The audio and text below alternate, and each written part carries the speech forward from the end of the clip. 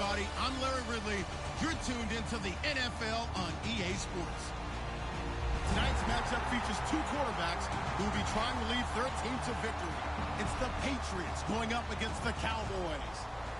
With that, we'll send you out to Arlington, Texas. Here's Brandon Guyton and Charles Davis. Thank you, Larry. EA Sports coverage of the NFL brings us to the Lone Star State and Mammoth AT&T Stadium in Arlington, Texas. Straight ahead, we've got a good one on tap here.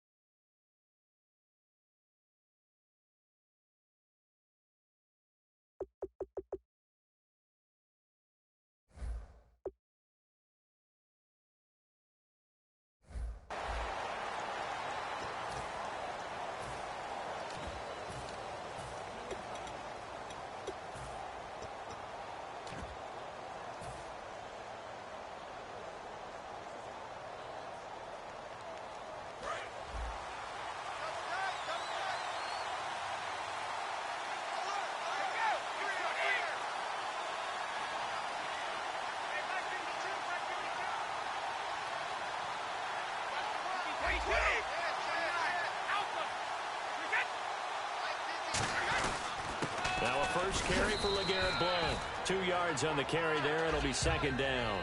Rob Gronkowski, he's the cowbell of this offense. So good that you just can't call him a tight end. You call him a special receiver. Can often line up on the backside of a formation and be the primary target. And no one has more fun in this league than Gronk. Time running out here on the play clock. Again, here's Blount. Able to shake free for about 7 up to the 35. You know what really fires up offensive linemen? When the guy that is carrying the ball behind them can create his own space and break a tackle along the way. An early test for this defense. Here we go on 3rd and inches. And Brady will sneak it. Officially a gain of just a yard there, but they do convert on 3rd and inches. I don't know about you, but I like this call. 3rd and inches, and instead of worrying about getting it back to a running back and maybe there's some penetration from the defensive front, just go ahead and take it, move forward, and pick up the first down. And as we say often, shows confidence in your offensive line.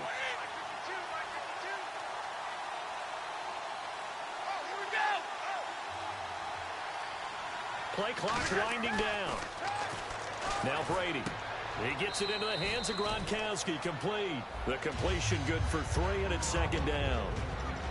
And now the defense for Dallas. Sean Lee is a linebacker with an exciting mix of tackling ability and coverage skills.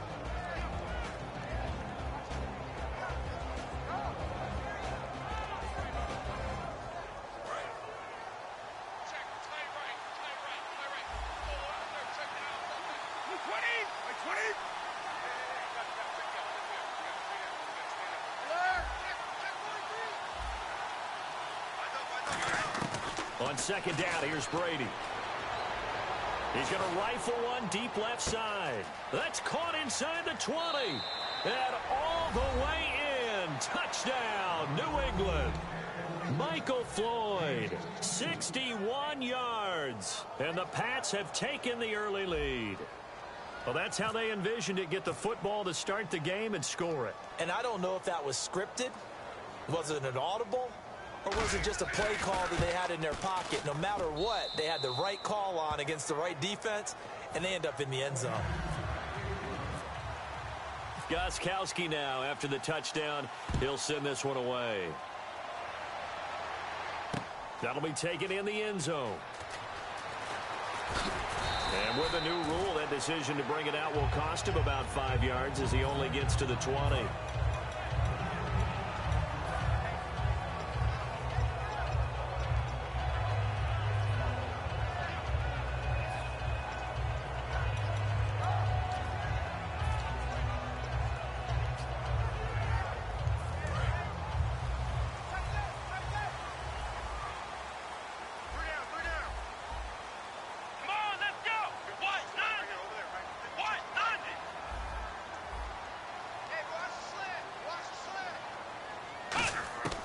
First down throw for Prescott.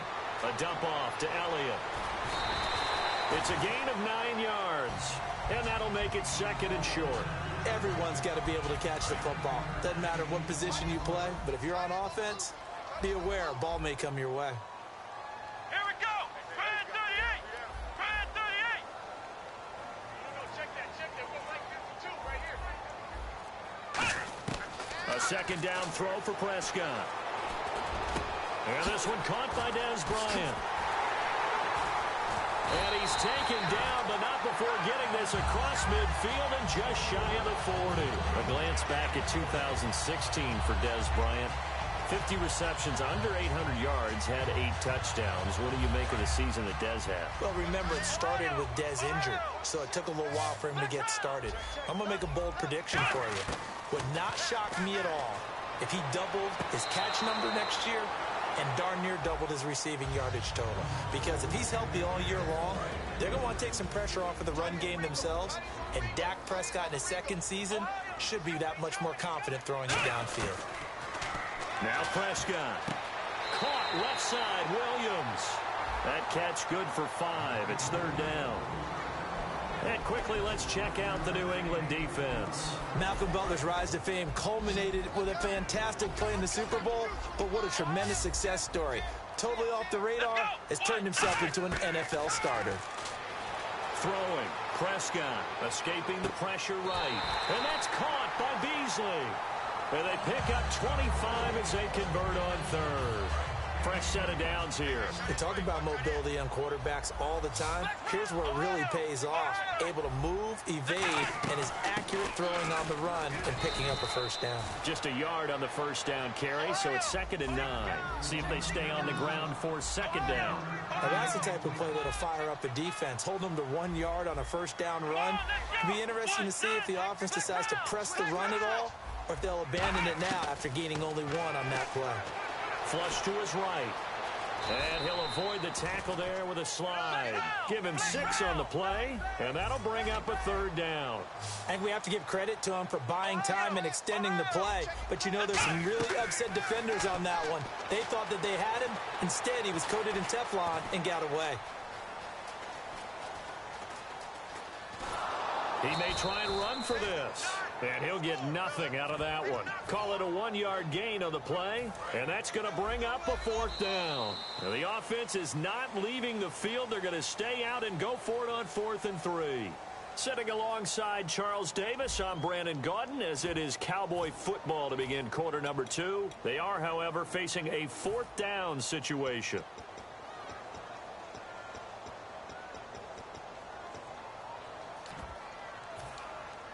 And Jason Garrett's going to lead the offense on the field. They're going to go for it here on 4th.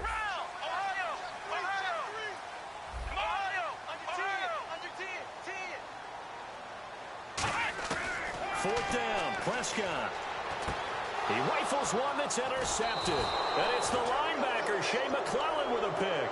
And he'll go down inside the 15 at his own 13-yard line. Now the Patriots offense, they work their way back out onto the field.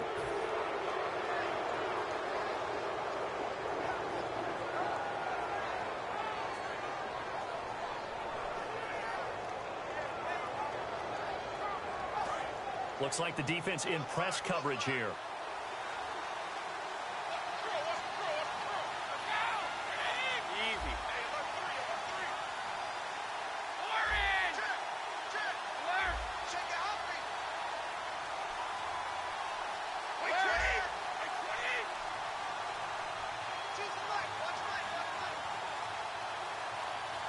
The play clock's running down.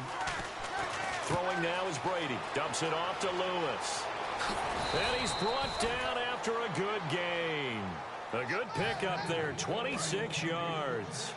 We can talk all we want about football being a game of strength and brawn. It's also a game of mismatches, and they're trying to create one there, getting it to their back out of the backfield to make a bigger play. As we often say, get it to him in space, let him use his leg. Yeah, if he can get a matchup against a linebacker or maybe a defensive end dropping out in a zone blitz, he's going to win that battle just about every time. And it's incomplete. Boy, he doesn't drop many like that one. Second down. I want to sneak in a note here on the officials while time permits from the Super Bowl game. I know that you had high praise of them. Really, you know they did a good job when no one is talking about them on Monday. You're exactly right. And, in fact, they're being praised almost universally for getting a couple of calls that were really difficult to make in real time correct. Into a double team, and it's intercepted. Picked off here by Anthony Hitchens. And they'll start out with great field position at the 47-yard line in enemy territory. And now Dallas gets set to take the field. And they had a nice little drive going last time. Threw the interception in the red zone. Costly. Bad enough to throw it anywhere, but that drives coaches insane when they're thinking about, hey, we got a shot at points already. That's caught inside the 20. They get 31 yards that time. And the Cowboys are going to get a first down. And the young buck showing that ability, that agility to dance outside of the pocket, complete the deep ball. And don't think for a second that the coaching staff didn't have their heart rate accelerate a little bit there, right? Anytime you have those young quarterbacks and they get outside of the pocket, you're just hoping that they make good decisions because so many things can happen that can go wrong when you throw it downfield like that. He got away with it there and in a big way. Second down, Prescott. Flushed out right. And he will score. Touchdown, Cowboys. Dak Prescott, a 9-yard touchdown run. And the Cowboys are an extra point away from tying the football game. So a tie ball game here as the kick's away. That'll be taken in the end zone. And he'll get across the 20 before he's brought down at about the 23-yard line. Now the Patriot offense set to take over again.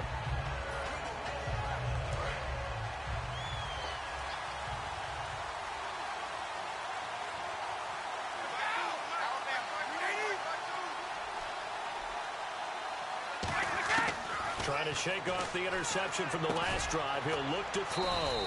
Completes it over the middle to Floyd. He goes for 18 there as the drive will continue. An ex-teammate used to tell me all the time, I hate experienced quarterbacks because no matter what, you really can't hide what you're doing. And I think that right there, he knew right away where the blitz was coming from, where his primary guy was going to be, and he ended up going to a secondary target for a nice game. I was just going to ask you, that wasn't the primary target. He's so good at that, isn't he? I think he knew right away that he wasn't going to get to his primary guy. I think he read that as soon as he got to the line of scrimmage. And no escaping this time as he'll go down. They got him for a sack. Sean Lee, he's the one that got to him. He takes him down for a loss of 9.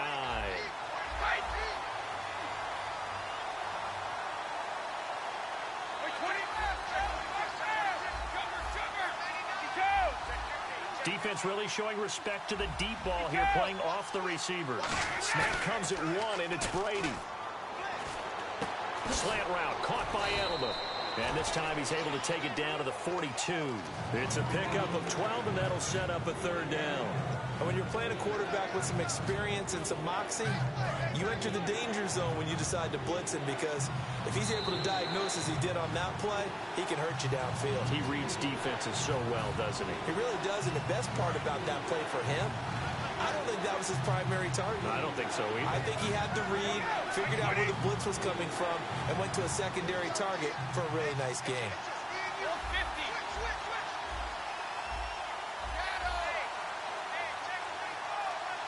And on third down, the Cowboys bring in an extra defensive back.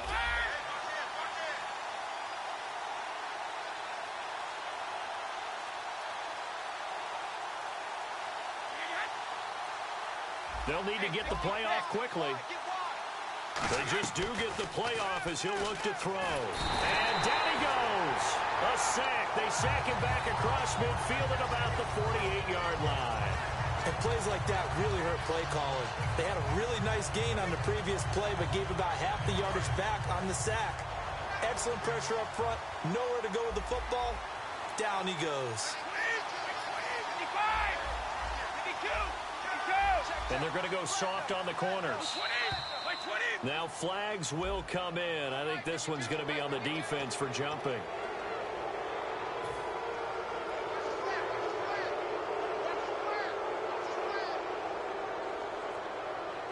The offense staying out there. They look prepared to go here on 4th and 10.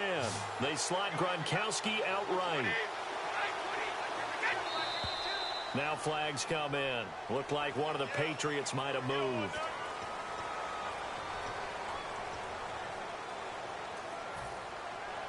So 4th and 15, but the offense is staying out there to go for it.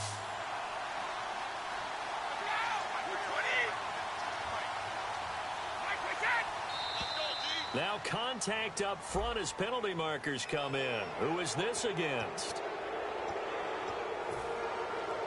Brady not coming to the sideline. They're going to go for it here on 4th.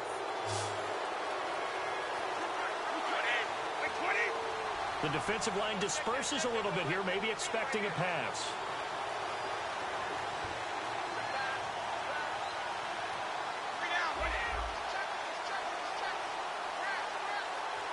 Gronk, the tight end, in motion.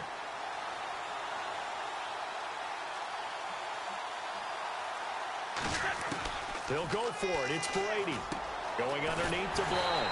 And he's going to have the first down, yardage to the 35. 11 yards on the pickup, and they're able to move the chains as they convert on 4th and long.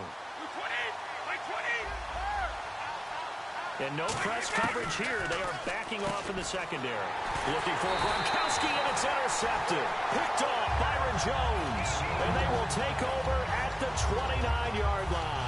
So out come the Cowboys now as their offense gets set to take over.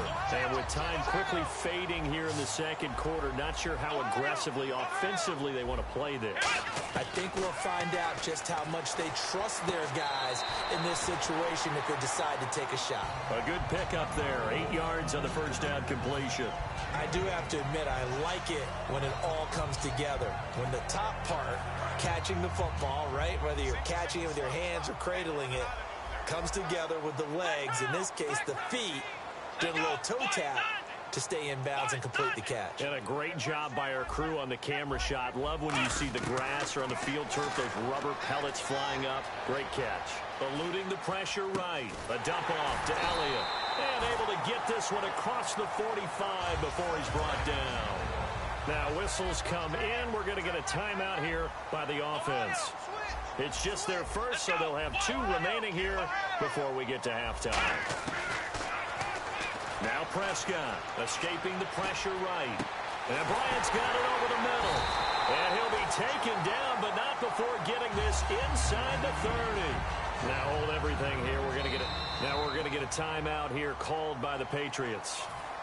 So as they take it over, we step aside. So 3 seconds here remain in the half. On is the field goal unit to see about getting 3 points. From the right hash, this from 44 yards out. And Bailey able to knock it through.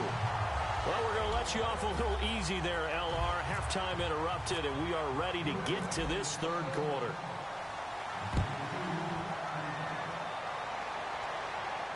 That'll be taken in the end zone. And he'll probably wish he reconsidered here. It'll cost him 10 yards now with a new rule as he's down at the 15-yard line. Out come the Cowboys now as they'll go on offense first here in this third quarter. And they split the uprights last time for 3. They've got the lead. They're not going to play this conservative. They're not hoping for another field goal. They're hoping for a touchdown. I'm with you on that one. I like where your head is. I like the way you're thinking because you're exactly right. Trying to sit on a lead and play that way, that doesn't work too well for most teams. Run your offense. Run what you do best. Exactly. Put it all the way down and try to increase your lead in a big way. And the best way to do it, touchdowns. second half starts with a carry by Elliott. He'll rumble for about 6 up across the 20 to the 22. And there's a run to be happy with. Good, solid yardage. He'll take that anytime you hand the ball to a back. Let's go! Second down, Prescott. Drops it underneath to Elliott. And this one will go to the 28-yard line. It's a 7-yard gain there, and it's good enough to move the chains.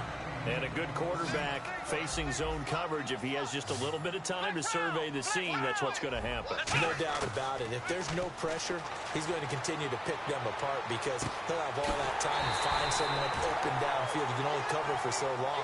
So maybe they want to go to a zone blitz scheme, get a little bit more pressure. Remember when Carolina did that against Denver? They lost the game ultimately. They dropped the defensive end out, and he ended up with an interception in that game in Super Bowl 50. Maybe some sort of scheme like that to try and get more pressure at the passer. And Beasley with it over the middle. Touchdown, Cowboys! Cole Beasley, 47 yards. And the Cowboys will add on to their lead.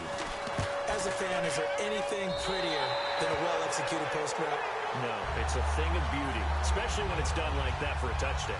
The throw, the catch, and how about the run after to get it to the end zone? Bailey now to kick it away after the touchdown.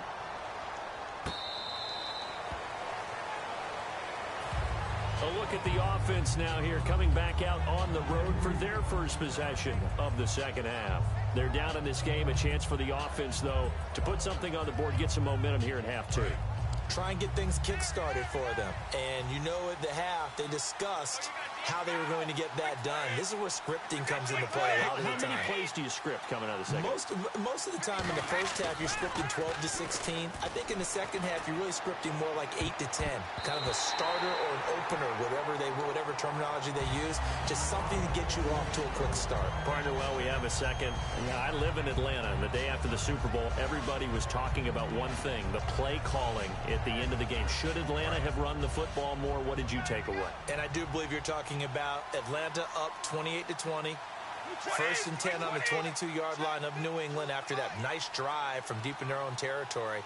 I thought run the football there. 3 points was paramount. Run the football, eat up some clock, don't snap the ball too late in the play clock. Run it and have Matt Bryant come out and kick a field goal and put them up 11 at that point. At least that's the attempt. Instead, they try and throw the football, ran themselves into some problems, had to punt it away, and here comes Tom Brady and the Patriots, and they tied the game up. And here come the armchair quarterbacks. So still a full 10 yards to go here for the offense on third down. The good signal callers would never go back in the huddle and play the blame game because they need those guys to protect him. But on that last one, his offensive line, they lost their leverage very quickly, and that's why they were able to get to him and hit him as he tried to throw the football and force an incompletion. They'll give him 8 on the play, and that'll bring up fourth down. Partner, I think that completion takes the definition of dink and dunk to a different level, doesn't it? It does, and the defense was right there, kind of played into their hands.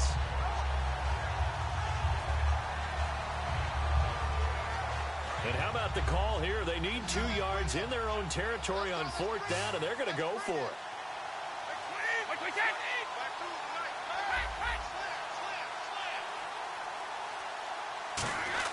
They do go for it. It's Brady. This is caught. It's Julian Edelman. It's an 8-yard pickup, and on fourth down, they're able to convert and move the sticks. And they're going to speed things up here.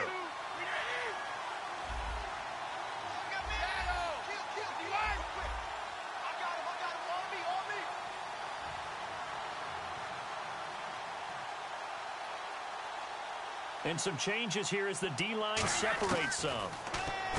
To throw is Brady, going underneath for Lewis. Give him 10 yards on the pickup, and it'll be second and very short. I know most of the time when the ball's in the air, you're thinking wide receiver, tight end, but running backs, they can be a big part of any passing offense nowadays.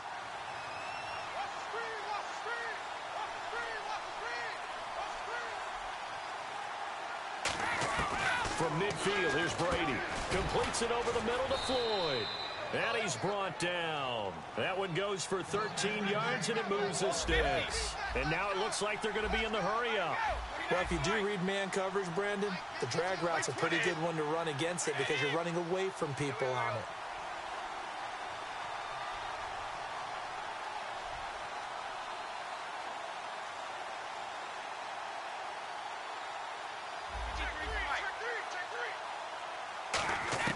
Brady now on first down. And this is going to be incomplete. He was looking to find some space for Dion Lewis there. And now it's second down. Offense walks to the line for play number 7 of the drive. Brady will try again on second down. Wide open, Gronkowski. And all the way in. Touchdown, New England. Rob Gronkowski, 36 yards. And the Patriots have cut it back within a score. It used to be that if you were a big wide receiver and the coaches wanted to make you a tight end, you resisted the move. Now it's almost a glamour position because they have the mismatch advantage.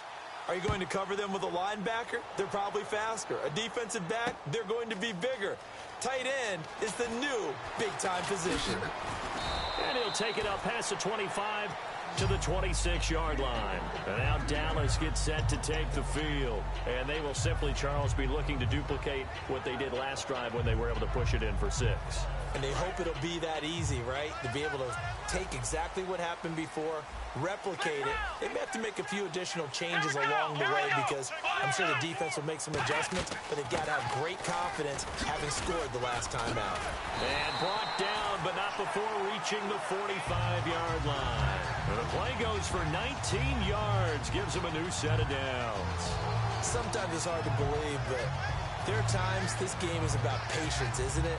Has had the game he expected, but that run there, that may get him going. I was just going to say, maybe that gives him a little juice because you're right, he struggled, especially in that first half. Yeah, and I know the great ones always think to themselves, just hang in there. I'm just one big carry away from busting this open. That's a good start for him. Then he finds Beasley complete. Give him 22 on that one. And it'll be a Dallas first down. Possible run anticipation here as the D-line sandwiches together. As a general rule, offensive linemen like to know where their quarterback's going to be when he's setting up to throw the football. But sometimes they just have to get on the run, get on the move. He was able to do that on that play and picks up a first down with a nice throw.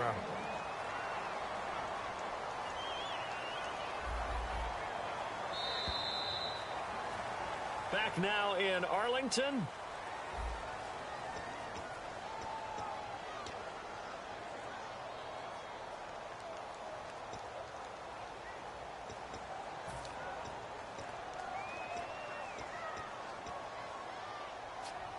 So what will they do? On the ground, through the air, let's see. 2nd and 9. Flex round! Flex round! Come on! Prescott now on 2nd down. Flush to his right. And he works it to the 30-yard line here, right at the 30. They'll give him a yard on the play, and they're going to face a 3rd down. And now they're in the hurry-up. How about a tip of the cap to the defense? They're working against a very mobile quarterback, but all day long they've kept him under wraps. And on that play, they held him to a short gain. Ohio! Ohio! Ohio! They stay on the ground, but this time it's Elliott. And they'll be inside the 25 now at the 24. And no move to get the offense off the field. They'll stay put on 4th and 1. Prescott to throw on 4th. And look at this. They get the turnover they needed. It's intercepted. He's got a convoy, and he might be gone. 20.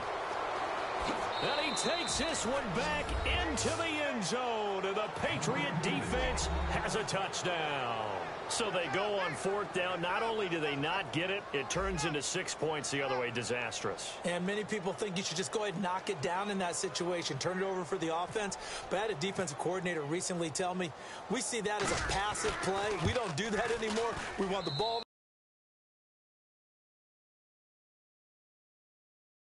head the other way. It's probably also instinct a lot of times. If you see a lot of green grass ahead of you, go ahead and grab it. It's the exact right play to do. That's knowing when to break the rules and when to make a play that maybe you hadn't been taught. That's fielded in the end zone.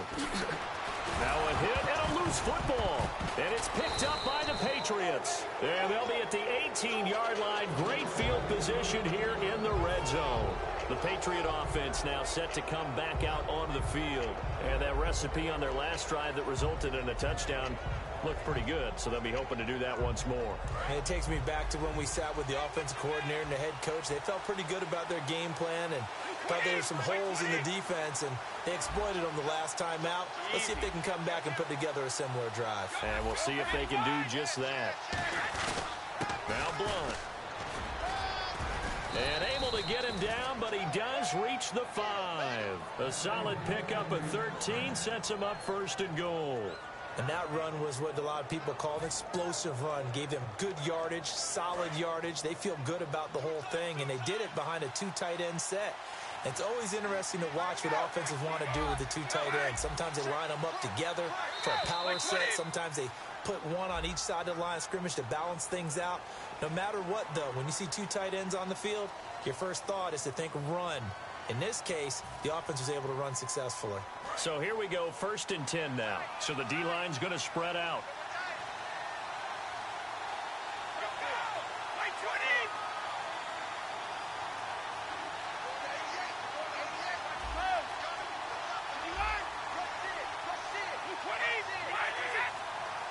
And here we go on 1st and goal. They'll run again with Blunt. And he'll take it into the end zone for a Patriot touchdown. LeGarrette Blunt, a 9-yard touchdown run. And the Patriots add on to their lead. Solid job up front. Really just a solid job all the way around to get that one in. Yeah, that was well executed, wasn't it? Well blocked, well run. End result, 6 points. Touchdown. Gostkowski now after the touchdown. He'll send this one away. That'll be taken in the end zone. And he probably should have stayed in the end zone as he'll muster a return up to only the 14-yard line. And now Dallas gets set to take the field. Well, conventional football 101, tells us if you don't get it back to the 20-yard line on a kickoff return, that's a disappointment. But some of these teams, special teams coaches, with approval by the head coach, they give them full authority to go ahead and bring it out and try to be aggressive, almost what we call the green light, red light theory. Green light means, oh, this is taken in. It's complete. It's a big play for the Cowboys on 3rd. 49 yards. We just saw him hit a big play there on a deep post. And most of the time, the post isn't available because usually you have defenders in the middle of the field. But if you throw enough curls and crossing routes and underneath routes, I know from experience, they get tired of watching those balls get caught. They start to creep up a little bit, and that's when you can hit them big over the top. Looking to throw. Prescott. Now he'll let it go deep right side. Dez Bryant, the intended receiver. And that'll bring up 2nd down. And when all else fails as a defender, when you're not there in the coverage, your best friend is exactly what we saw there. A big play shot taken by the offense. Unfortunately, it ended in a big drop. So the incomplete pass brings up 2nd down. They'll run it now out of the gun. And he's going to get this inside the 30. It's a gain of 11 yards that time, and it produces a new set of downs. And they're going to hurry back to the line now. Prescott looks to throw on 1st. And he'll be hit as he releases it, and that'll fall incomplete. We just saw another example of really good defensive football, which has led to the cushion that they have in this game. Got to him once again, knocked him on the ground, forced an incompletion. Yeah, they've set the tone. It's one thing to set the tone, another to come in here on the road. And he'll take it into the end zone for a Cowboy touchdown. Ezekiel Elliott, 25 yards for the touchdown. And the Cowboys draw a bit closer. Getting your back involved, what's the importance there in the passing game? Well, oftentimes you can create mismatches because who's going to cover him? And you get him into space, which is where he likes to operate with the ball in his hands. Oftentimes makes people miss, gets that run after the catch, and off he goes. And into the end zone. This will be caught at about the 6. And he will find the end zone again. So he gets the touchdown and the 2-point conversion. And that'll cut this deficit down a little bit further.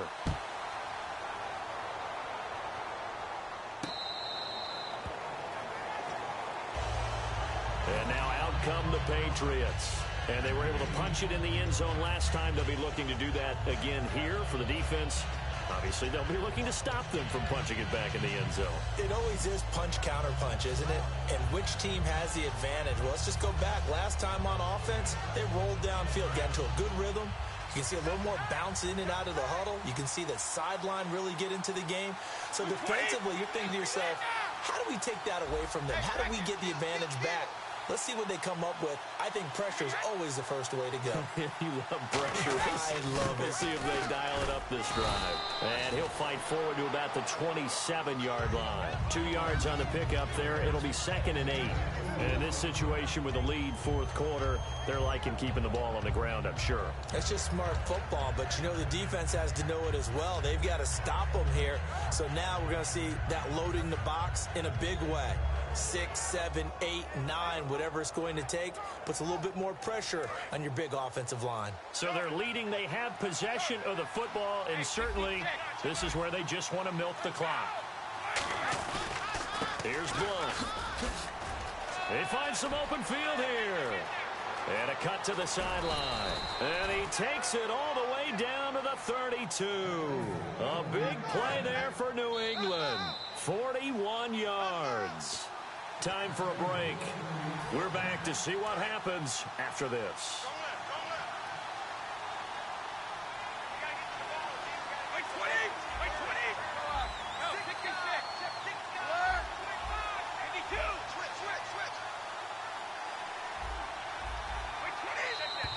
And now whistles and a flag, and I think we got a jump here.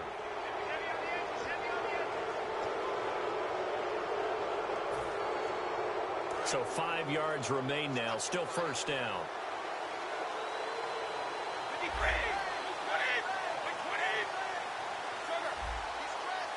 In motion, Gronkowski.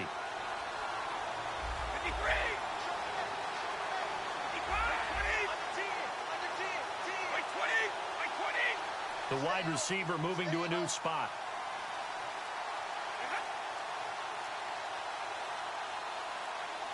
Time running out here on the play clock. Now a toss play to Blunt. Trying to turn the corner, but they string him out and stop him at the line of scrimmage. No gain there on 1st and 5, and it leaves him with a more standard 2nd down.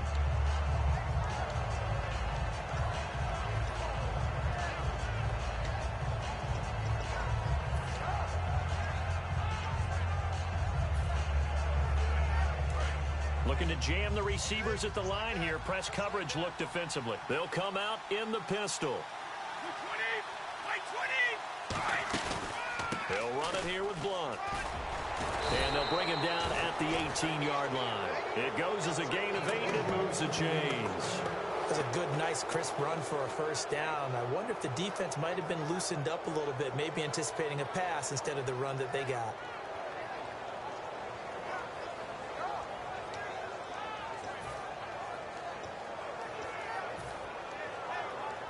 Offense comes to the line now, 1st and 10. The defensive line disperses a little bit here, maybe expecting a pass. Now a carry for Blunt. And he'll get this one. And now a timeout called by the Cowboys defense. It's just their first. They've got 2 more to use here in the final stages. And after the play on the ground, that brings up 2nd down here.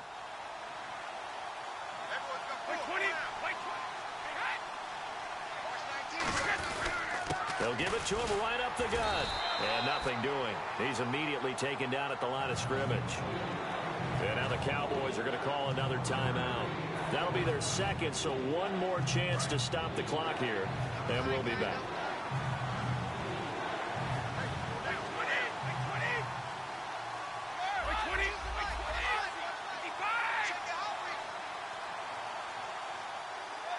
The tight end in motion right.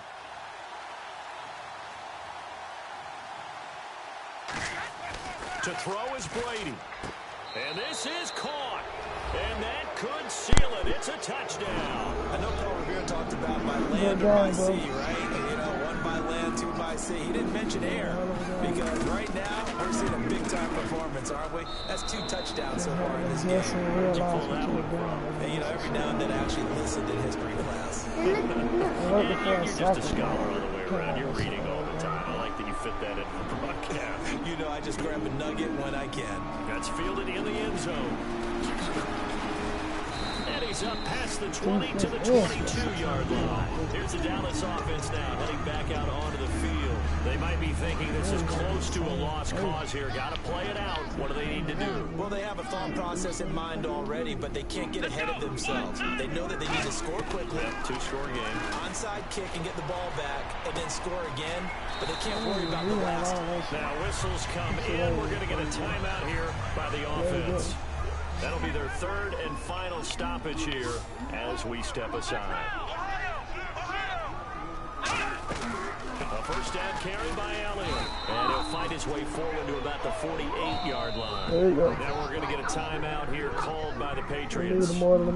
It's just their first. They've got 2 more to use here in the final stages. Prescott to throw.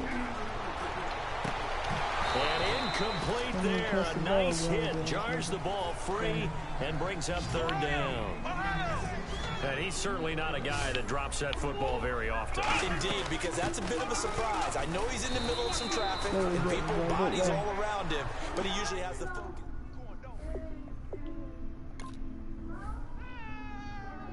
Now, do you want... Hello. I'm performing.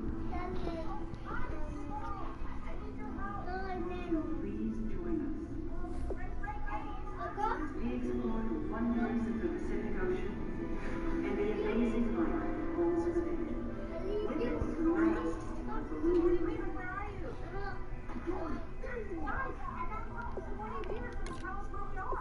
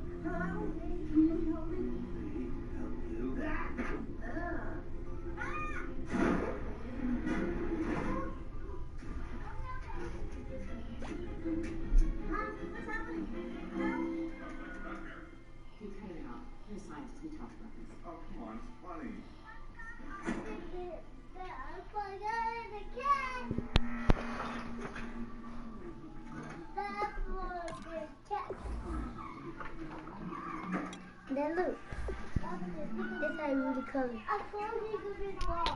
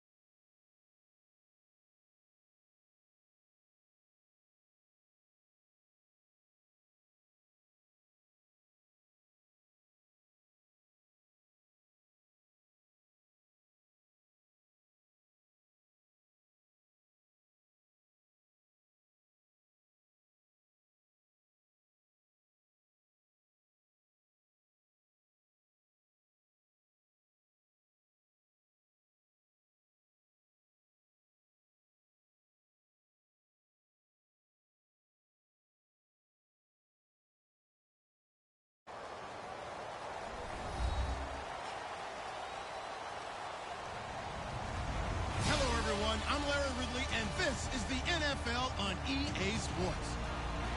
In today's game, we have a matchup of two QBs who are no strangers to each other. It's a rematch of Super Bowl 49. It's Russell Wilson versus Tom Brady.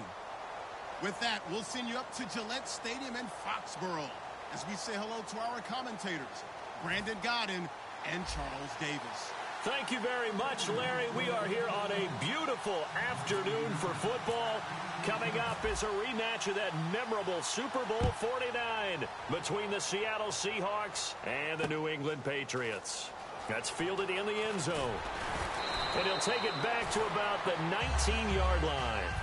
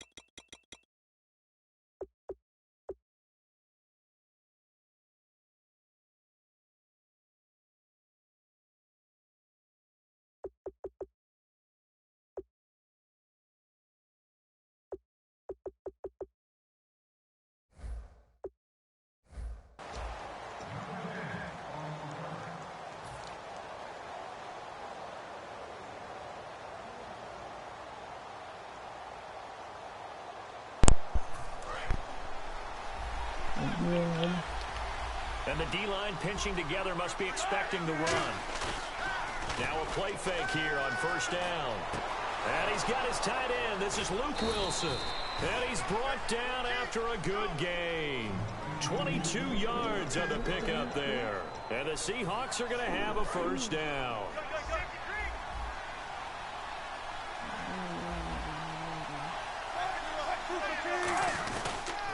Here's Thomas Rawls with his first carry. And this play will be blown up. He'll lose yardage back at the 38. We all knew Dante Hightower was a tremendous run-stopping linebacker. What people forget was even in college, they would use him as a pass rusher in nickel situations.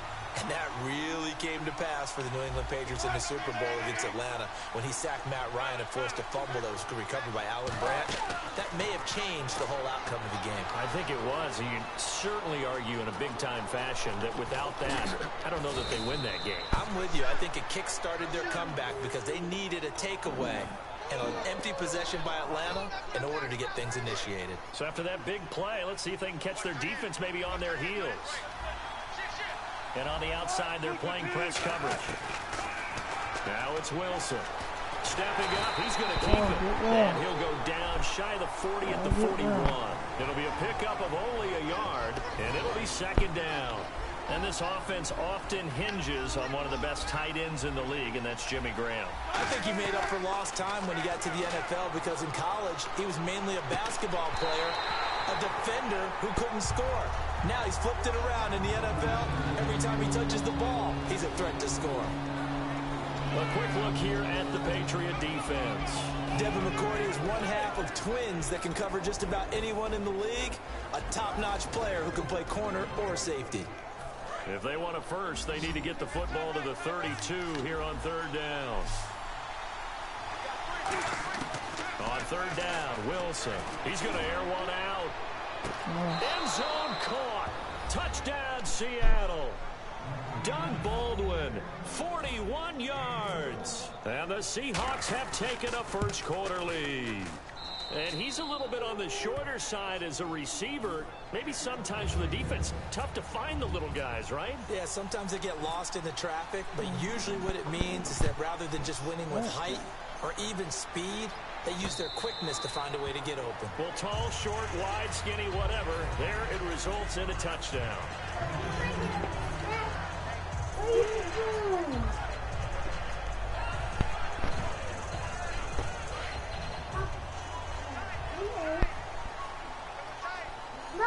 Blunt, the lone running back.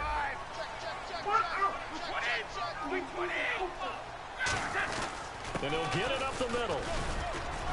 Only a couple there as he'll be brought down about the 28. We always like to talk about defense in terms of levels. First level defensive line, second level linebackers, third level defensive backs. On that run, that was what we call a first level run, and it was stopped by a second level player. Go knock over. Tell Jody you can go another game.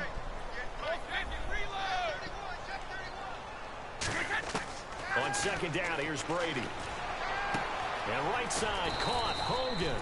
That catch good for 5. It's third down. So here we go, a third down after the second down pass completion.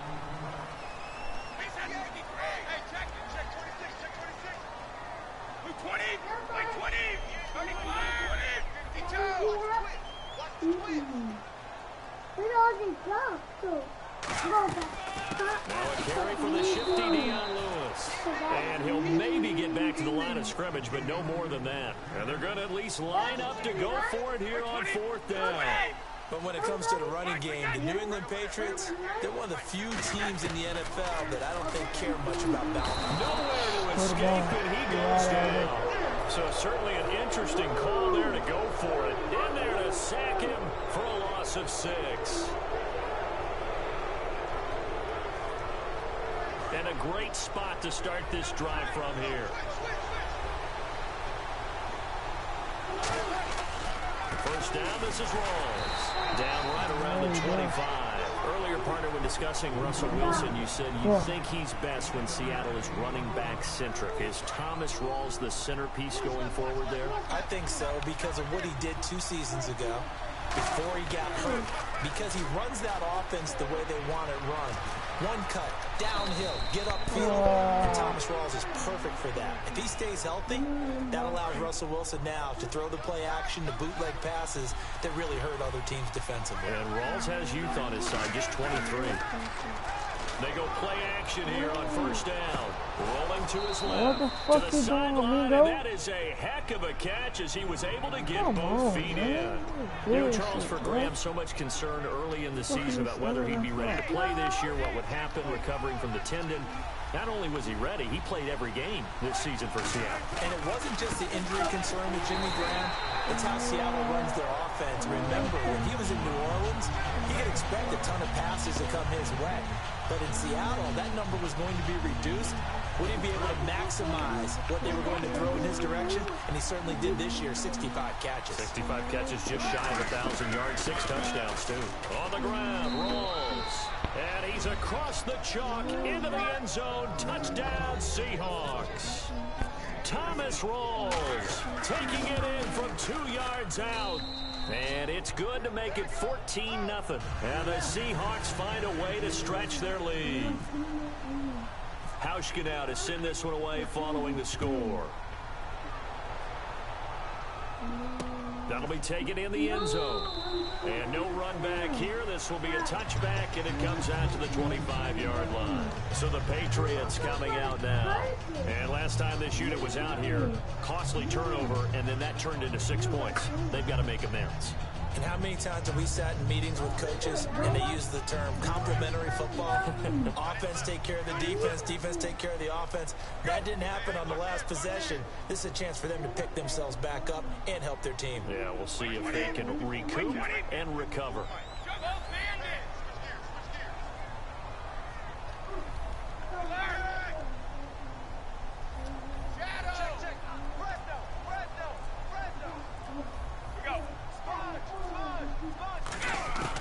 First and 10, here's Brady.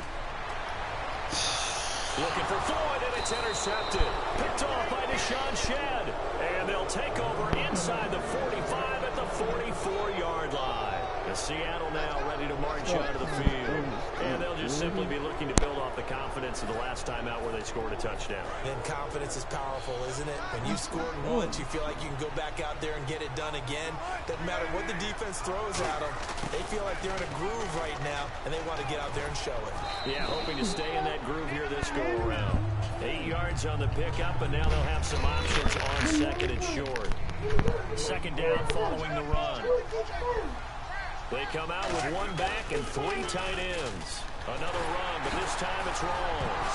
And a loose football. The big man, get the oxygen tank Wow.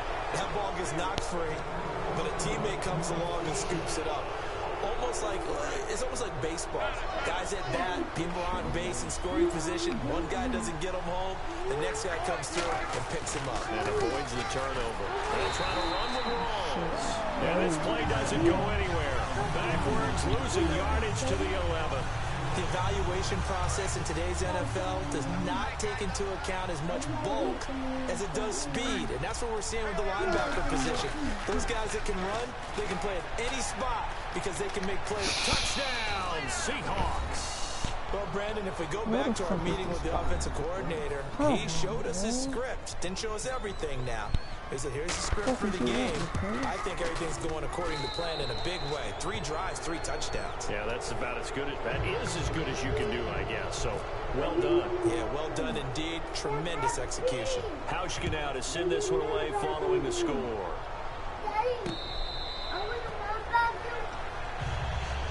Now comes the New England offense to see what they can do this time. And last time wasn't pretty. 1 point and an interception. We'll see if they can do better. I want to see if they want to go ahead and throw the ball again now on this drive after what happened on the last one. Throw it on the first play. Give the quarterback some confidence. See what happens. Trying to shake off the interception from the last drive. He'll look to throw.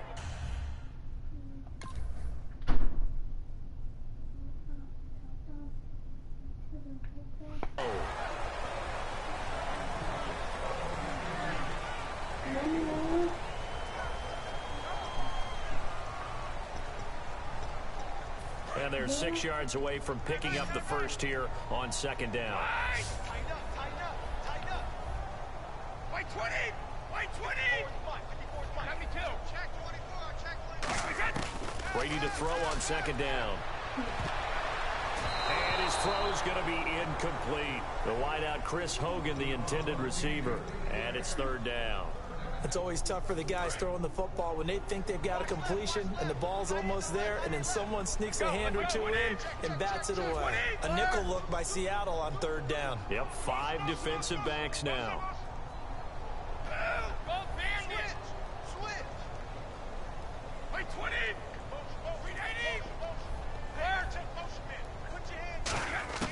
Throwing is Brady on 3rd down.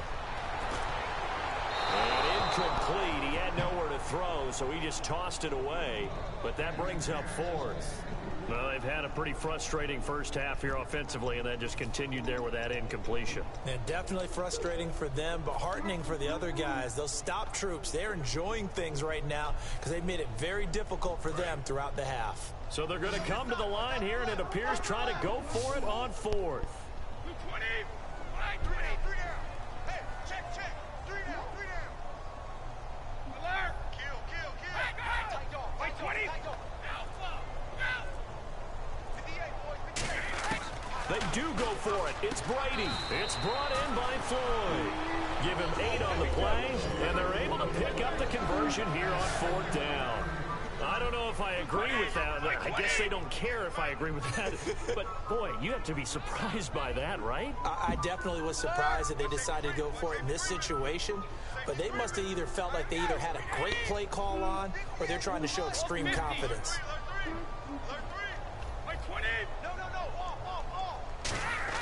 Brady now on 1st down. Got a man, and he hits him in stride. Falcons did a pretty good job of containing Hogan. 4 catches, 57 yards. Of course, that was coming off a 180-yard performance in the AFC title game. I wonder if that thigh injury he had going into the game hampered him at all, maybe a little bit. But I know this. Trying to get away from the Falcons' coverage was difficult for the New England receivers throughout most of the game. But since New England accumulated a lot of plays on offense, I think they wore them down a little bit. But not to get too overcritical there because he knows what he's doing, but his shoulders looked a little off kilter there when he threw that. I don't think you're being overly critical there. You're just analyzing it, and he gets those shoulders right. That pass will go from incomplete to complete. Now Brady again. And he'll have his man. That's Edelman. And he will have the first down as he's brought down up near midfield.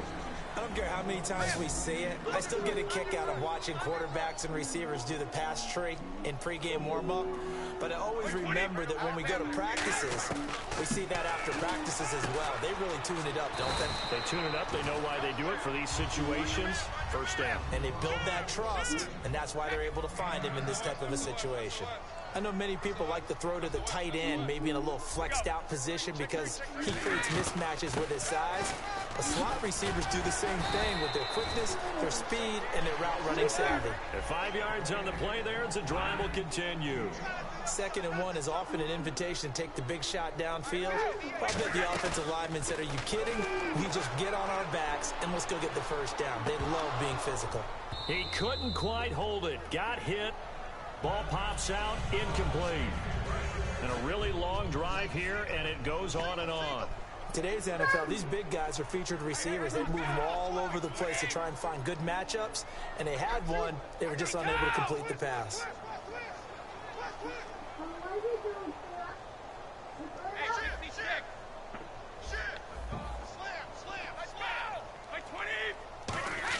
Brady will try again on 2nd down. And he fires one that's intercepted. Picked off by the Pro Bowl safety Cam Chancellor. And this one will be brought back to the 22. The Seahawks offense now, they get ready to head back onto the field. They come out 5 wide, 3 of them to the right side.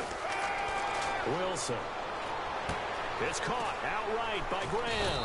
And he's going to get this one across the 30-yard line. 11 yards on the pickup, and it's good enough for a Seattle first. Coaches always harp on the quarterback reading the defense and getting it to the open man. That's good recognition there. And how about what he did after the catch?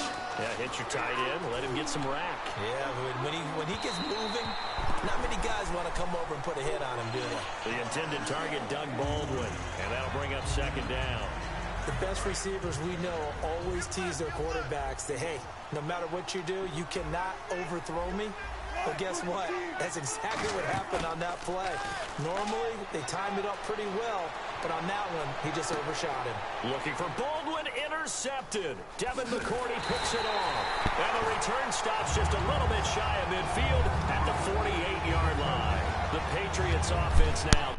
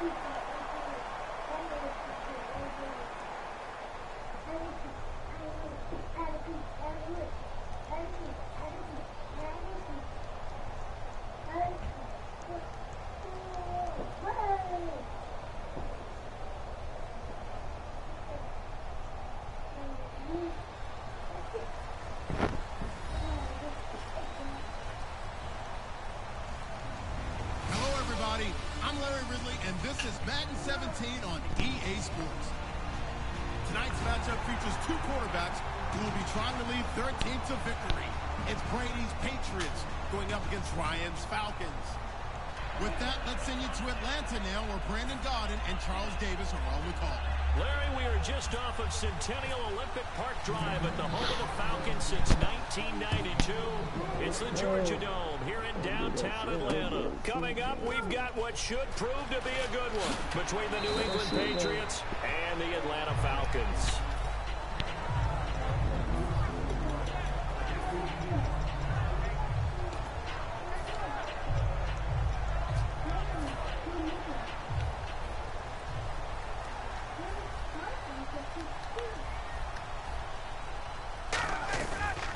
First carry for the tailback, Devontae Freeman.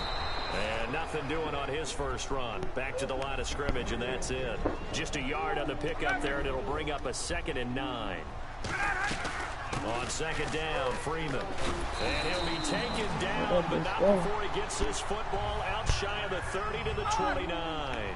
Absolutely love the run right there. This guy's known for his quickness, but also for his speed. And he's able to get to the second level almost before you blink. He can give him any type of blocking. Always talk about slot receivers. They're usually known as quicker than fast. In this case, we've got a guy who's quick and fast, and he used it to great advantage. Here's Ryan. He completes it to Julio Jones. 7 yards, the pickup on the pitch and catch. Looks like the defense in press coverage here. That was a nicely run slant route, and what the receiver's trying to do is make the defender think he's going upfield for a deep... Into heavy traffic, and it's intercepted. Picked off by Dante Hightower. And they get the football. They'll set up shop at their own 49-yard line. Oh, timing is everything on a route like this. He tried to drive that football into a tight spot. And if you're a little early or a little late, chances are there's going to be someone there. And sure enough, this one's going the other way. Blunt, the lone running back.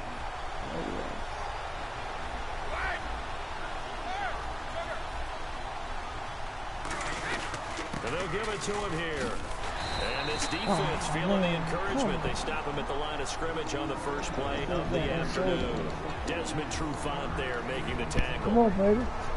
As the offensive starters pop up on your screen, Charles, let me ask you, Chris Hogan, what does he bring to this offense? A guy that you look at and really don't circle in your game plan.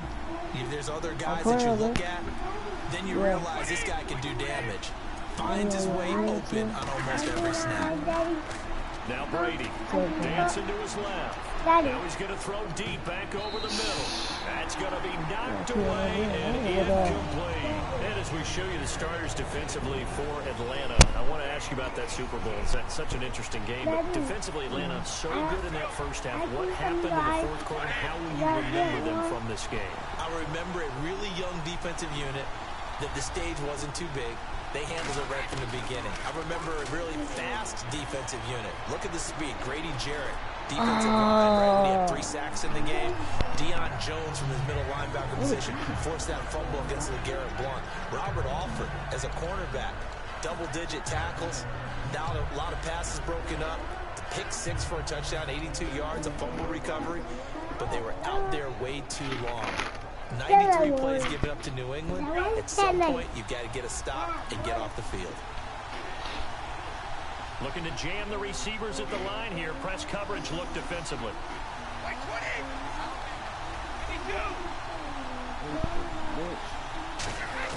Brady to throw for it on 4th down. And he's going to be out of bounds, but able to take it inside the 40-yard line. Give him 14 on the play. And on 4th down, they're able to convert and move the sticks. Oh, bless him. On 1st and 10, here's Brady. Come on. Incomplete. Julian Edelman, the intended receiver. That'll bring up 2nd down.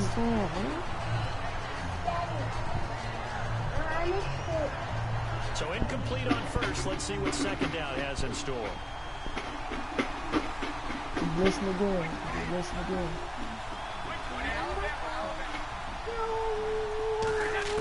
Again, it's Brady. Trying for Edelman again. This time he's got it. They'll get 9 there as that sets him up better for 3rd down. One thing I can say pretty safely, that route is not called if you don't have a guy who can throw the ball and put some mustard on it. Because if you're going to lollipop it in the middle of the field, bad things usually happen. It takes a strong-arm guy with the right foot in there and they were able to successfully complete that one. And incomplete. The contact made the ball roam free and brings up 4th down. Everything about that play tells you about today's NFL offenses and what they're asking out of running backs. You can't just be a guy who can run the football. You have to be able to catch it as well, and he didn't get that done on that play.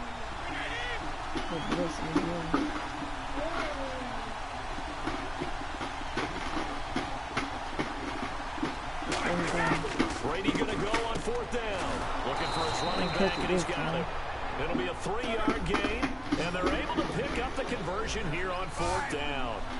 We always talk about big-time players make big-time plays in big-time moments. I think that 4th down qualified. That was a heck of a throw.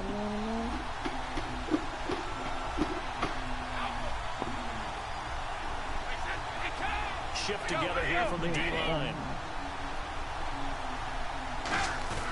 Now a play fake here on 1st down. He's going to find his running back. It's complete. It's a loss of a yard there, and now 2nd down. And never good on a pass completion there to go the wrong way. Lost yardage. No, for some reason it seems to work better when you throw it downfield or you can move the ball downfield running it that way, doesn't it? But in this case, if you're the defensive guys, you're energized, executed well, and you caused a lost yardage play. That's going to feel good and look great in film. Now Brady again. Finds time. He's going to have to eat this one as down he goes. It'll go as a loss of 3 on the sack, and it brings up 3rd down. Oh, my goodness. Was that a defensive back that got to him with the pressure? Oh, look at the former defensive back. You're all smiles up here. Oh, everybody can hear my smile on that play. On 3rd and long, it's Brady. Over the middle, it's Amendola. There was some talk that Amendola might not play in the game. Lingering ankle issue. Well, he played, and he had 78 yards, a touchdown, and the game-tying 2-point conversion. I went back to my notes prior to the game, and I had one that said, and this was from someone in the Patriots organization, never underestimate the connection Amendola has with his quarterback, Tom Brady. And that came to fruition in the Super Bowl, didn't it? And Danny Amendola was one of the smaller players on the field, but on that 2-point conversion, how about that strength and determination to get in? Yeah, that was something. Just getting across the chalk to tie it. And in hindsight, probably should have stayed where he was, as he'll only get back to the 16-yard line. Atlanta now coming out on the field. It looked like they had something going last drive. Then the interception happened. Will they recover? The memory they need to keep with them is that they did have something going. They were moving the ball on offense, had a nice sequence going. Don't worry about the other part. You can't get that back. Let's go back to what you were doing well before. I thought you were going to say they need to have no memory, but remember the good part, forget the bad. I like that even better.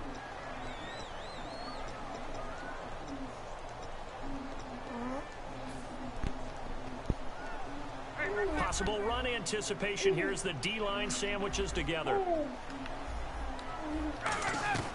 Now Ryan on 2nd down. Oh, he almost had it.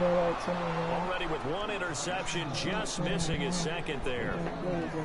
The name of the game is always on defense, put pressure on the quarterback. And that's exactly what they've done today. It looks like they've got him a little bit rattled. That would have been the 2nd interception in the first half.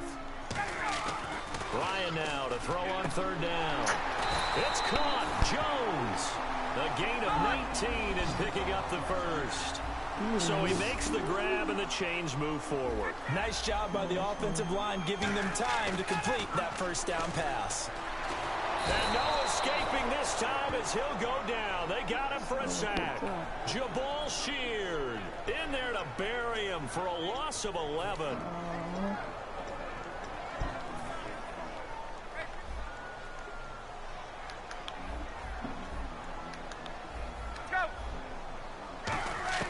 On 2nd down, Ryan. And the hit jarred it loose. It's incomplete. Hey, what's up, man?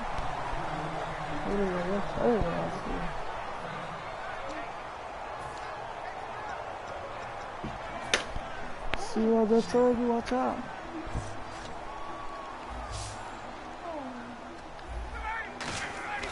Third and long. It's Ryan. And it's complete to Jacob Tammy.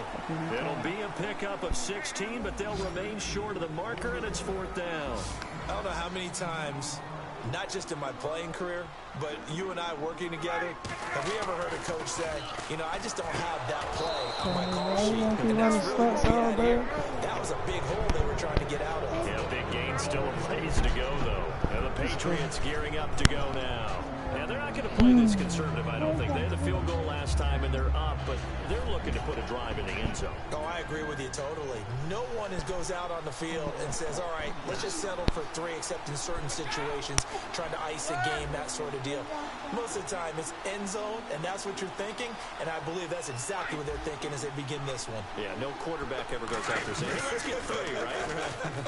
Not one that I've ever met. And that play goes nowhere. Taken down, losing yardage at the 50, right at midfield. A loss of a full 3 yards, and now it's second down.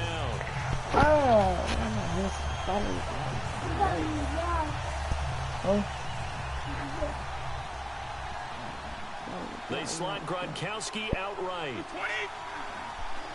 And some changes here as the D-line separates some. Brady now to throw. And a first hookup with his all-pro tight end, Rob Gronkowski. A good pickup there of 20 yards. And I put my first tally mark next to the Brady to Gronk counter here. I think it may be the first of many, because once they get going, look out. Things tend to snowball. Tom Brady. And the ball is knocked out over the middle. Julian Edelman, it's complete. And they're going to set up shop at the 27-yard line. Atlanta now coming out on the field. They had a great drive going last time. They were moving the ball, and then all of a sudden it just stalled out. So we'll see what they can do here, Charles. And it's always easy to second guess when you don't get it on a 4th down try.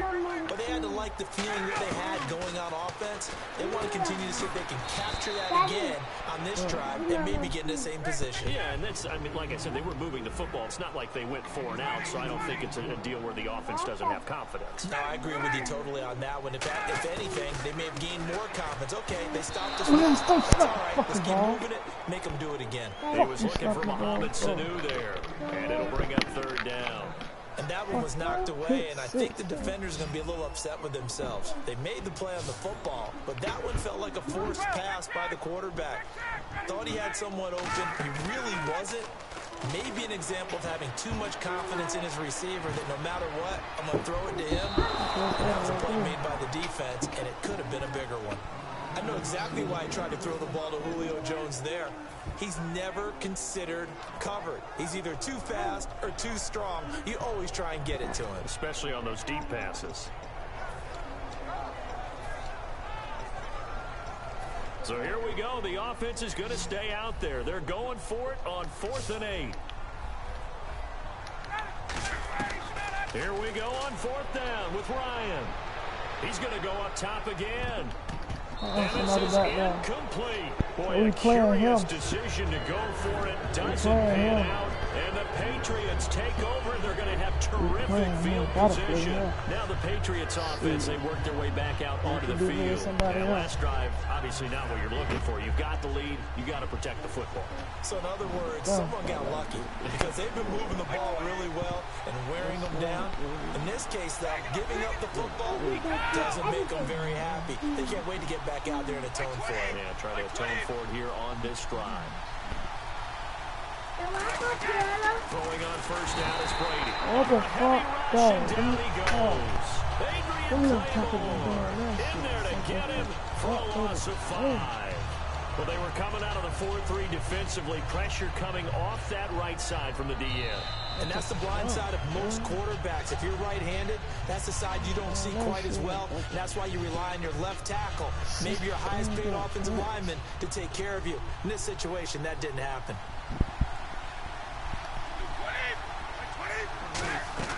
Now Brady throwing on 2nd down. And he's got Edelman on the out route. That's complete. It's a pickup of 12, and that'll set up a 3rd down. And they get the completed pass, but still have more to go here on 3rd down. They're going to hurry back to the line now. And on the outside, they're playing press coverage.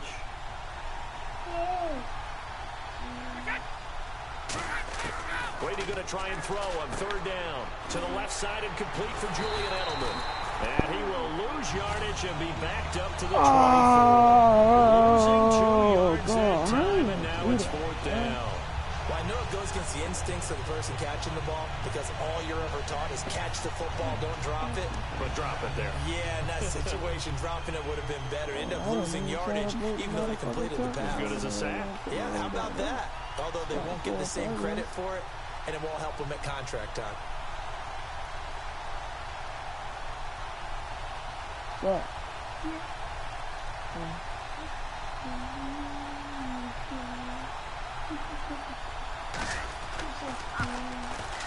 And the 10-year vet knocks it through the goalpost, and that will double their lead as it's up to 6. So he splits the uprights there, and I would imagine it's nice as a kicker. Right when it leaves your foot, you know it's good. Yeah, it's kind of like a golfer that picks up his tee after a nice drive without even watching it land. Solid analogy. I like it. Atlanta now coming out on the field. And what do you think goes on here in this situation? If you got the football, you're trailing, you're back in your own territory with just a little time. Do you try something? You're thinking about jump-starting your team, right? You just mentioned it. They're down. They're trying to get back into the game.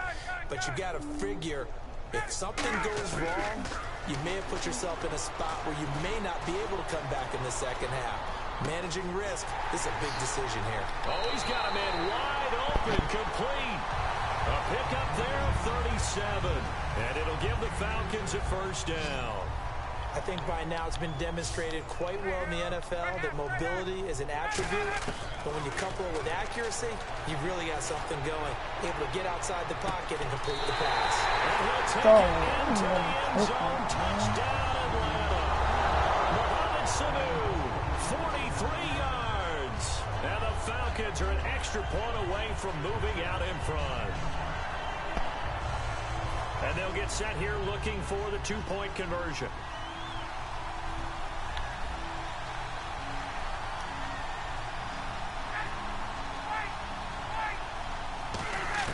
To throw forward is Ryan. Being chased out left. And this is going to be hauled in. So they get the two-point conversion. And now they have an 8-6 lead.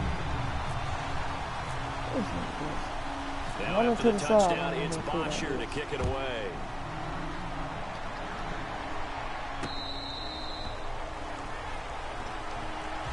Now the Patriot offense set to take over again. And what do you think goes on here in this situation? If you got the football, you're trailing, you're back in your own territory with just a little time. Do you try something? You're thinking about jump-starting your team, right? Like you just mentioned it. They're down. They're trying to get back into the game. But you got to figure if something goes wrong, you may have put yourself in a spot where you may not be able to come back in the second half. Managing risk, this is a big decision here. Brady now on first down. Dumps it off to Lewis. And he'll be brought down right at the 30 here. Now hold everything here. We're going to get a timeout by the offense. It's just their first, so they'll have 2 remaining here before we get to halftime.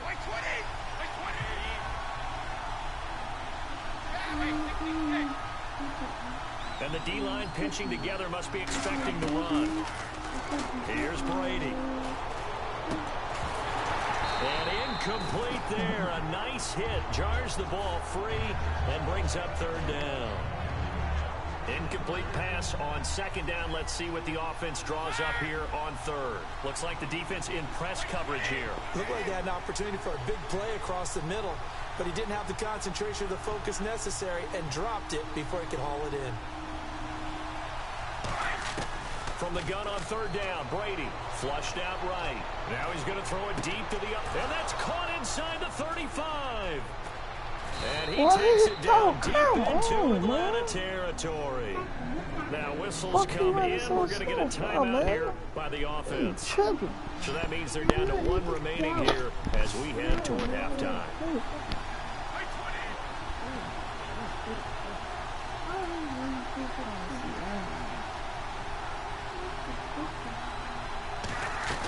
They go play action here on first down. And that's caught by Gronk for a Pats touchdown. Rob Gronkowski in the final seconds of the first half. And once again, the Patriots are back out in front. So they're going to go for 2.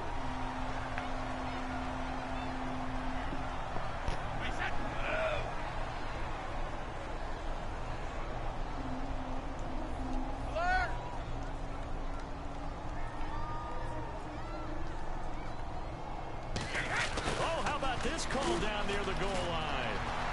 But he is not going to make it into the end zone. They stop him short, so they'll add only 6 as we come up on halftime. Gostkowski now after the touchdown. He'll send this one away. That'll be taken in the end zone. And not wanting to risk anything here late in the half, he'll just take a knee and they'll bring the football out to the 25. Atlanta now coming out on the field. And from this spot in the field with the clock where it's at, you think we're just going to see a knee and that's it? And I think in this situation, that's the proper play. But we do know there's some risk takers out there that may want to take one more shot before the clock runs out.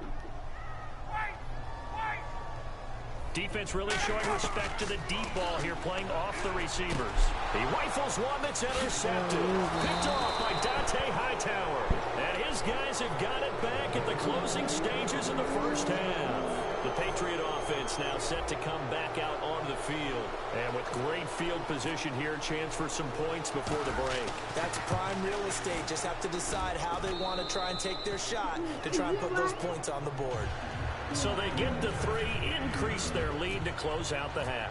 Excellent way to end a drive, going to the locker room with a little bit of extra momentum after adding 3 to their total. Very short kick. This will be taken by one of the up men. And solid field position here to start as they get it out to the 40-yard line. Welcome back. Charles and I settled into the booth, ready for quarter number 3.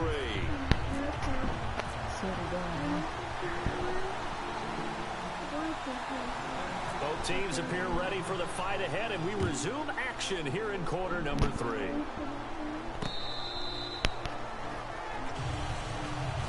And now out come the Patriots. They have the lead. Now they'll be looking to extend that lead. And this is where I enjoy talking about one of my favorite subjects, tendency breakers, or counters as I also like to call them. You've done things in a certain way in the first half, and they've had the ability to see what you've done. They're going to make their adjustments. So guess what? You adjust yourself and try and stay ahead of the pace because you are looking for some separation in this ball game. The adjustment to the adjustment. Without a doubt.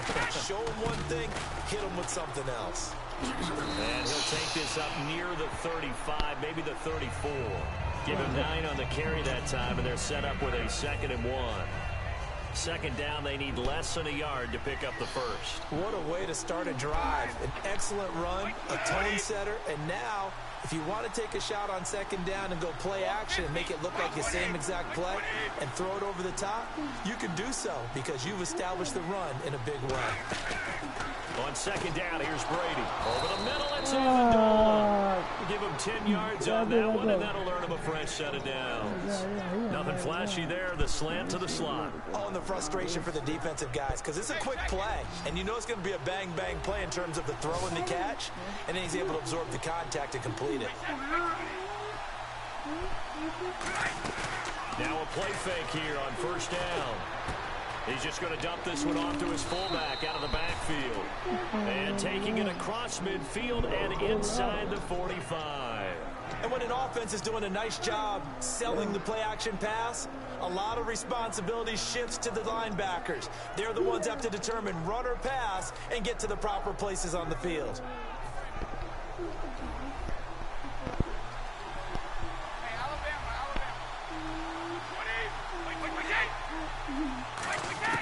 On 1st down, Brady forced out to his left. Now he's going to let it go deep left side. And caught by Hogan for a Patriot touchdown.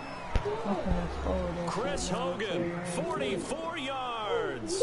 And the Patriots add 6 to their lead. As more and more up-tempo football creeps into the NFL game, some coaches don't think time of possession matters anymore.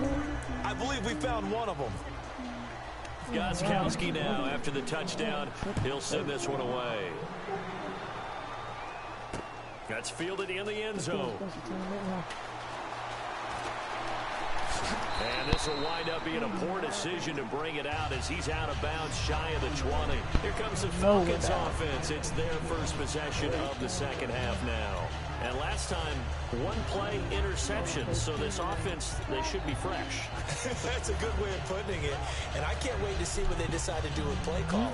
Because a 1-play drive where you throw an interception, A lot of people think the very next time out, run the football, don't give them a chance. Maybe play action? I think maybe you go play action, show your quarterback, get a little confidence in him, and let him fling another one. 5 yards on the carry. Good pickup on first down. Looking to speed things up here, going with some tempo. Frustrating for a defense, energizing for an offense. Finding a way to create that type of yardage in your running game, that'll make the guys carrying the ball very, very happy. And Jones has it over the middle. They give him 14 yards that time and a fresh set of downs. Quick pass play there on the slant, Charles. Works out well for the offense. The offense loves it. The defender. Devontae Freeman, they're not going to get him. And he cuts it out left side. Touchdown, Falcons. Devontae Freeman, 61 yards. And the Falcons have cut it to within a score.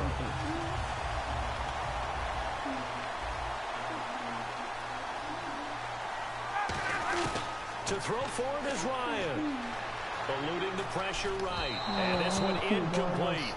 So they went for the 2. They don't get it. Protection was great. He had time to set up a campsite. But in the secondary, though, they were ready. And I think that in most places on the field, if you have that much time to throw the ball, someone's going to shake free and you'll find an open receiver. But condensed near the goal line on a 2-point conversion, all that exit, there's not any extra field. So it kind of closes in on them, and that allows you to cover a little bit better.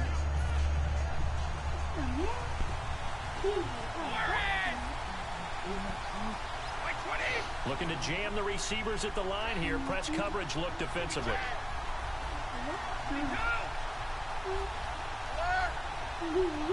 Edelman, the motion man right.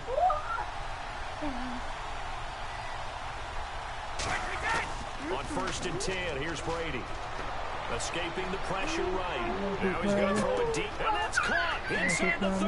And all the way in. Touchdown, New England. Julian Edelman, 75 yards. And the Patriots add on to their lead. Good pass, clean catch, and a house call there on the fly route. And not that much room to operate. So that tells you about his acceleration. We always talk about being able to go from 0 to 60 real fast. Took him less time than that to get to top speed and complete that play. That'll be taken in the end zone.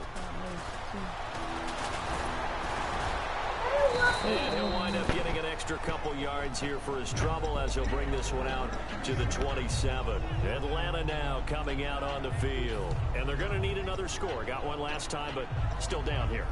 When you're playing catch-up, every possession becomes crucial, doesn't it? It's vital. Get back out on the field, punch it in the end zone again. They know it's not easy, but what they do have going for them, they did score the last time. They think they've got a good formula working. And what about the defense? Well, now you're just saying to yourself, okay, we gave up a score last time. What adjustments do we need to make to slow them down now and get the ball back for our own offense? Is it more pressure? Is it more zone? What do they have to do? They're trying to figure that out themselves. We'll see if they can figure that out right here. They'll run it now out of the gun. It moves again at 6 that time, and it moves the chains as well. And that's a nice pickup of a first down on that second down run. And at that yardage gain, they can run that plan any down. Swings it out to the flat for Freeman.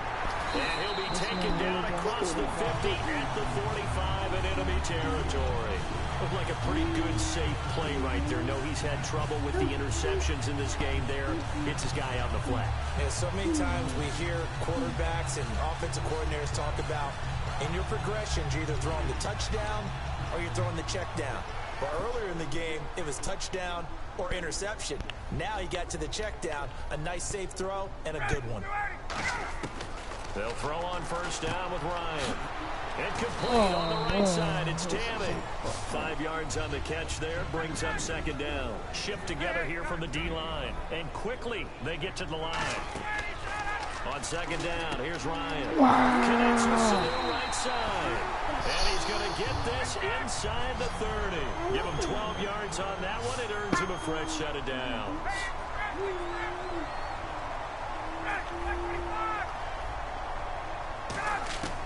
Throwing now, Ryan on first down. Steps away to his left. And I think the ball's out, but this will get out of bounds, so possession will stay the same. I don't know about you, but I could hear and feel the sigh of relief all the way up here in our booth. That was palpable. The sideline, the friend there. No doubt about it. The ball goes over the sideline, able to retain possession, no turnover. Those coaches are screaming, just hang on to the ball, man. Back now in Atlanta. It's the Falcons. They'll have the football, but trailing on the scoreboard as we get set to begin the fourth. 7th play of this drive coming up, but a long way to go on 3rd down. And on the outside, they're playing press coverage. 3rd and long. It's Ryan. Going up top. And this is caught. And that one results in 35 yards. And a 2-score game, obviously, every play, every 3rd down, like we saw there, magnified, big pickup. It was a huge pickup.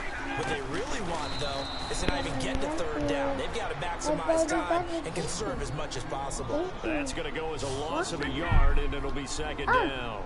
And the offense moving quickly to the line. We just saw another example of how the defense is winning this game. Really at the point of attack, the offensive line is just getting pushed around. I think now. Oh my God! Come on, man!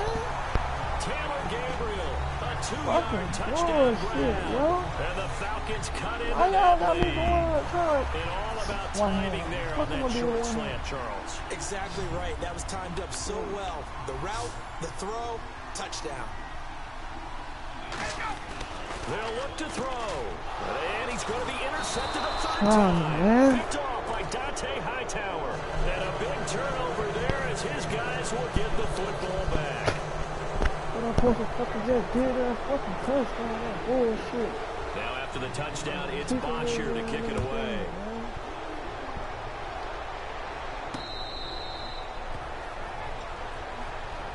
So the Patriots coming out now. And following that long touchdown pass, a 1-play drive last time. See if the defense, you know they're ready. They don't want that to happen again. And you would have thought they would have been ready the last time. That's what you work on all the time. Make sure that no one gets behind you. That's the cardinal sin of defense, not giving up the long pass. They did. Let's see how they adjust. On 1st down, Brady. He's going to rifle one deep left side. And that's caught inside the 35. Brady and Edelman hook up for a big one. 71.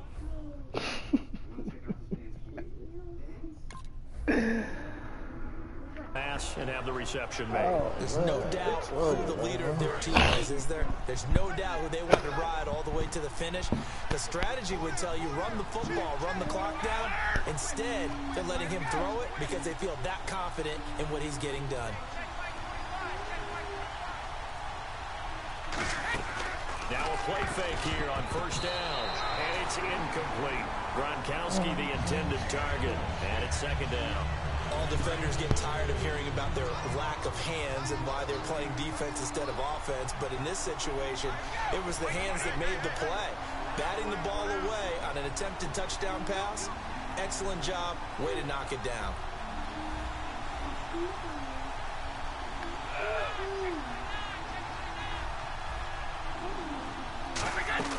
On play action, now Brady. And it's incomplete. Looking for his all-pro tight end, Rob Gronkowski. And it's 3rd and 4. When you see passes knocked down by those guys I call the frustrated fullbacks, the linebackers, you know that in their zone coverage, they were able to drop, see the ball thrown, and react to it very quickly.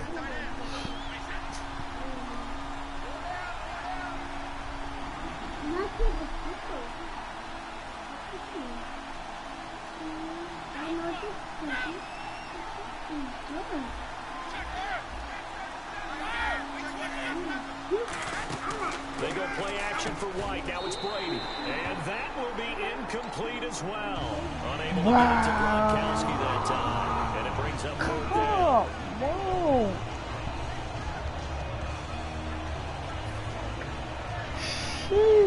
So on 4th down, out trots the kicker in a big spot here. From the left hash, a chip shot here.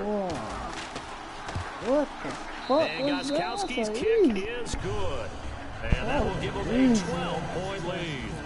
So they settle for just the 3 there, but clearly anything helps when you're trying to salt one away here in the 4th.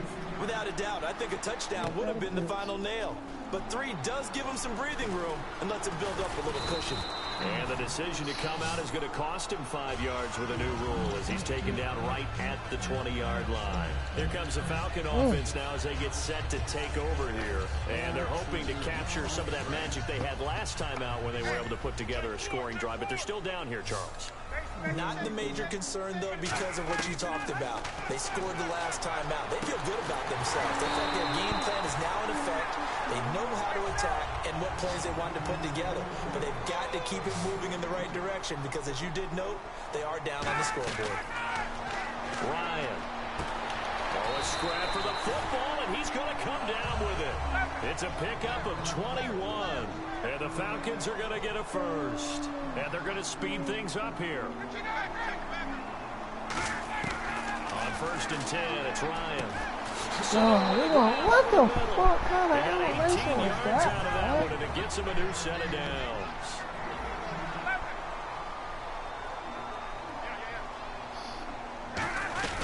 This is Freeman on 1st and 10.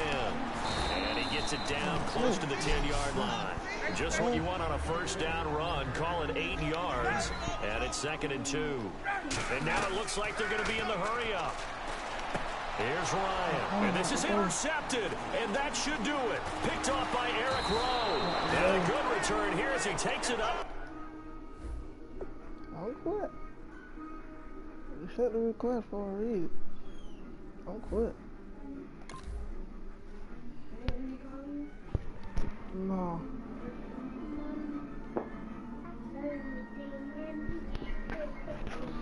You wanna quit, you wanna send me a request and quit like you gonna win. Oh.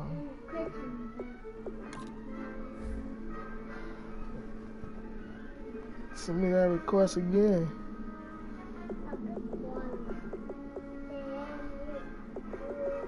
Nigga cut his whole system off. Yep.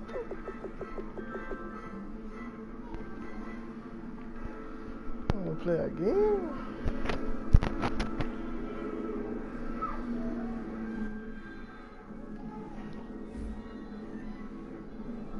You wanna go get this? Okay, who else? That's like, yeah, okay. Got the Seahawks.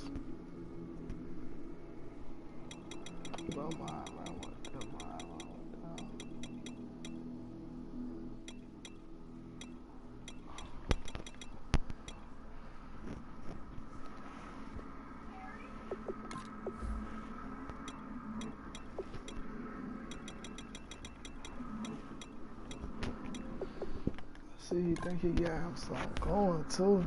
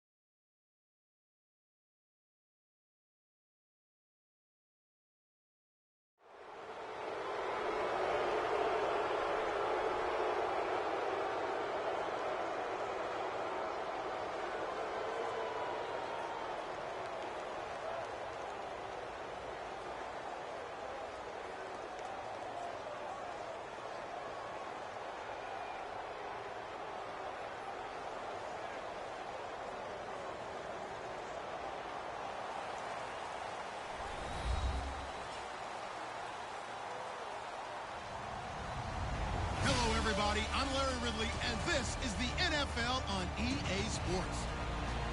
Anticipation is mounting for today's game, and we've got two quarterbacks looking to make an impact.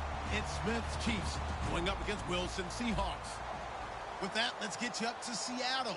We're standing by are our commentators, Brandon Guyton and Charles Davis. With the beautiful Puget Sound just to our west, you get a look inside CenturyLink Field here in Seattle. Coming up, we've got a good matchup on tap between the Kansas City Chiefs and the Seattle Seahawks. Tyler Lockett now with a return.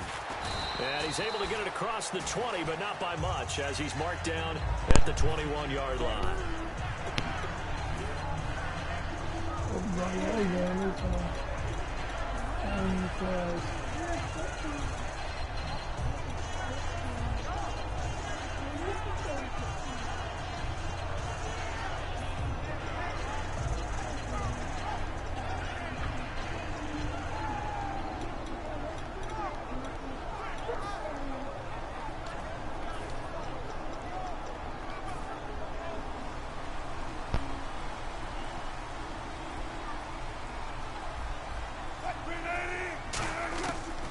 First and 10, it's Wilson. And he hits Jermaine Kearse.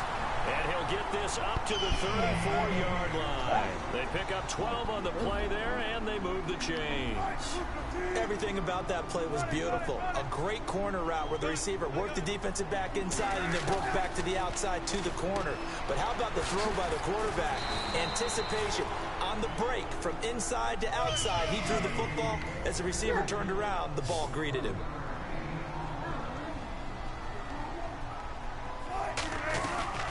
First carry for Thomas Rawls. And an athletic hurdle that he displayed. Not a whole lot thereafter, but a nice gain.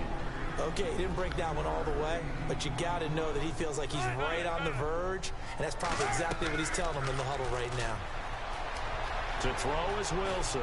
Flush to his right. And they went for a big play through the air on second down. Couldn't connect. Now it's third.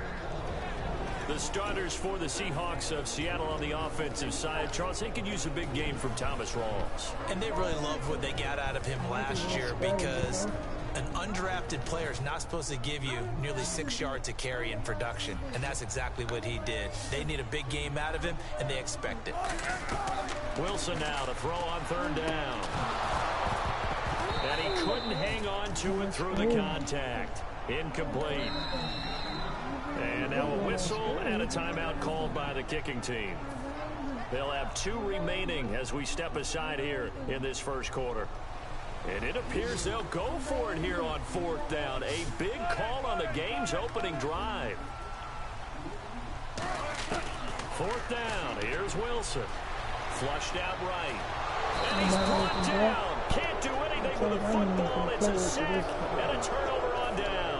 And if Kansas City wants to make a push toward the Super Bowl next year, they need Justin Houston healthy for more than 5 games. He had 4 sacks in those 5 games last year, but he's a big piece. He's a guy who in past years has gotten as many as 22 sacks in a season. So we know the pass rush ability is there. And just think of it this way. When we were kids in college football, they always said you could never have enough running backs. In the NFL, you can never have enough pass rushers. Put in with Tom Bahali and D Ford, and look out. Credited with a 1-yard gain there to make it 2nd and 9. This is the offense we're going to see coming up in this one, and Travis Kelce will be key. What a tremendous weapon he is, especially in the red zone. Knows how to find the end zone when running his routes. Looks like the defense in press coverage here.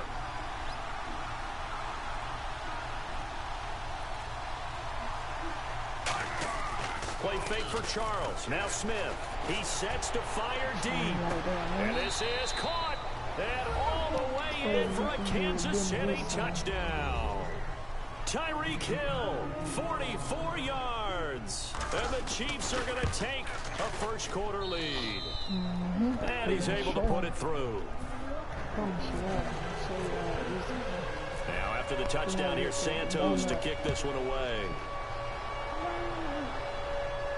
This fielded a few yards into the end zone.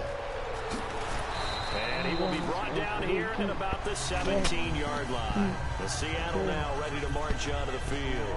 And last time out, went for it on 4th down, turned it over, gave them great field position, turned it to 6 points, so they've got to recover here, Charles. It's amazing what one decision can do in the chain of events, right? The decision to go for it on 4th down. Caused all of that. It caused every bit of it, but it showed confidence. Hey, I've got confidence in you guys. Go pick it up for them. Didn't happen. Also showed confidence in the defense. They didn't pick up their end of the bargain, so now they've got to come back out and start over and rebuild that confidence. And here are the defensive starters. In your old position, you get to talk about the secondary. The best athletes on the field, Brandon. Debatable. Well, we'll see how this goes today. I love the way you put my guys down. But you know this. They've got to cover, and they have to tackle. They have a heck of a task in front of them in this game. They gave up the completion there, but this is what zone defenses count on. Catching the ball and not much run after the catch. He's going to leave this for his running back. It's complete. It's a loss of a yard there, and now 2nd down. Well, they tried to swing it out left into the flat, complete, but really nice open field tackling. And they put that one like a great boxer. They were on their toes on that one. They weren't back. Looking for Baldwin, intercepted. A great read, and it's picked off. And they are going to set up shop at the 40-yard line. Here's the Kansas City offense now as they get set to take over.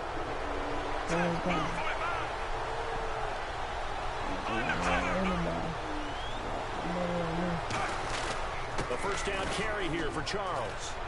And able to push his way forward here for a good little gain.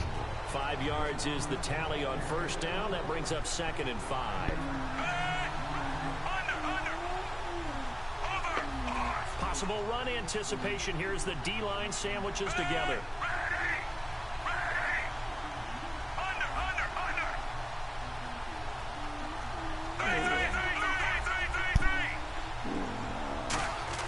On 2nd down, here's Smith.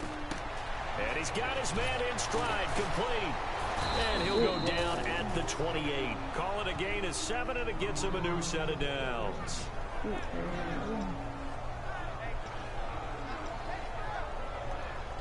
First down and 10 now for the offensive group. Charles, the lone setback.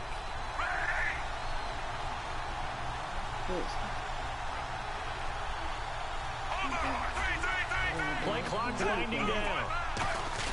And they'll get it up the middle. And he stopped immediately there. No gain on the play there. 2nd down. And he got off the end there very quickly to make that play. Yeah, it was almost like the bullet train, wasn't it? I mean, just boom, quick. And what a terrific play, holding them to no gain. Here's Smith now on 2nd down. Throwing over the middle, but it's incomplete. It's always a good play when you're able to bat a ball away or down, because if you actually tip it in the air, now the offense is getting a second shot at catching the football, or another receiver may come along and grab it out of the air and turn it into a big play. So if you make a play on the ball, make sure it's knocked away or down. Otherwise, there could be some jeopardy. And on 3rd down, a nickel formation here defensively.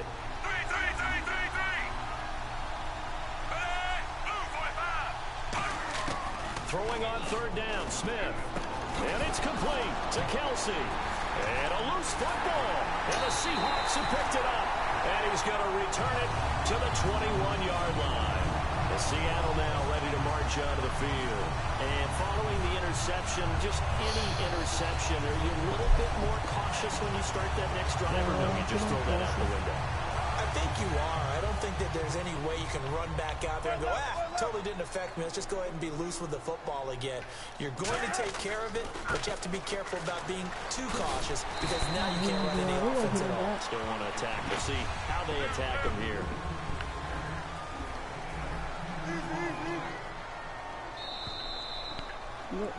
Alongside my broadcast partner Charles Davis, Brandon Gaudin hits the Seahawks with a football to begin quarter number 2, and they'll come up looking to keep this drive moving.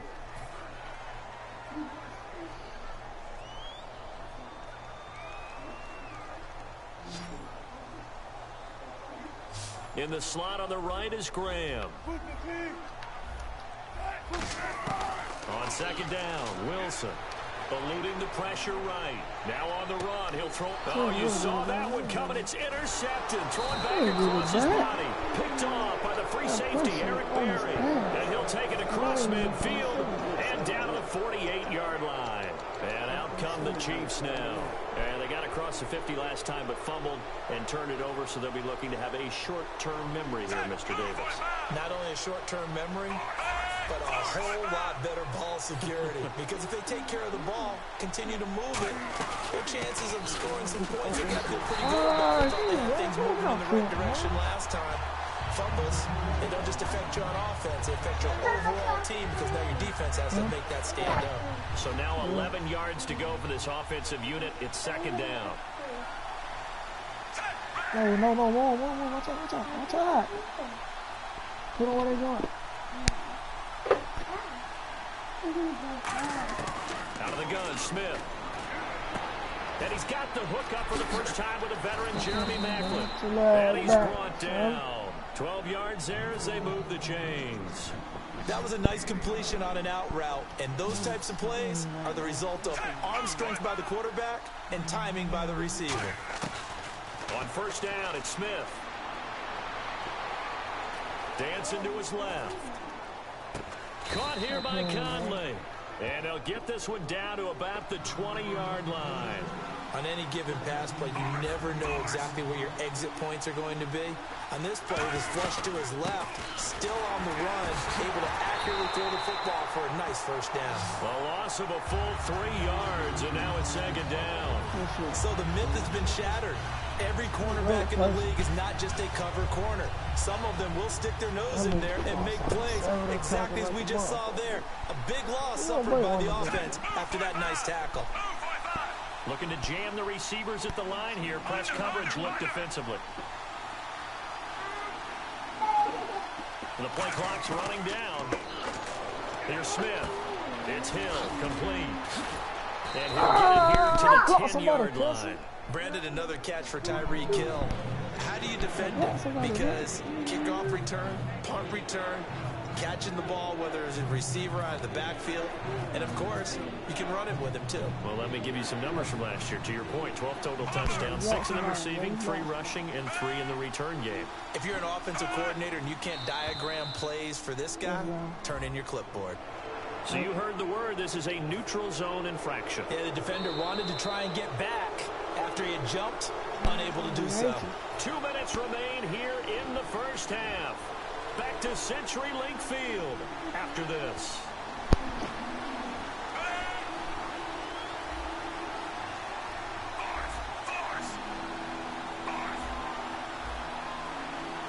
Yards to go for the offense. First down, and he's going to ball his way into the end zone for a Chiefs touchdown.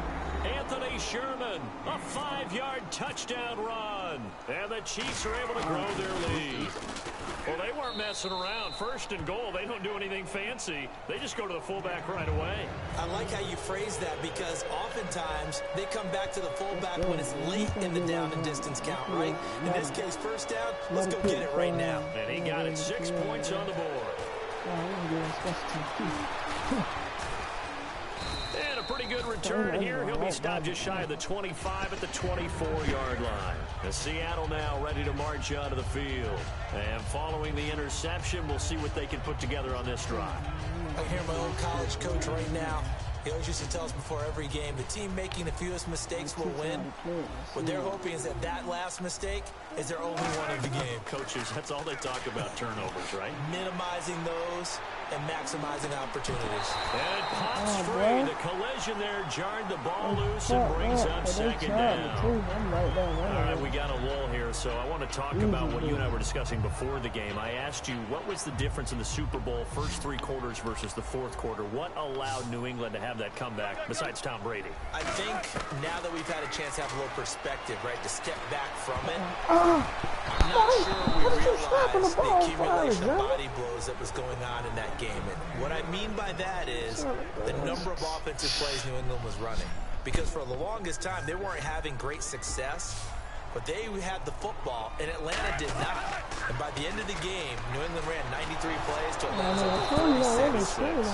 And Atlanta's defense was gassed by the end of the game, and that helped allow Tom Brady and that offense of the Patriots to come back, tie it up, and then win it in overtime. So I think we kind of missed out along the way when Atlanta was riding high and controlling the ball game. They'll indeed go for it with Wilson. He's got time in the pocket. And it is incomplete. Boy, a real head scratch. Don't quit. No, don't quit. Send another invitation.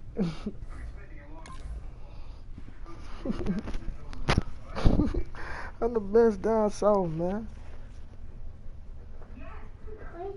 Y'all line them up, man. Prove it. Y'all line all of them up.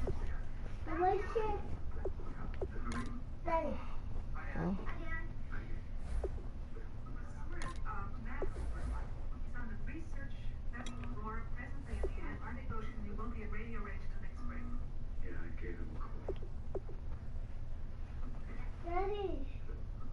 Daddy, Huh? you want to go with me? Because the ball can go.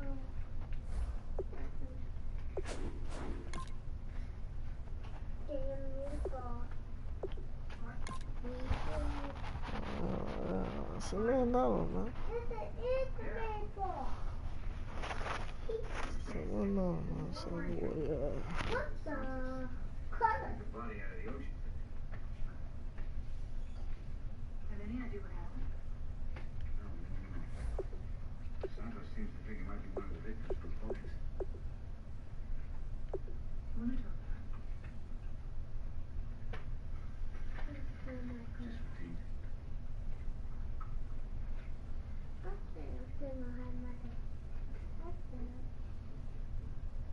Hey, Mike, give me a minute. Yeah, what is it? Got something for you to do tomorrow. Well, I can have plans. You know? Brown. Beach, that's it. Come on, up, just down at the beach. Job is from last night. You go back to school. Summer. You wanted a job in Africa? I want that boat out of the water by tomorrow night. Yeah, please find something down right. And I mean it.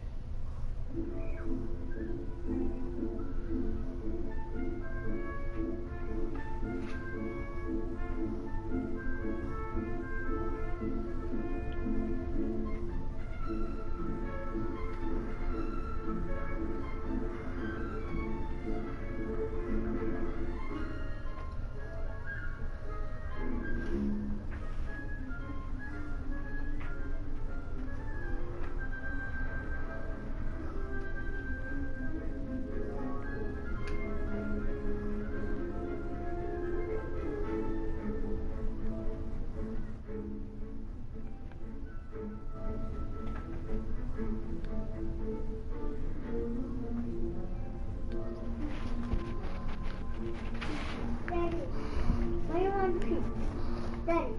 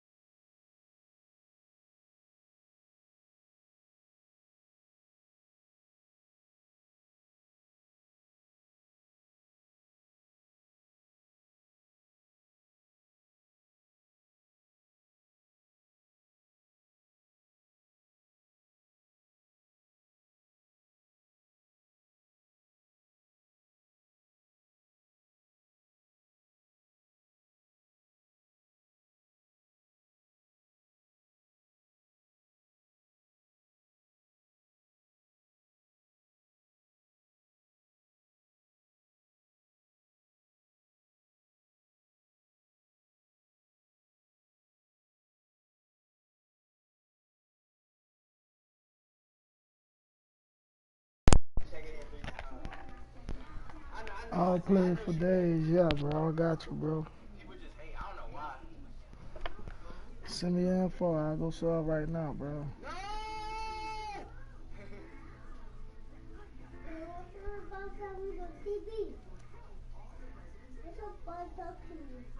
Daddy, Yeah. we're about to do your phone. All right. Look good, whoever that was. I can't see your name. It's in green. Come on. They all disappeared though, bro. What's good, Buddha Gaming? Look. Y'all know y'all don't have bad girls, bro. Y'all know y'all don't. The reason y'all don't. Y'all know this. Yo, I tried to use the rush this man. I tried to use it. I was about to swerve around that curve. But I was about to swerve around that curve and hit that nigga, bro.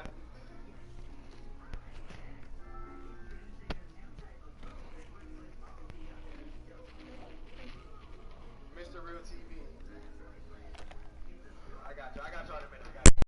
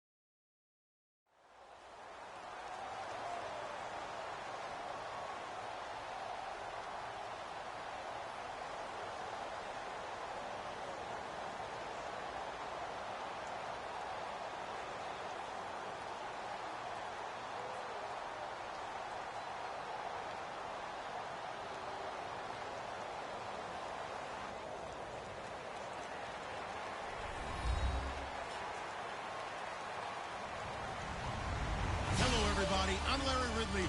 Welcome to the NFL on EA Sports.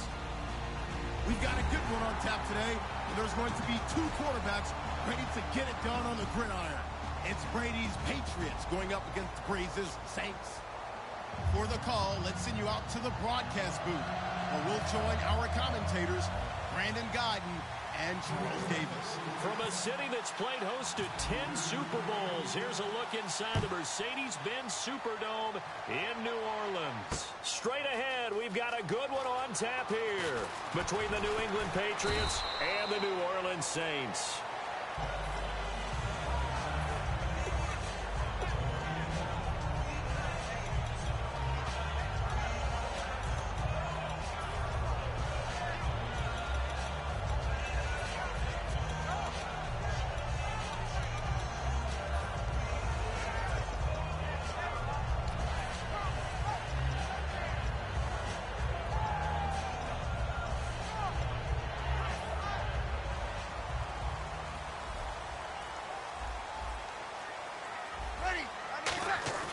They go play action here on first down.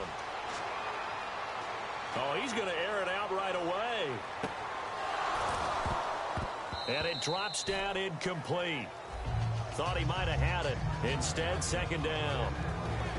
And if this offense is going to flow today, certainly the running back will be a key piece. Without a doubt, because they asked their runner to not just do that, but to block, to catch, to help set a tone for their offense. Now Breeze. Escaping the pressure right. It's incomplete. Took a shot, couldn't connect. Brandon Cooks, the receiver he was going after. And it's third down. And quickly, let's check out the New England defense. It seems like whenever people talk about Chris Long, the number one thing they discuss is his motor and how relentless he is. Let's not forget, he's also a superior athlete. Now Breeze on third down. And he takes a shot on the release as this will be incomplete. Putting pressure on the guy throwing the football is always good, but when you can couple that with contact on him that leads to an incompletion as we just saw there, that's winning football. They'll break the huddle here and go for it. This is fourth down.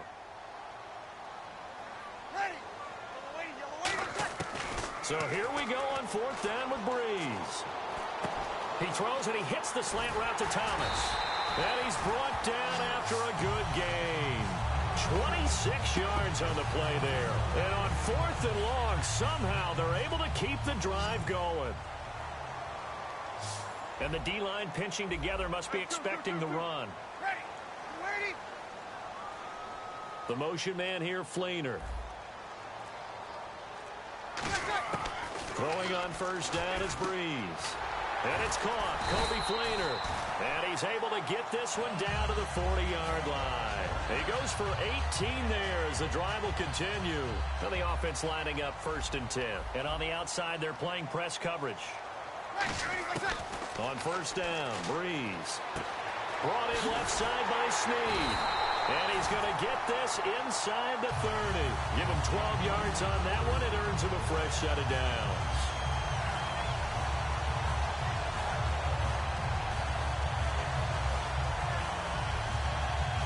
So the offense has it first and 10.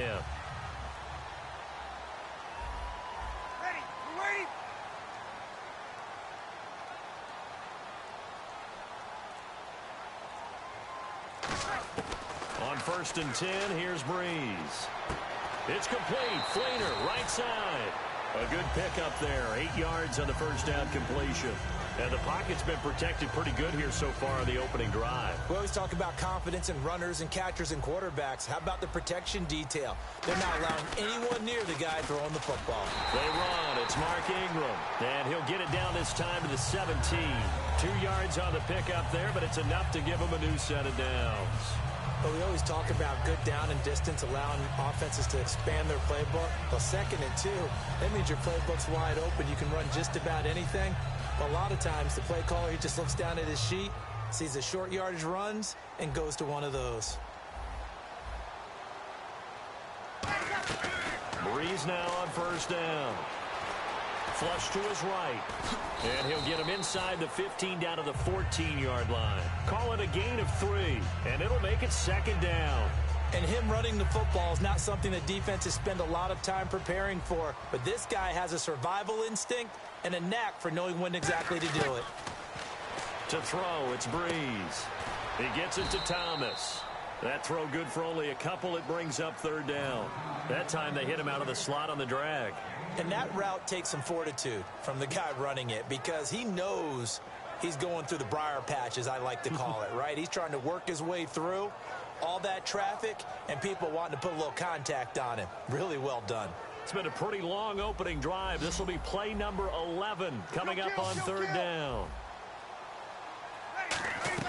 From the gun on 3rd down, Breeze. Flushed out right, and that is incomplete. Looking to go back to Thomas again, and it's 4th down. Now, they've got to be a little frustrated here to not complete that on 3rd down after having such a long drive going. You're talking about going over 70 yards on the drive. Yeah, did you say a little frustrated? Very frustrated. Yeah, I'm with you on that. I'm very frustrated. There's no doubt about it. They thought they were going to have a chance to cash in the end zone. Now it looks like it's likely a field goal attempt. And, Charles, they get the field goal. Took them a dozen plays, though. Work with me on this one. You know what I'm about to say, right? Bend but don't break. That's what came into play here for the defense. 12 plays were run at them. They only gave up 3 points. In a lot of ways, that's a win for the defense.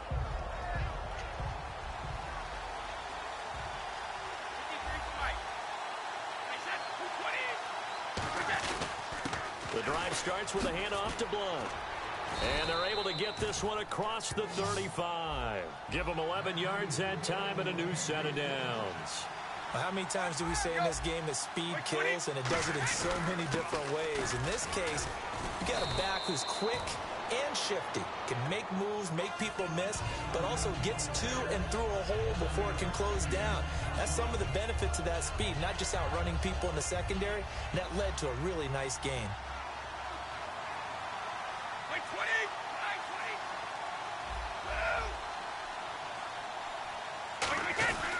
They'll give it to him right up the gut. And he'll push his way up to about the 44 here. Give him a yard on the run there, and that's going to set up a 3rd down and 2. And the quarterback, he's got some big threats at wideout. And they seem to get bigger all the time, don't they, Brandon? Every time I look out and watch a game, we're getting these bigger, more athletic, acrobatic receivers. We have some today.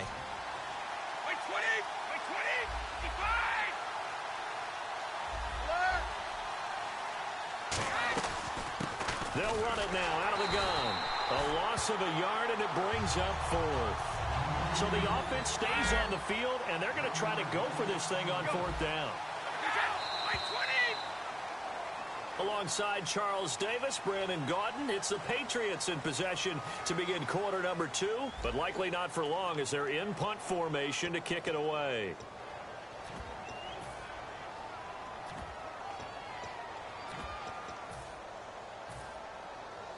And it's not the punting unit. It's the offense that will stay on the field and try to pick up the 1st down.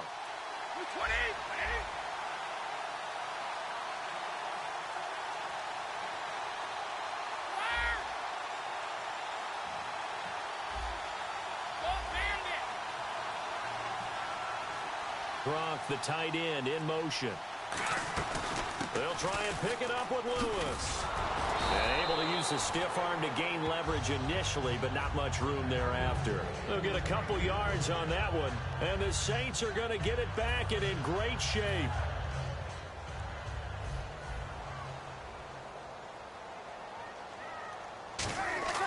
Breeze now on 1st down. Trying to get it to Thomas, and it's intercepted. A great read, and it's picked off. And he's able to get it back to the 41-yard line. Out comes the New England offense to see what they can do this time. And on that last drive, went for it on 4th, turned it over. A good job by their defense, though. They held them to 3, but this offense, they've got to be a little bit better, a little bit more careful here. And sometimes when you see these calls on 4th down, when they decide to go for it, it's not necessarily the coach saying, I believe in my offense. Sometimes the coach saying, I believe in my defense. I can afford to go for it here because if we don't get it, I don't think we'll give up more than 3, and that's exactly what happened there. You think that factored in? I do. I think that he had that in his mind going into the game, that I'm going to be aggressive on offense because I know I've got a defense that can hold up their end. Brady to throw on 2nd down. Finding time. And he fires one that's intercepted. Delvin Breaux with a pick. And the return here will go to the 31-yard line. Back out onto the field now comes the New Orleans offense. Brandon, this is a veteran quarterback back there. He should know better than to make a throw like this. This is definitely not his best ball. And I think he knew this was trouble the second it was leaving his hand. So after the INT, it's Breeze. It's hauled in by Brandon Cooks. And he's taken down, but not before reaching the 10-yard line. And a nice gain of 21 yards. Now that was pretty. They executed that curl route versus zone coverage, and that changes things a little bit because against man, it's often a tight curl, tight, sharply run route. Against zone, you're just looking for that open spot, that dead area, so you may curl it a little bit wider just to get to that place. And usually a tight window. He fired a bullet in there for the completion. Unable to connect on the first down pass play. Now it's 2nd down. They come out with 1 back and 3 tight ends. The play fake to Ingram. Now it's Breeze. And that's going to be incomplete. And oh, not good here. Their field general is still down, and that would not bode well for this offense if he's unable to continue.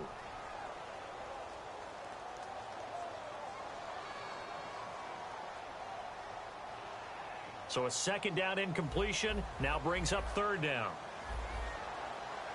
Looks like the defense in press coverage here. And the wideout in motion. First throw now for the backup McCown. Eluding the pressure right. And did he get the feet down? Yes, touchdown. Brandon Cooks from 10 yards out. And the Saints add on to their lead. So he scrambled right, but was able to look back toward the middle of the end zone to find the target. As you know, in this game, sometimes you just have to know when to break the rules because we all know most guys throwing the football are taught never throw back into the middle of the field on a scramble. He did it and got away with it for a touchdown. Instinct sometimes, right? They just take over. Instinct and vision. Sometimes you just see people who are open, you're able to get it to them. The Patriots offense now, they work their way back onto the field.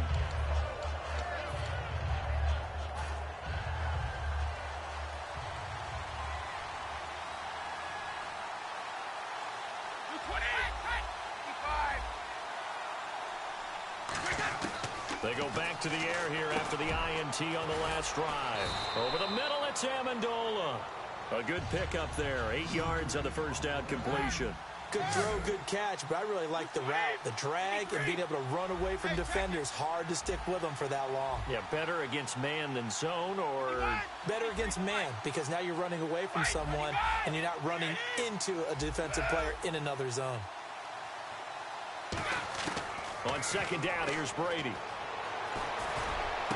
Got a man complete. It's Chris Hogan. 23 yards on the play. I've got to make sure that I don't take Tom Brady's greatness for granted, that we make it routine. How about that throw right there? Another great completion. And you know one area where he honed his throwing? He was a catcher in high school. He was a... And now a fumble. The ball's out. The Saints say they have it, and they do. Out is the Saints offense now as they get ready to take over here. And they will simply, Charles, be looking to duplicate what they did last drive when they were able to push it in for 6. And they hope it'll be that easy, right? To be able to take exactly what happened before, replicate it. They may have to make a few additional changes along the way because I'm sure the defense will make some adjustments, but they've got to have great confidence having scored the last time out.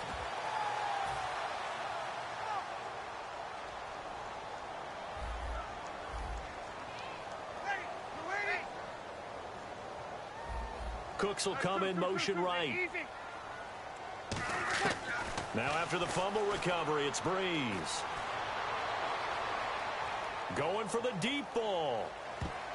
And he bats it away, and it falls down incomplete. That was a long pass attempt downfield, and the ball was popped up in the air. And how come things go from really fast to almost slow motion when the ball's up in the air and the defender's unable to haul it in before it hits the ground? 2nd down now after the incompletion. Cooks will come in motion right. Now a man who sat out 3 seasons. This is Tim Hightower. Give him 4 on the ground there. They're now left with 3rd and 6.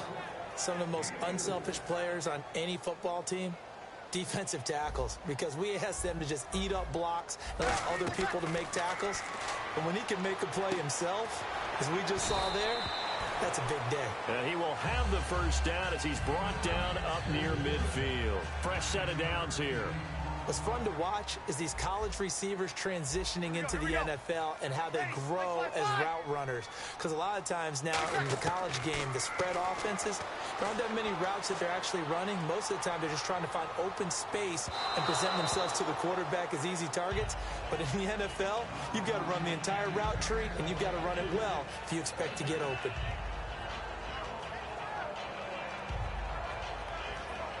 Second down here after the incomplete pass. Breeze again here on 2nd and 10. Looking again for Thomas, this time complete. And give him 17 yards that time as that'll move the chains.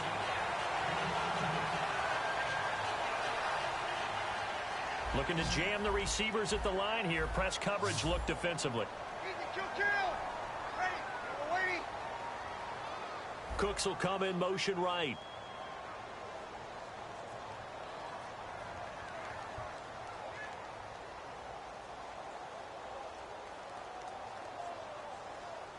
Kill! On 1st and 10, here's Breeze. Incomplete.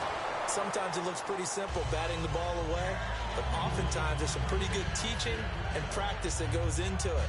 Being able to get to the receiver, not interfere, and get his hands through the football and knock it away.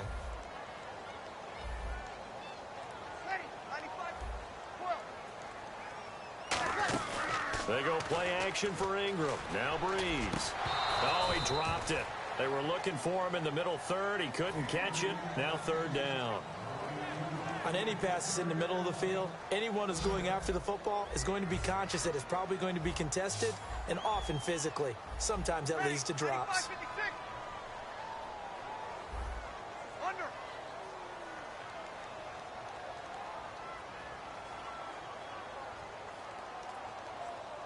Mike 50. Now Breeze on 3rd down. Caught right side at Snead. And he will have a first down at about the 21-yard line. A really nice pickup of 14 yards, and it moves the sticks. And those first downs do add up. The offense keeps the ball moving downfield and keeps their defense on the bench, giving them a chance to rest.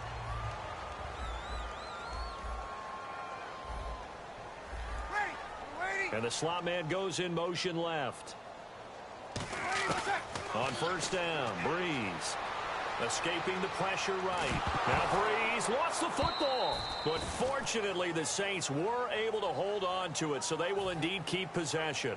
So they escape, so to speak, maintaining the football. Defensively, though, opportunity missed. It definitely was, because that's all defenses talk about. Getting the football and either advancing it the other way or just getting possession and turning it over to their offense. That can be a little bit deflating. You're exactly right. A lost opportunity. Different pass rushes are designed for different things. Sometimes you want to keep the quarterback in the pocket. Sometimes you want him to flush. I don't know exactly how this one was designed, but they made sure they moved him to his right. He got out of the pocket. Unfortunately for him, he was hit as he tried to throw the ball, and that resulted in an incompletion. On 3rd and long, it's Breeze. Flush to his right. Brought in left side by Snead. That's it for the first half. 2 more quarters to go. We'll have plenty more to see after the break. And we welcome you back now. Alongside Charles Davis, I'm Brandon Gaudin, getting set for quarter number 3 here. So both teams have their marching orders, and we'll get going again here in quarter number 3. That's fielded in the end zone. And no run back here. This will be a touchback, and it comes out to the 25-yard line. And the Patriots gearing up to go now. They come out here with a 0 on the scoreboard. What was said in that locker room? That's what I want to know. I would love to have been in there, because we often have the feeling that there's a lot of shouting, screaming, people upset. But typically, halftime locker rooms are a lot more clinical than that. And in this case, are they upset that the plays weren't working because of execution, or did they think they were just bad plays to call? Yeah. We'll find out pretty quickly here if they felt like they had something going, but they just need to do it a little bit better or not. We'll find out. They'll start things on first down with Dion Lewis. And he will lose yardage here back at the 23-yard line. That's going to go as a loss of 2, and it'll be second down.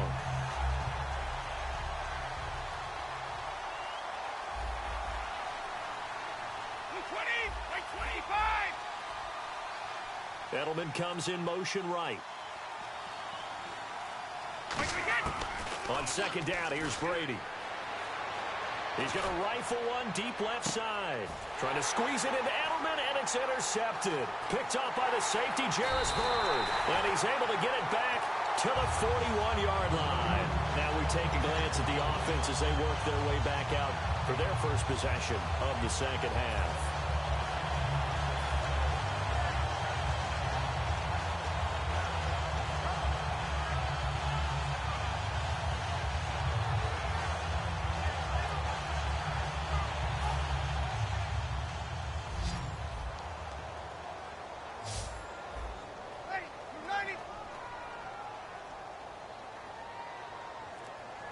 The motion man here, Flainer.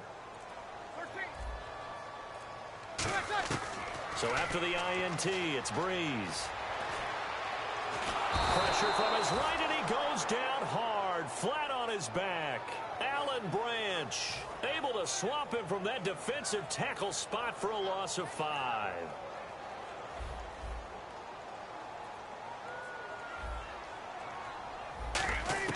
On second down, here's Breeze. Thomas has got it, complete. And he'll be taken down, but not before he gets into enemy territory. And on the outside, they're playing press coverage. This is Ingram on first and 10. And nowhere to run on the interior of that defensive line. He'll get back only to the line of scrimmage. The defensive tackle, Alan Branch, is the one to bring him down.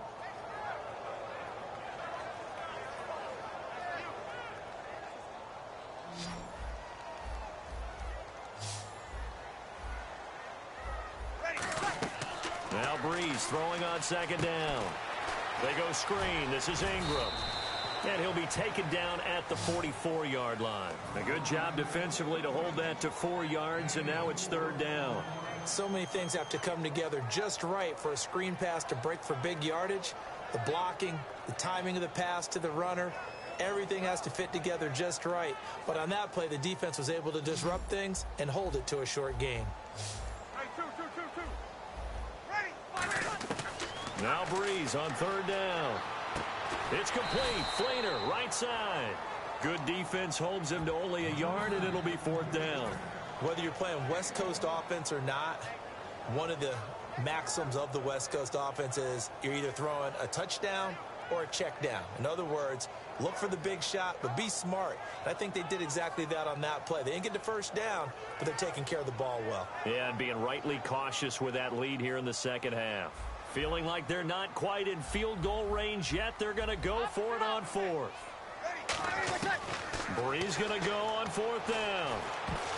And this is incomplete. Charles, let me go a different direction for a second. You were at the Super Bowl, another one that you worked. How did the city of Houston do as a host? They did a fantastic job, I thought. Let me give a little tip of my...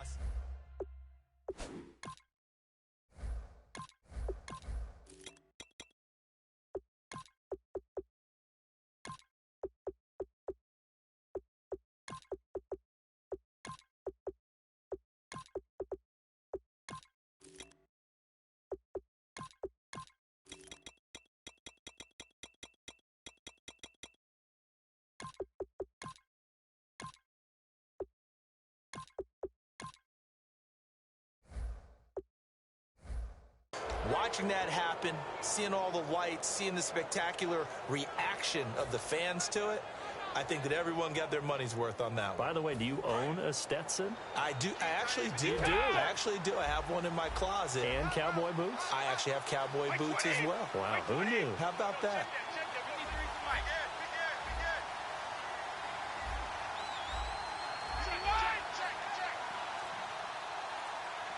They'll need to get the play off quickly. Try to shake off the interception from the last drive. He'll look to throw. He couldn't quite hold it. Got hit. Ball pops out. Incomplete. On every offensive coordinator, every play caller sheet, they have about 5 or 6 plays per game that they call shot plays or big plays, and you don't get many opportunities to dial them up, and they just did, and they drop it with a great chance to make a big play. That's going to hurt. Blunt, the lone running back, and he'll get it up the middle. Shreds the tackle. And a good pickup there. He gets about 6 up to midfield. And that was a really nice run there to bring up 3rd and short. After the incompletion on 1st down, it's awfully nice to have a running back that you can hand it to and put you back in a good situation. So 2nd down was a run play. Now let's see what they do on 3rd.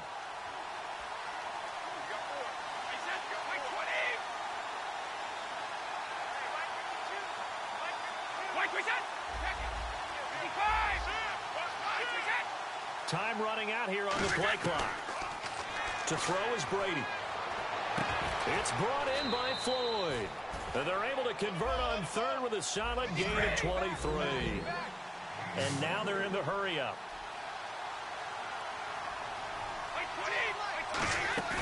Now a play fake here on 1st down. He's got time. Flushed out right.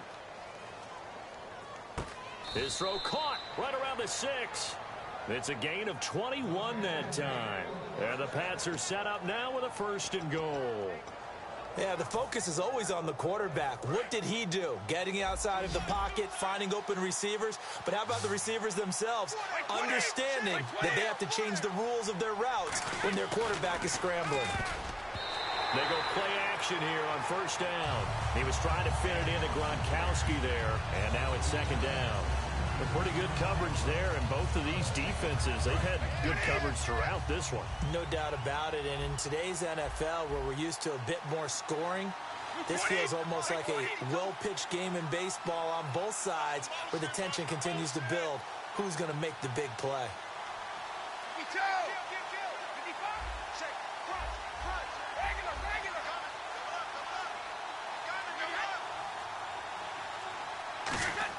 Free to throw again. And that's going to be caught for a Patriot touchdown. Rob Gronkowski from 6 yards away. And the Patriots are back within a score. And, partner, they found a gap there on the post pattern in the middle of the end zone. And ordinarily, that's a tough spot to find because there's usually coverage to take away that portion of the field. But they found a gap, and they exploited it.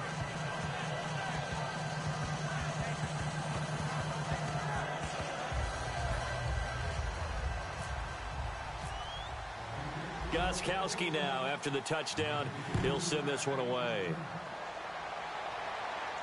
That's fielded in the end zone.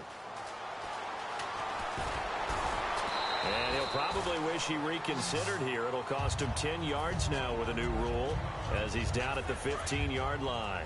Out onto the field comes New Orleans. And last time we saw them go for it in kind of an unusual situation. It's not like it's a 4th quarter do or die. They went for it, didn't get it. We'll see how that affects them this go-around.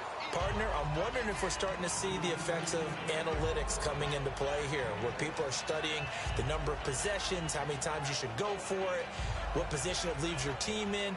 Maybe we're starting to see a little bit of that creeping into the NFL game. Yeah, I think we've seen it in other sports, maybe into the NFL now as well. Trying to get one more in here before the quarter breaks. Back now here live in New Orleans. It's been a very hotly contested game to this point. Just a field goal separating these two teams as we get set for the 4th quarter.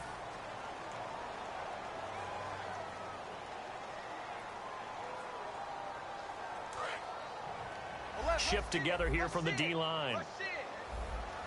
They'll come out in the pistol.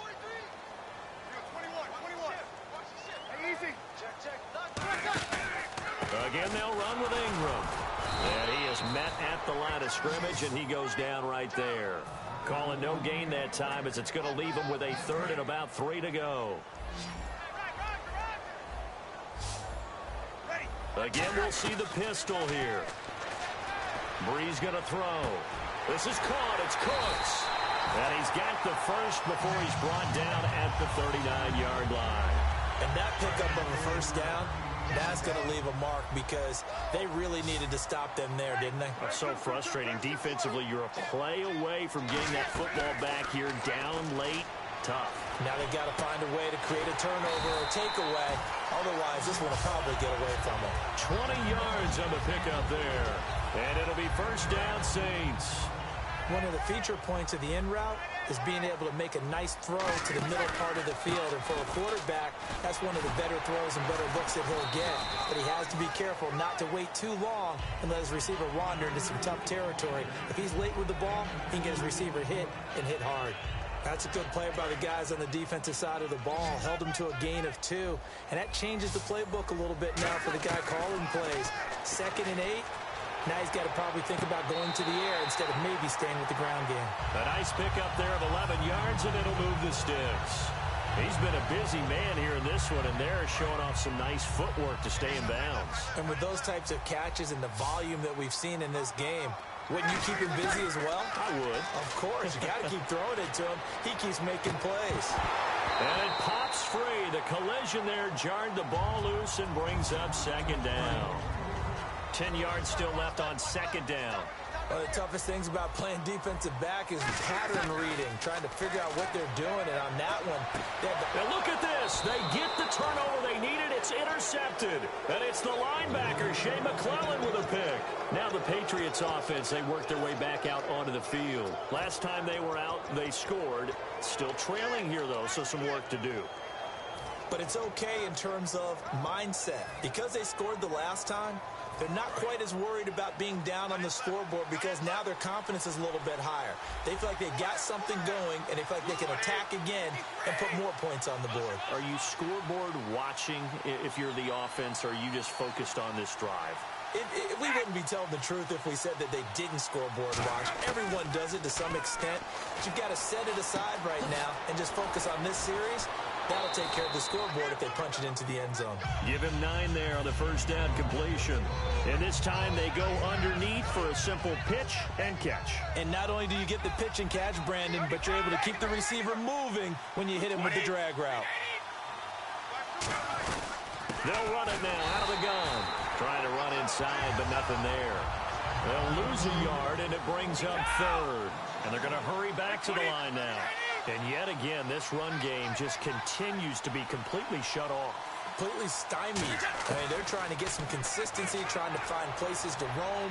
They just haven't been there throughout this game. He's got Floyd out left. The 20, 10. A big play there on the catch and run. 77 yards. As we continue to advance in the NFL, as people continue to scout players, they really don't care as much about body types as they care about those guys who can make people miss, run through tackles, and gain all that. And he is in. Touchdown, New England. Tom Brady, his 2nd touchdown of the afternoon. And the Patriots have moved out in front here in the 4th quarter. And they wasted no time right down near the goal line, and they just sneak it in. Just do what you need to do. Big guys going up front, have the field general, the leader, just fall in behind them. Gostkowski now, after the touchdown, he'll send this one away. This fielded a few yards into the end zone. And he'll take this one near the 25, call it the 26-yard line. The Saints offense now, they get ready to head back onto the field. And in enemy territory last time through the interception, we'll see what they do on this drive. Can't wait to see how it alters what they decide to do in play calling. Do they continue to throw the ball? Do they want to lean more on the running game? It'll be an interesting sequence of plays that they've got coming up. Does it often affect the play calling with the interception? How much does that change what you do? I think it does depending on why the interception was thrown. Sometimes it's just a matter of the defense made a great play, so you continue to come back. But if it's on you, if the offense just doesn't have the confidence, if they're a little bit shaky, maybe try and take the pressure off and run the ball a little bit. Caught by Snead over the middle. And he'll be taken down, but not before he gets into enemy territory. He had time, was able to survey the field and find a soft spot in that zone coverage. And that's where it gets difficult for a defender, Brandon. You go to your spots on the field that you have to cover, and when the offense finds an area that you're not in, that's where they throw the football. Throwing now is Breeze. He couldn't quite hold it. Got hit. Ball pops out, incomplete. Well, they went for the big play there, but that drop could really hurt their momentum. And, of course, the quarterback in this situation, he's realizing time is becoming a factor. Let's see if they can get some points on the board here late. And he comes back with one complete. A nice pick up there, 10 yards, and it'll move the sticks. Time for a break. We'll come back, see what transpires after this.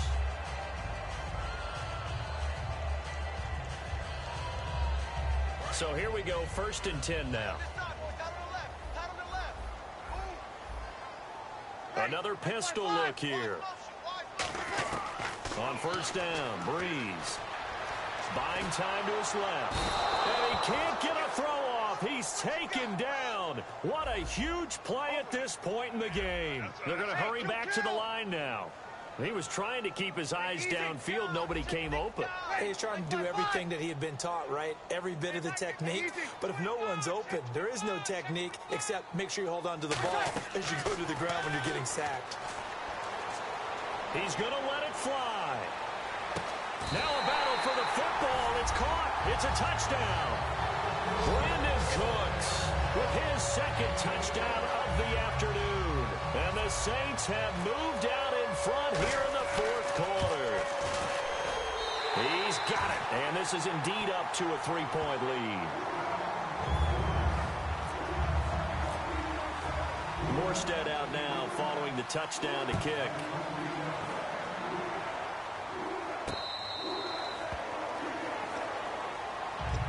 Now the Patriot offense set to take over again. They're only in need of a field goal, a decent amount of time on the clock. So tell me if I'm wrong. You don't have to be too panicked here. No, not at all. I agree with you. And this is where your preparation and your confidence comes into play.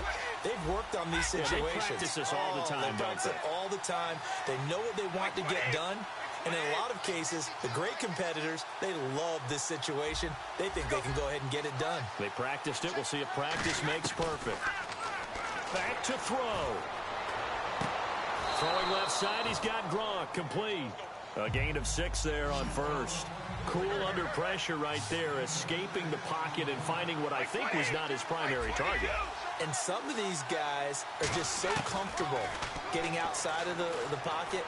And he can't get a throw away. He's taken down. Cameron Jordan in there to drop him as the clock continues to roll. And the defense will try and pin their ears back and get pressure again here after the sack. It's 3rd down. And he motions the wide receiver. They'll look to throw. Now a desperation throw deep downfield. He's got a man, complete. And he finally goes down, but not before reaching the 21. Now hold everything here. We're going to get a timeout by the offense. It's just their first. They've got 2 more to use here in the final stages.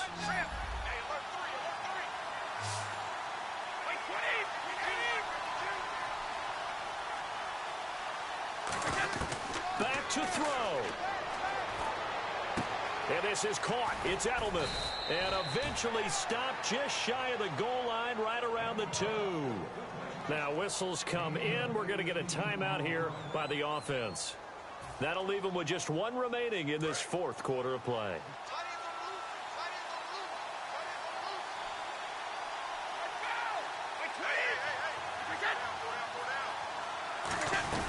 They'll run for it with Dion Lewis. And he's over the line and into the end zone for a Patriot score. Dion Lewis with time running out. And the Patriots have moved out in front here in the 4th quarter.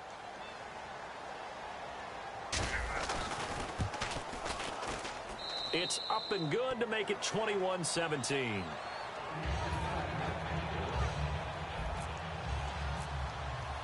Gostkowski now, after the touchdown, he'll send this one away.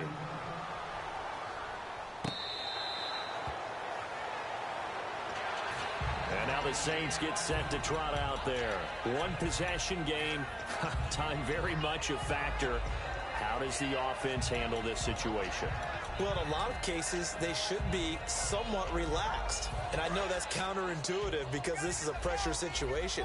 But this is Friday practice every week of the season. You go over this situation, having to go downfield, limited timeouts, got to get out of bounds and keep the drive going and set yourself up. Defensively, you can't just lay back. And a crusher there as it's intercepted. Devin McCourty picks it off. And the return this time will go out to the 42-yard line. The Patriot offense now set to come back out on the field. They have the lead, obviously, late in the game. I guess the good news for them is if for some reason they would make a mistake, a field goal does the opposition no good. Everyone loves to have a little bit of a cushion, and that helps you immeasurably. But the bottom line is, do all the things that you're taught in order to close out the game. Don't even let that become an issue. Yeah, it's still a one-possession game. This one not fully over yet. A road win in the National.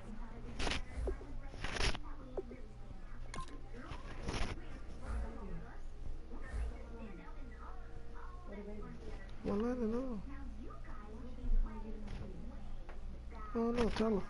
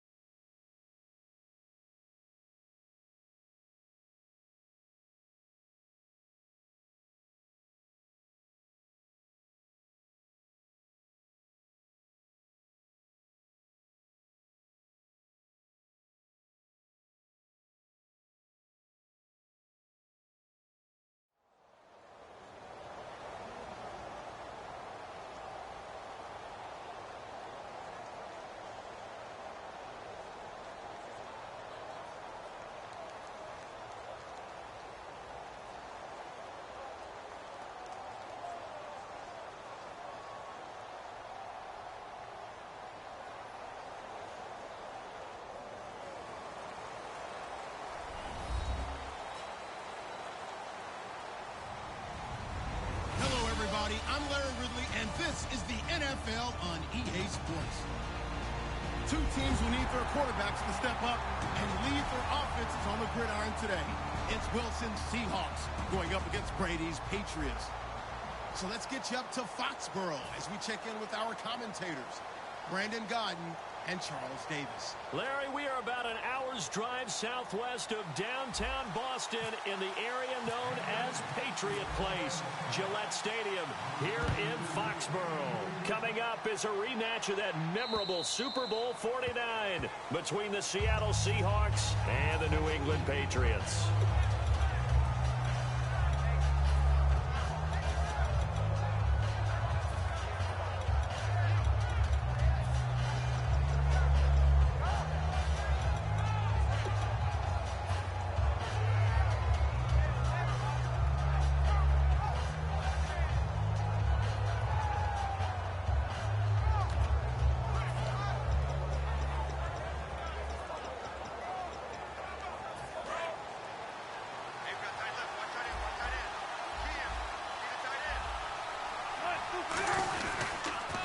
The drive begins with a run by Rawls.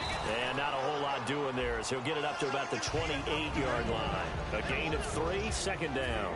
And the big boys up front in the trenches. What do you think of the O-line, Charles? I love them because this is a group that's so cohesive. They know what the man next to them is going to do at all times, and they operate as a terrific unit. Possible run anticipation here as the D-line sandwiches together. Now Wilson on second down. And he will lose yardage and be backed up to the 24. He lost 4 there, and it's third down.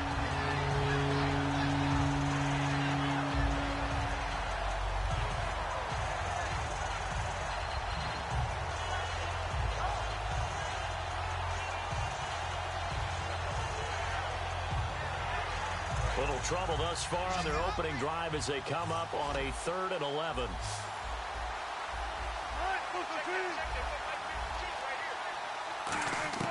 On third down, Wilson surveying the field. He's going to wind up and air it out. That's caught inside the 20. It's a big play there for Seattle. 62 yards. Now that play will end up on the highlights, and you'll see it all over the place. But what you won't see, the offensive line that bought the extra time, that allowed for the big completion downfield, those guys made that play possible. Wilson going to give the Rawls. And he'll fight his way down right around the 12. Give him a couple on the carry there, 2nd and 8. And here's a look at the defensive unit that hopes to halt this offense today.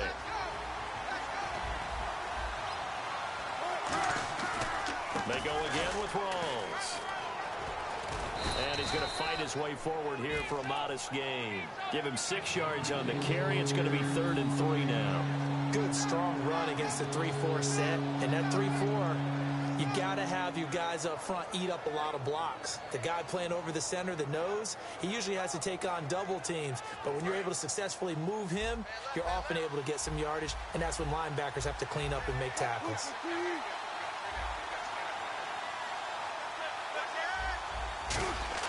Wilson now to throw on. He rifles one that's intercepted. A great read, and it's picked off. And a big turnover there as his guys will get the football back. Brandon, this is why golfers do their best to never count a score in their head before the ball goes in the cup. This looked like a slam dunk for points on this drive, didn't it? Instead, they'll throw an interception, and they're going to come away empty.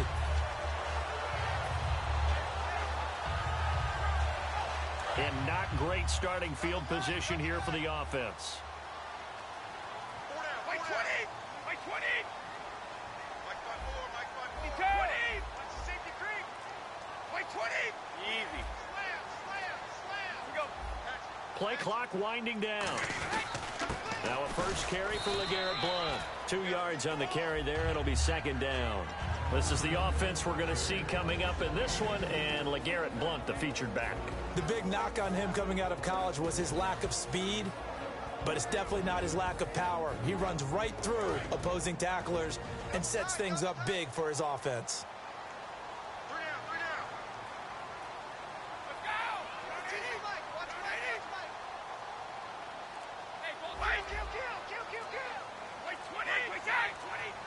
The play clock's running down. Again, here's Blunt. Just a couple on the ground there, and that's going to bring up 3rd and about 6. The Seahawks, here's their defensive lineup. Michael Bennett is one of the best pass-rushing defensive linemen in the game. Normally plays defensive end, but when they go to those nickel packages and he works inside, look out, offensive guards. You've got a problem. So they run it on 2nd down. Now let's see what 3rd down brings here for the offense. By 20! By 20! Check 52, come on! Let's go! And we can kill it. Wait, we can! Throwing is Brady on 3rd down. And this is going to be incomplete. He was trying to fit it into Gronkowski there. And 4th down coming up. All right, let's go ahead and try and get into the body and the mind of the linebackers. Yeah, I know they're bigger and stronger than I ever was, but in this situation, they understood what was going on as much as the offensive guys, because the offensive guys are always taught, find the 1st down sticks and make the play. Well, on defense, what do you want to do? Guard the 1st down line. Make sure they don't get there and tackle them in front. They were able to drop in their zone coverage, figure out where the 1st down line was, and end up making the play, swatting it away so they couldn't get the completion. Check 50, check 50. By 20, Here we go on 4th down now with Brady. And he'll be out of bounds, getting it across the 25. That'll be a gain of 16. And on 4th down, they're able to convert and move the sticks. Both sides were holding their breath there on that 4th down play, and the offense can breathe a sigh of relief. And both knew exactly where the 1st down markers were. You know the defense is trying to guard those sticks and try and keep people in front. But somehow, some way, those guys found a way to pick it up. It's a pickup of 16 there, and it'll lead to a new set of downs. Brady now on 1st down. And a nice little pass and catch there on the corner route. Set up very well by the receiver with a head and shoulder fake inside before he comes back downhill to his quarterback. It's not often that we put the word overthrow next to the name Tom Brady. His accuracy is so good that when there are misses, they're usually not by much. So when we see one like that, look, scratch your head a little bit. We're chuckling about the whole thing. Let's see how fired up he gets about it, though, because you know he likes to atone for his errors. To the left side and complete for Julian Edelman. 15 yards through the air and a 1st down. And partner, a nice little connection there on the corner route. The receiver set it up perfectly, worked his way inside, and then broke it back to the outside for the completion. Eluding the pressure right. Now he'll let it go deep right side. Oh, man, it's caught inside the 10. It's a big play there for the Patriots. And even 40 yards. Great patience in the pocket. Of course, it's easy to be patient when the protection's good, and it was. Yeah, you got to pat those guys on the helmet and say thanks, because they gave him plenty of time to stay back there, survey the field, go through the reads that he... And this is caught. Touchdown, Patriots. Martellus Bennett, a 2-yard touchdown grab. And the Pats have taken the early lead. And he's a reliable target. He's more than that, though. I'm not going to say he's the best tight end in the league, but he's solid. Yeah, because he's able to block, and that's almost a lost art for a number of the tight ends in the league now, because the most popular guys are almost what we call move tight ends, more like receivers, but those guys who can do it all, there's still a place for them in the NFL. This is taken at the 3. And he'll get it up to about the 26-yard line, just across the 25. The Seahawks offense now, they get ready to come back onto the field. And the interception thrown in the red zone last time. We'll see if they can rebound. I just have to think the last thing he said as they went back out there was, don't do that again. What do you think? What do you think? Yeah, I think that. I think that not only did he say that, but he also told them, let's put it in the end zone that it's supposed to be in, all right? The end zone we're trying to score. I know we're being a little bit facetious here, but the bottom line is take care of the football, and everything else should flow from there. Quick lesson, never ask the play-by-play guy a question. Hey, you're my partner. I know you're right there with me.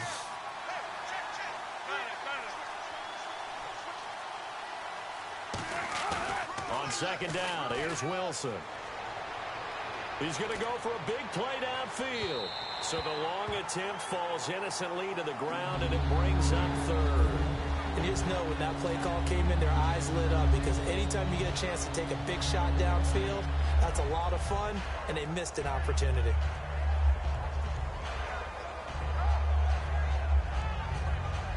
We've got a 3rd and 11. Looks like the defense in press coverage here.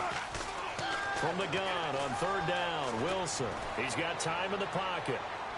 He's got it at the 15. And all the way in, touchdown Seattle. Paul Richardson, 75 yards. And the Seahawks just an extra point away from tying this thing up. And his kick is good. So we're right back where we started, all even as the kick's away.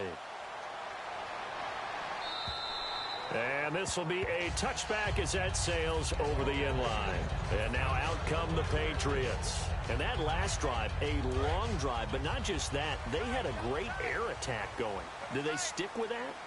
I would think that they would, because if they were confident enough to do it on the last drive, starting backed up in their own territory, why would you change anything? They've got to be confident about what they're presenting and continue to do so. Yeah, because the secondary, they really look clueless.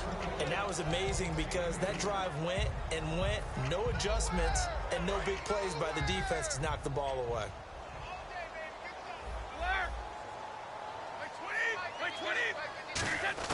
On 2nd down, here's Brady. It's caught outright, Amendola. That catch good for 5. It's 3rd down.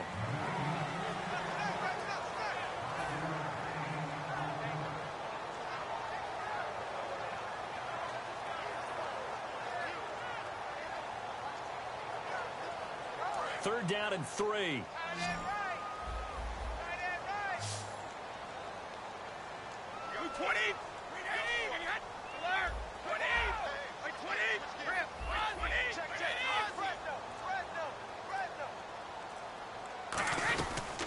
They'll run it now out of the gun. And he's going to have the first down, yardage to the 35. 3 yards there, good enough to keep the drive moving. Well, that was a unit that understood exactly where the first down marker was, handed it to their guy who could run it, created some space, and he got there. And the D-line pinching together must be expecting the run. Throwing on first down is Brady. And he's got Amendola on the connection. And he'll be taken down, but not before he gets into enemy territory. That looked like a pretty good route combination there, because you've got to find a way to clear the guy running the drag. Because when you do, you just put the ball on him and then let him run. He's got some space. Amendola's got it complete. Just a yard on the catch there. It'll be 2nd and 9. I'm ready now for 2nd and 9.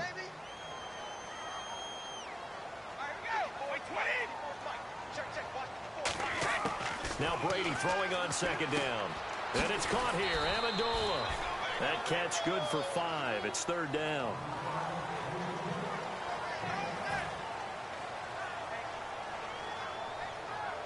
And the 2-minute warning lurking. This will probably be the last play before we hit it. Yeah, they want to get themselves in position to score in this last shot before the clock hits.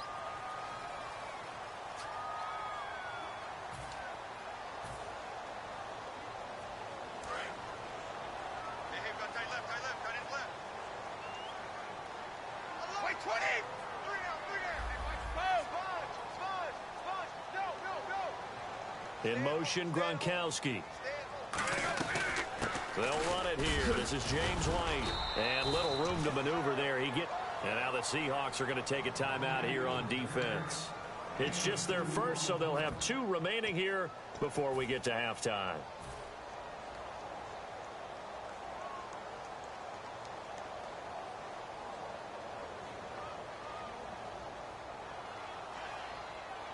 Too long for a field goal, too short to punt. That in-between range, and they'll go for it on 4th down. They'll go for it. It's Brady. They will find his man. That's Hogan, complete. And now the Seahawks are going to call another timeout. So that means they're down to 1 remaining here as we head toward halftime. Offense comes to the line now, 1st and 10. Shift together here from the D-line.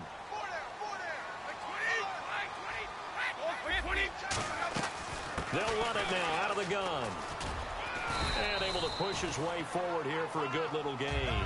Just 7 carries, 27 yards for Lewis against Atlanta. But, you know, the good news for him, when he's been active the last 2 years, how about this stat? The Patriots are 17-0. So that's hard to argue against. So he's got that going for him. Which is nice. Which is really nice, especially in contract negotiations. True. And he often has a big hand in their game plan. Run it, throw it to him out of the backfield. As a kick returner, remember against Houston in the playoffs, he ran one back 98 yards for a touchdown. But in the Super Bowl, James White became the guy and took a lot of the touches away from him in that game. And the Patriots rode James White all the way to a Super Bowl championship. And defensively, it's a nickel formation here on 3rd down and 9. They go play action for White. That was Brady. And he's going to get into the end zone. So cue up the Gronk spike. It's a Patriot touchdown. Rob Gronkowski, a 14-yard touchdown. And the Patriots have taken the lead. No, he missed the PAT. No good on the extra point, so a letdown there. And this will stay a 6-point ball game. Gostkowski now, after the touchdown, he'll send this one away. This is taken about 7 yards deep. And not wanting to risk anything here late in the half, he'll just take a knee and they'll bring the football out to the 25. The Seahawks offense now, they get set to go back to work. And with time quickly fading here in the second quarter, not sure how aggressively, offensively they want to play this. I think we'll find out just how much they trust their guys in this situation if they decide to take a shot.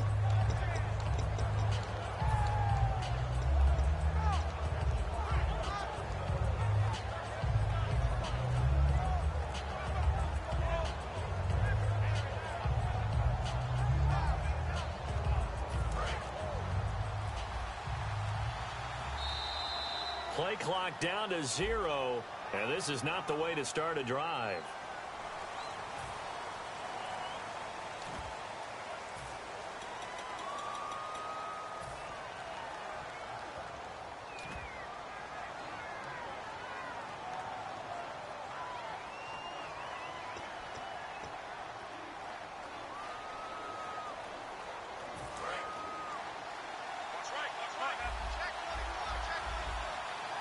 Possible run anticipation. Here's the D-line sandwiches together.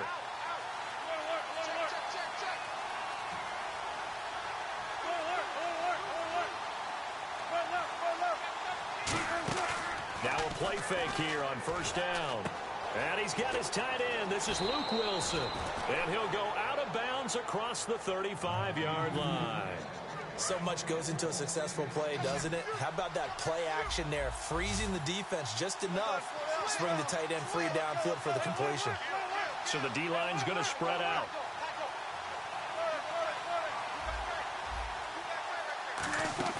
They go play action here on 1st down.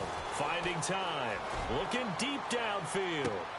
And it's intercepted. Devin McCourty picks it off. And his guys have got it back at the closing stages of the 1st half. So the Patriots coming out now. And you got to think, if this is anything other than just taking a knee, I'd be very surprised. Yeah, they've got enough to talk about at the half. Why do anything else? Just get out of there. Easy. Wait 20. Wait 20. Edelman, the motion man right.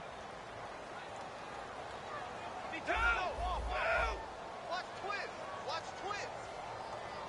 Wait 20. Let's go. Wait 20. They'll start off with a give to Lewis. And he's going to be met at the line of scrimmage and taken down. Now hold everything here. We're going to get a timeout by the offense. So as they take it over, we step aside. And unless this is a quick incompletion, this is likely the last play here of this 1st half. Again, it's Lewis. And he'll take this one up over the 20 to the 21-yard line. Time for a break. We've hit halftime. 2 quarters down. 2 still remain. We step aside. This is the NFL on EA Sports. Both teams appear ready for the fight ahead, and we resume action here in quarter number 3.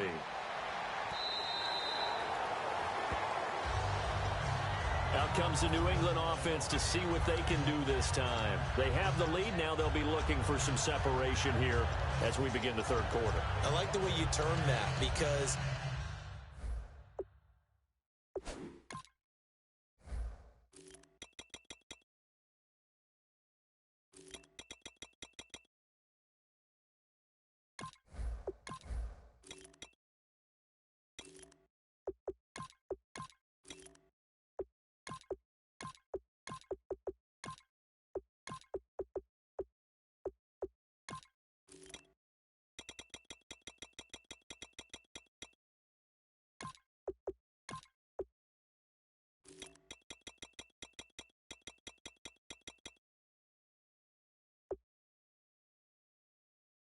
now I think they go a little bit deeper into their playbook. They like what they did in the first half. That worked okay. But in order to get the separation that you just talked about, change things up a little bit. Change your tendencies. Try and hit them a little bit more with some things they didn't see in the first half. We'll see if they do just that.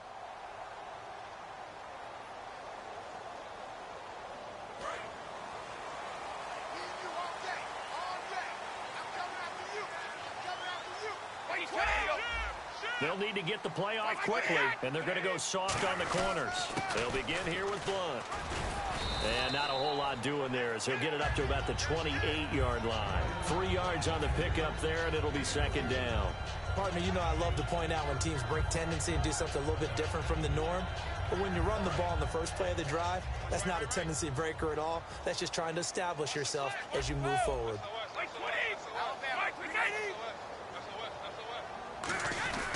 They'll run again with Blunt. And running room scarce here. He's going to be stopped in his tracks at the line of scrimmage. The tackle made by K.J. Wright. Boy, that's a lot of sirloin steak to be taken down for no gain, partner.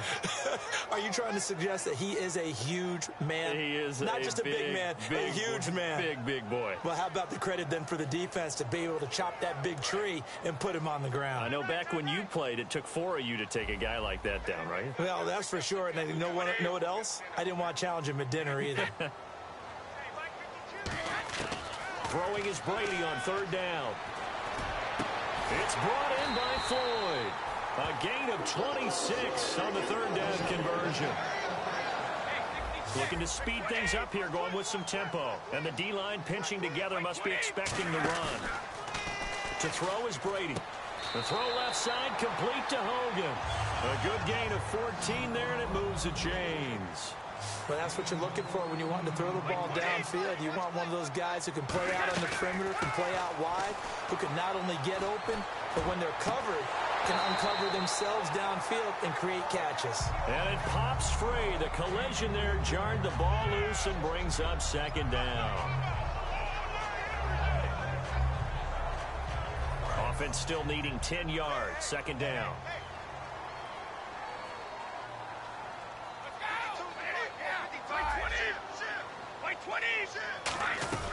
They'll run it now out of the gun. And he is going to lose yardage here. It's a loss of 2, now third down.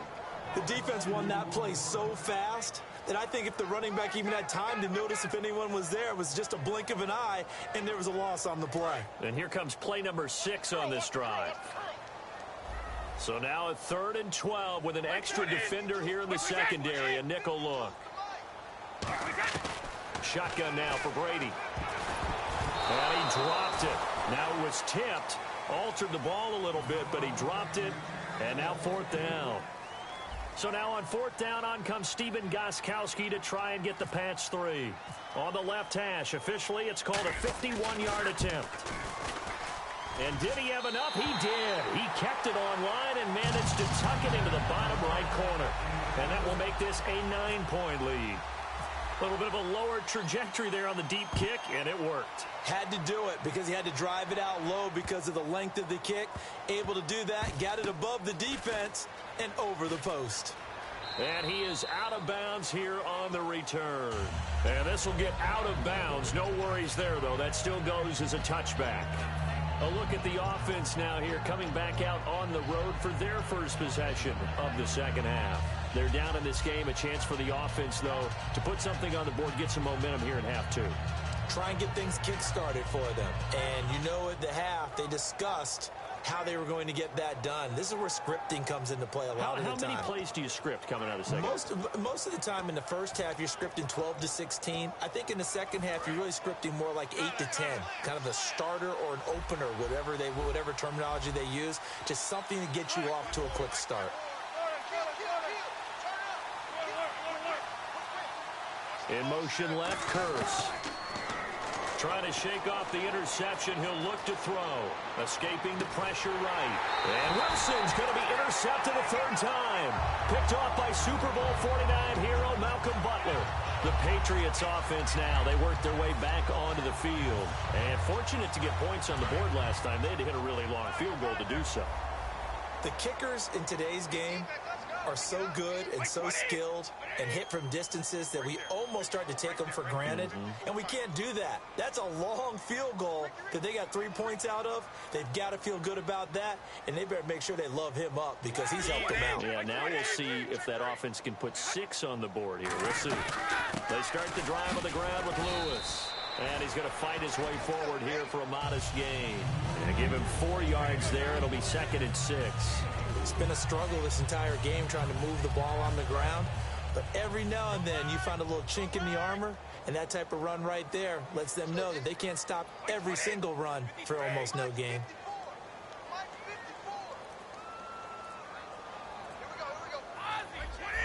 Gronk, the tight end, in motion. They try again with Lewis. And this time not as successful as he'll get back to the line of scrimmage and no more. No gain on the play there, so they're left with a 3rd down and 6.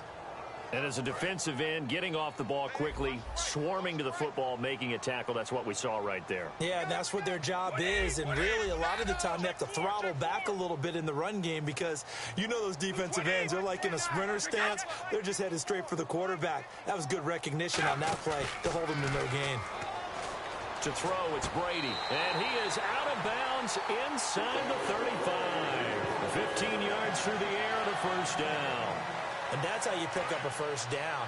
Not only does he make the catch, but has enough body control to get his feet down inbounds, toe tapping and dragging to make sure he gets it done. Now flags will come in. I think this one's going to be on the defense for jumping.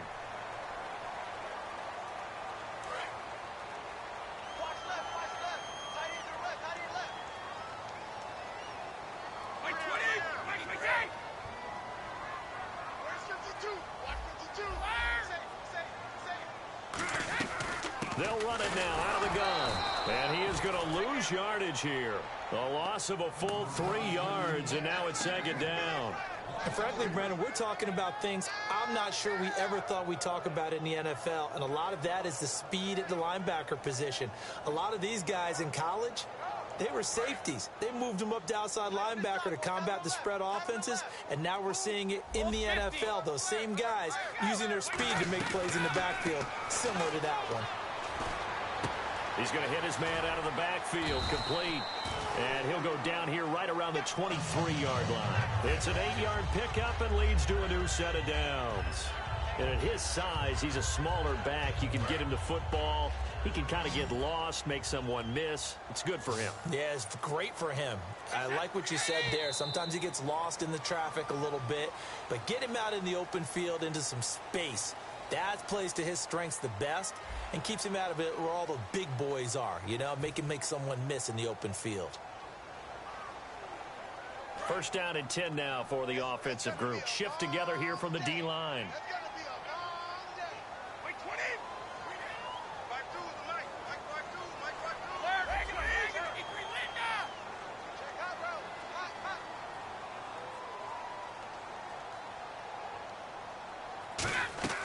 Play action. Now it's Brady. This is caught. Gronkowski. And eventually brought down, but it's near the 5 at the 6. And defensively, they just don't seem to have much of an answer for this passing game. Not at all. Look at the confidence that's exhibited here. With that type of a lead, clock on their side, instead of running it, they're still throwing it, trying to pick up 1st downs and keeping the football. It'll be a pickup of 4, and it brings up 2nd and goal. When you look at the geography we're staring at, this part of the field Don't you always think of big backs carrying the football, bruisers trying to pound it in? Instead, look at a little more of a scat back type, and he's trying to make it happen. Yeah, they went with the elusive, slippery guy. Couldn't get in there, though. Martellus Bennett, the intended receiver, and it's 3rd and short. Give him credit for batting it away, but unable to come up with the interception, and sometimes that joke does come true. Guys are on defense for a reason. Maybe their hands aren't quite as skillful as the guys on offense, but a lot of credit on that play for just knocking it away. Brady now on 3rd and goal. And that's caught by Gronk for a Pats touchdown. Rob Gronkowski, a beast in the red zone with his 2nd touchdown of the game. And the Patriots add 6 to their lead.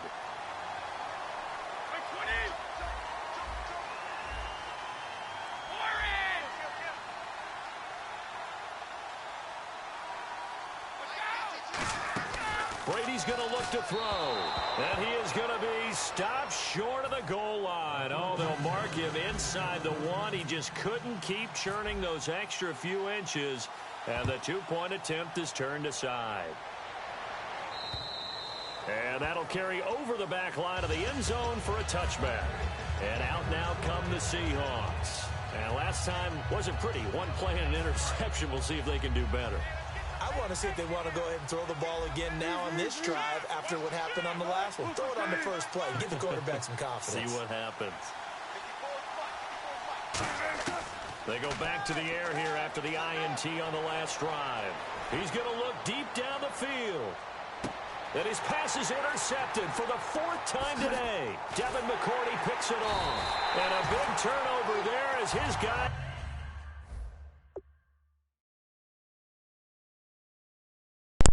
Don't quit, bro.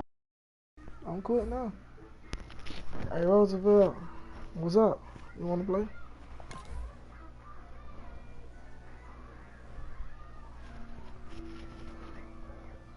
Roosevelt, send me a friend request if you want to play.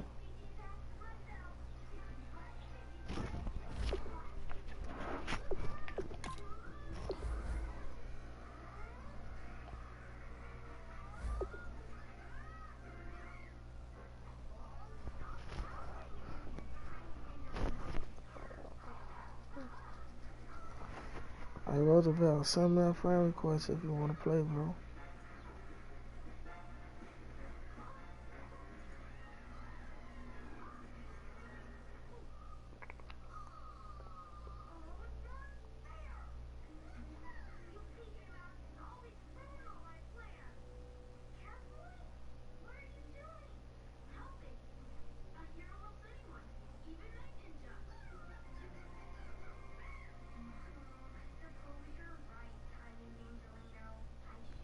I guess you don't want to play, Roosevelt.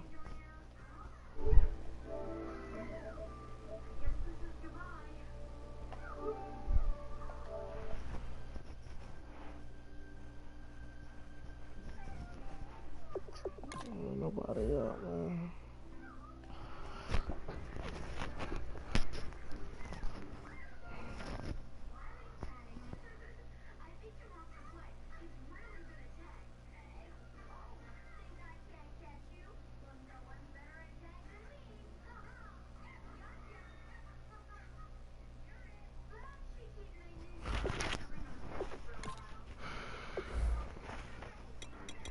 Trying to see what's up with Roosevelt, dude, man.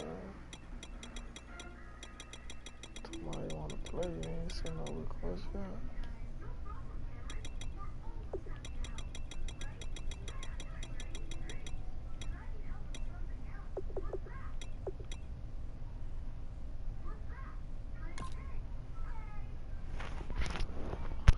You want to play somebody else?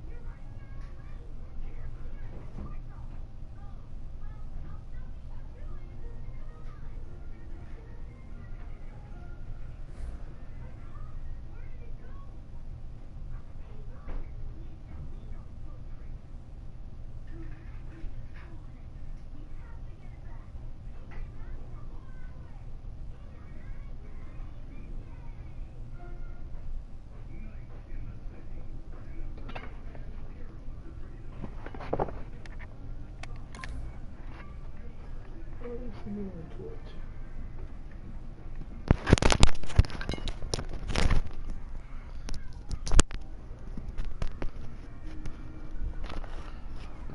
me see somebody on Twitch.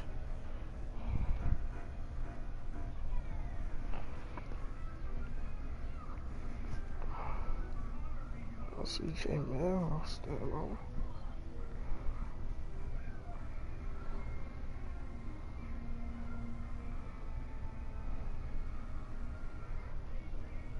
If you have, what do you think about him, bro? I think the emo's pretty fire.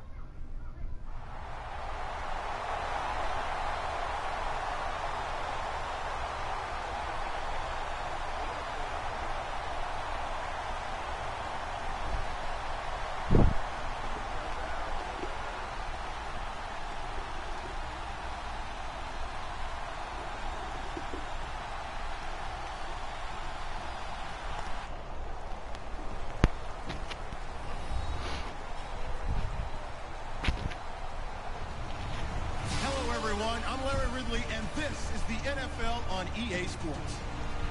Today's game features two skilled wide receivers who happen to be two of the best route runners in the league. It's Antonio Brown going up against Julian Edelman. So with that, let's get up to Gillette Stadium in Foxborough. Here are Brandon Guyton and Charles Davis.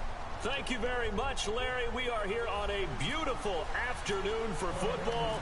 Today, we're set for a good AFC matchup between the Pittsburgh Steelers and the New England Patriots. And this will not be returnable. It's out of the back of the end zone for a touchback.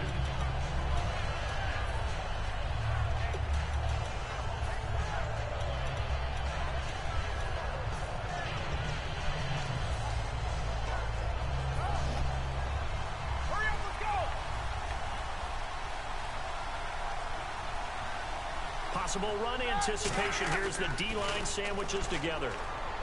Goes underneath for Bell. And he's able to take this one up to the 35-yard line. It'll be a pickup of 10 yards. And that'll make it second and a foot or so. Completed pass play. Now let's see if they go back to the air or to the ground. The give to the fullback on the dive. And he'll get up to the 43-yard line. 8 yards on the pickup there, and it moves the sticks. I don't know about you, partner, but on second and inches, a lot of the times I'm leery about the offensive guys thinking about taking a shot downtown. Instead, they just hand it to the big man and let him rumble forward for a first down.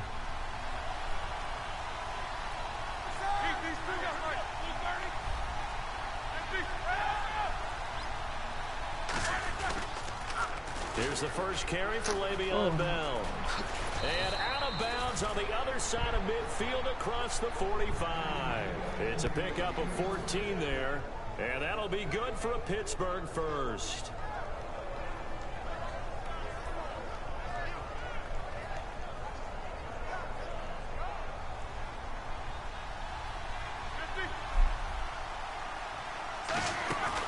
And they'll keep it on the ground with Bell. Stays on his feet. And he'll go out of bounds after taking it a little further down inside the 40. It's a 6-yard gain on the ground, and that'll make it second and 4. Offensive linemen love creating space for their guys carrying the ball. But when that guy also breaks tackles and creates extra yardage, they almost feel like he's one of them, and they really embrace him.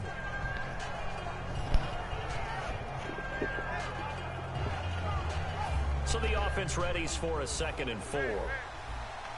Looking to jam the receivers at the line here. Press coverage look defensively.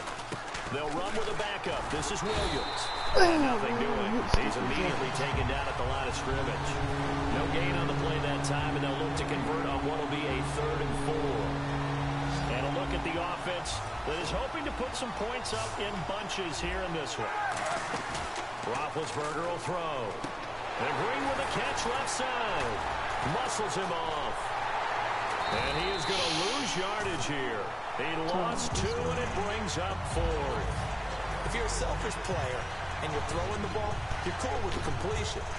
Maybe not so cool with the yardage loss, though. Huh? Yeah, you went backwards on the yardage. It kind of works like a sack for the defense there. Yeah, it's a really big play for them, right? Able to figure it out, sniff it out, and finish it off.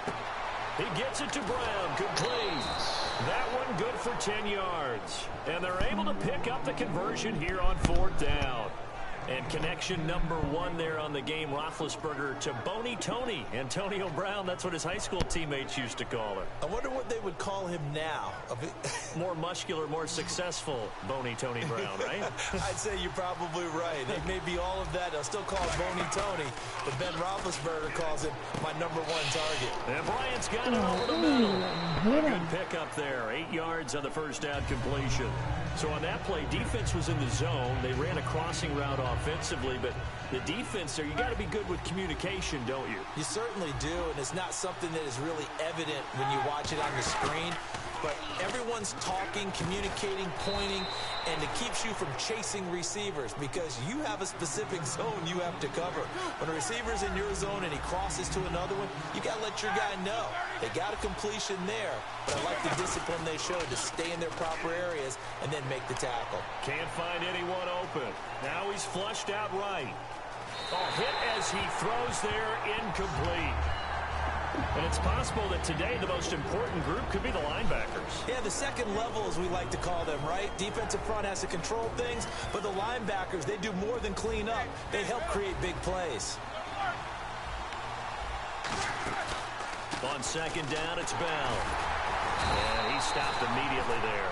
1 yard, the official pickup there, so it's going to set up 3rd and 9. Well, I think we know by now that every run is not going to be broken and get all the way to the end zone.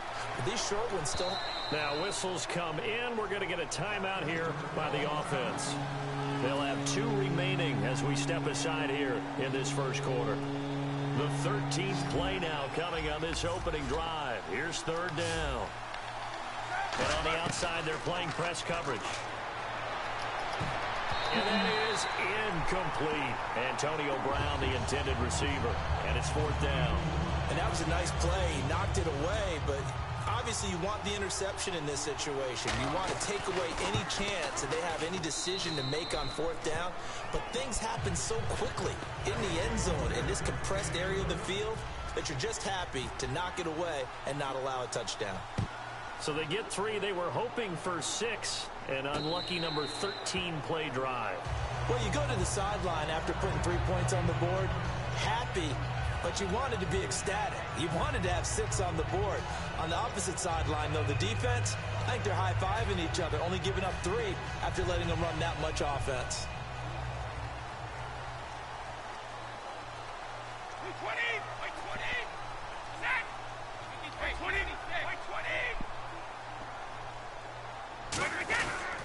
They start on the ground here with Blunt. And he'll wind up with about 6, up past the 30 to the 31. It'd be hard to say that a defense wouldn't be ready for a first down run.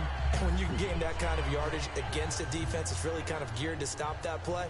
Your confidence has to rise, and now you've actually opened up your playbook. If you want to throw the ball now for play action, you're good to go. Brady gives now to Blunt. And able to get this one across the 45 before he's brought down. That one good for 16, and the drive will continue. All right, it's football 101 to know that the quarterback controls just about everything on offense, but a lot of times what gets missed is that the center controls line play. He has to communicate to the guards and the tackles what type of front they're facing, how they're going to block it, and what adjustments need to be made sometimes on the fly as a defense will shift. Give the center a lot of credit because for the most part, he's got big defensive linemen over his face all game long that he's got to try and block and protect his quarterback and create space for his runner. In this case, he did a really nice job of communicating and executing. Alongside Charles Davis, Brandon Gaudin, it's the Patriots in possession to begin quarter number 2. They've got a 2nd down at 5 here to start things out.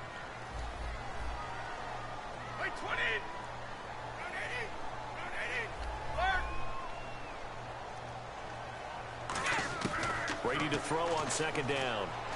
Going underneath for Lewis. And he'll get it inside the 40 to the 39. It's a 9-yard gain, and it keeps the drive moving. Sometimes the most effective routes are the ones that you run in the backyard, and you probably ran them when you were 5 years old. How about a little curl there against zone?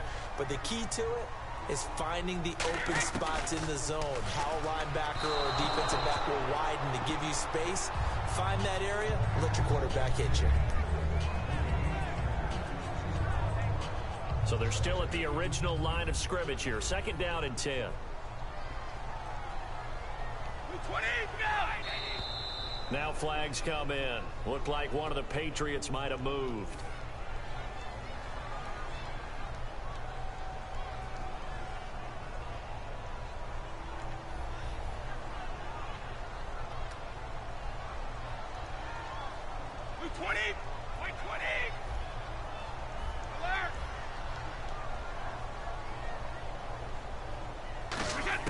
Brady to throw again.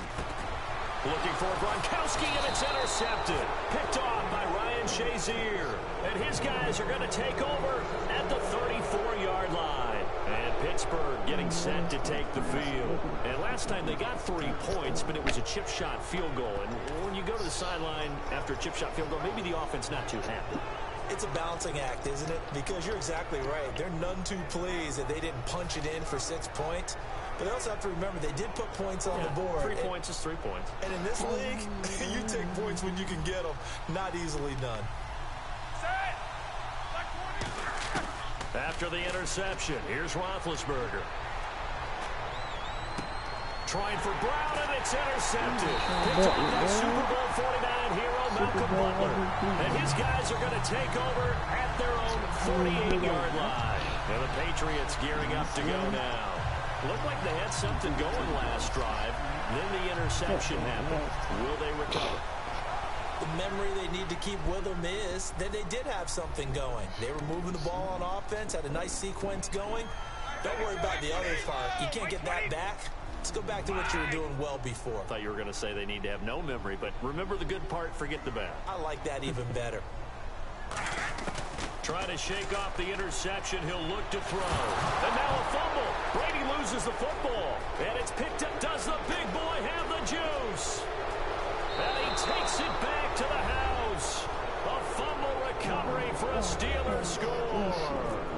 Huge play by the defense. Not only to force the fumble, obviously, but to return it for a touchdown. And I know it's no fun for anyone who plays offense, but isn't it fun to see how a defense rallies when there's a fumble return and everyone tries to find someone to block and bring it all the way home? I always like their celebrations because they don't get there that often. No, they're not choreographed very well usually. This is taken at the 3.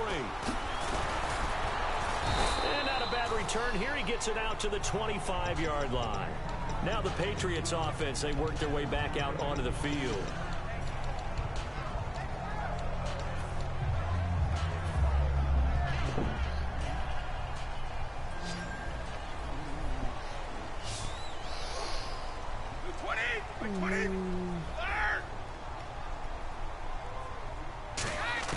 So after the INT, it's Brady.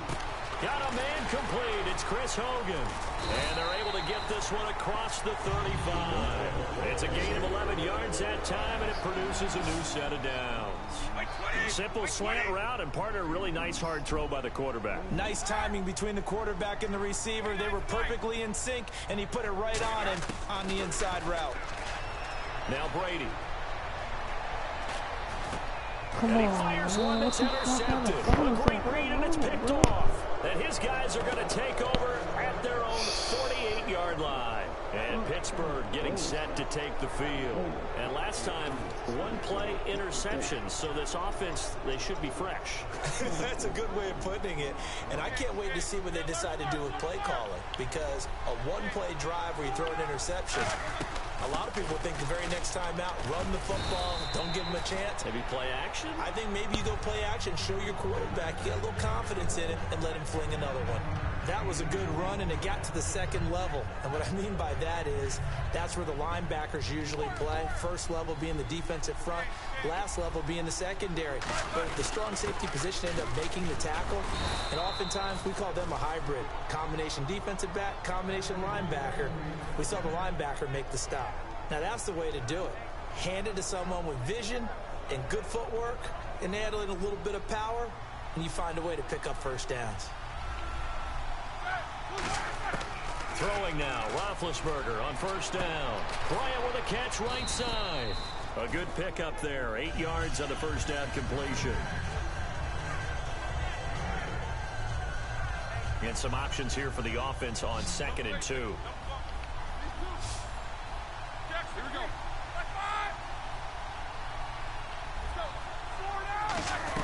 They hand off to their big tight end. And he'll fight forward maybe to the line of scrimmage, but that's all. Only a yard on the pickup, so from a good situation on 2nd and 2, it's now 3rd and 1. And the defense searches for one more stop here after the run on 2nd down. Back to the ground, this time with Bell. He needed 2, he got 1, and that's going to leave him with 4th down and a yard. In order to play really good run defense when you're playing a 3-4, those 3 guys up front, the nose tackle and the guys they call the defensive ends, are usually big people because they're going to have to eat up a lot of blockers because it's usually 5-on-3. And when they do their job well, guys who play on the inside, those inside linebackers, they will just roam and hit. He completes it to Bryant. And he will have the first before he's brought down right on the chalk of the 20. A minute 59 to go in the first half. Back to Foxborough after this. They go play action here on first down. Green with a catch left side. 19 yards on the pickup there, and now they'll have it 1st and goal. And now the passing game here in the second quarter starting to heat up a little bit. Don't you feel the rhythm starting to happen, right? You see it. Now the confidence is starting to rise. I think now as a play caller, because that has happened, you lean on it a little bit more. You don't go totally away from running the football, but you do say, guess what? We can throw it. We can throw it well with a whole lot of confidence. And quickly they get to the line. All right, here we go. Back 30. 2.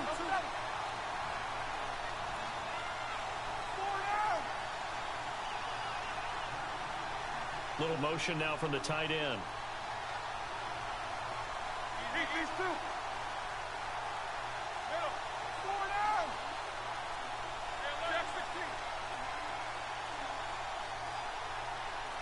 Jack 16. And he's in.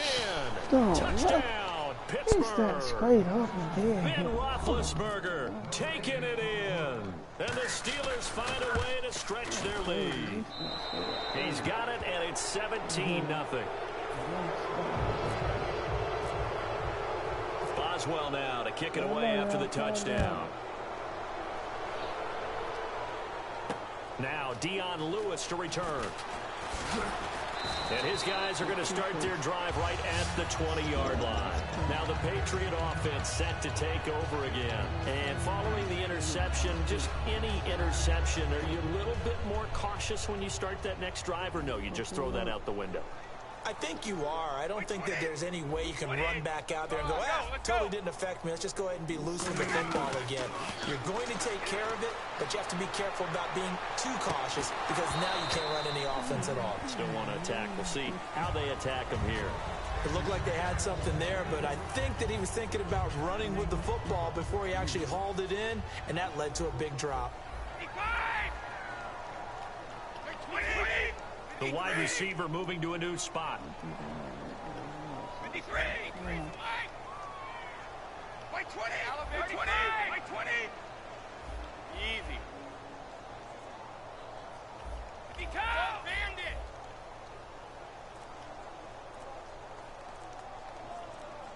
Go. Brady will try again on 2nd down. Being chased out left. Now he'll throw deep left side. And the hit jarred it loose. It's incomplete.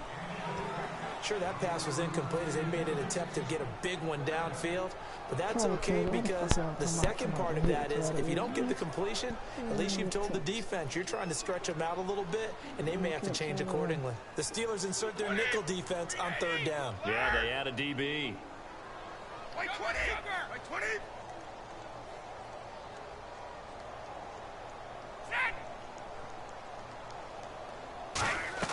They go play action for White. Now it's Brady. And he dropped it. Now it was tipped. Altered the ball a little bit, but he dropped it. And now 4th down. Before that last pass, 2 interceptions had already been thrown. And this last one, Tipped in the air. Fuck, man. I don't know why I keep getting into this.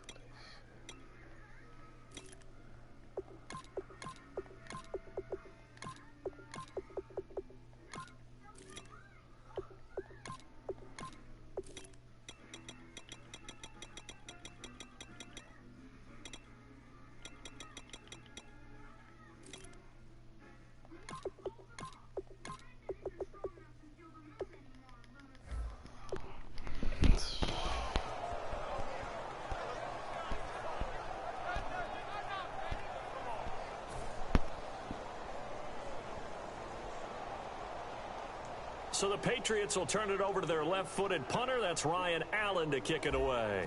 Back deep for the Steelers, Antonio Brown.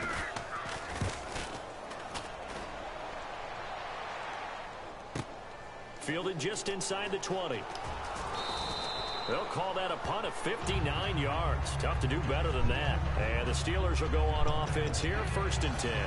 Pittsburgh's offense now heading back out onto the field. And we'll see how this is played. Offensively, they've got the lead. Not a whole lot of time left. What do you think, Charles? Well, it's tempting to try and add to your lead, but a mistake there, that could change things in a big way. I say go ahead, take the knee, get on out for the half. Now Roethlisberger on 1st down. He's going to let this one go deep. He couldn't quite hold it. Got hit. Ball pops out. Incomplete.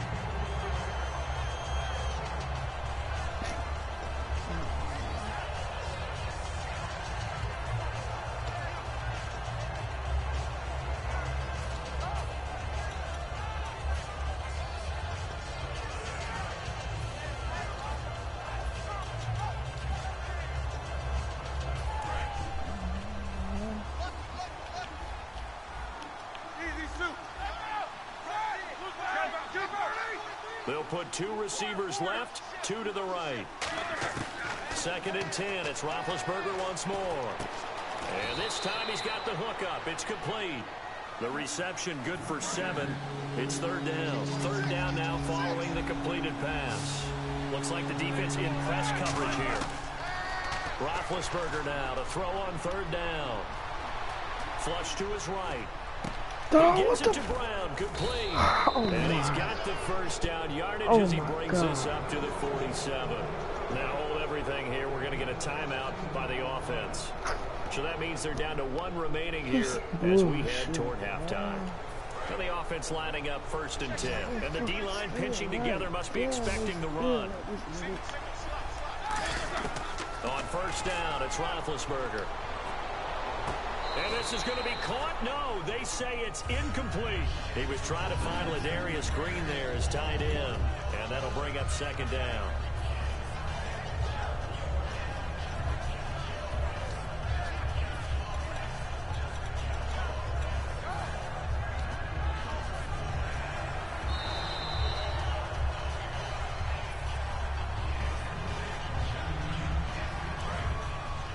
They're less than 2 minutes to go in the game, which means that this challenge was initiated by the fellas in New York. And if you're the coach, you're thinking, thank you, New York. Trying to lay one up deep. Got his man. It's caught for a Steelers touchdown. Martavis Bryant in the final seconds of the 1st half. And the Steelers are going to add on to their lead. And the lead will grow by 1 more. Boswell now to kick it away after the touchdown. And here's Lewis.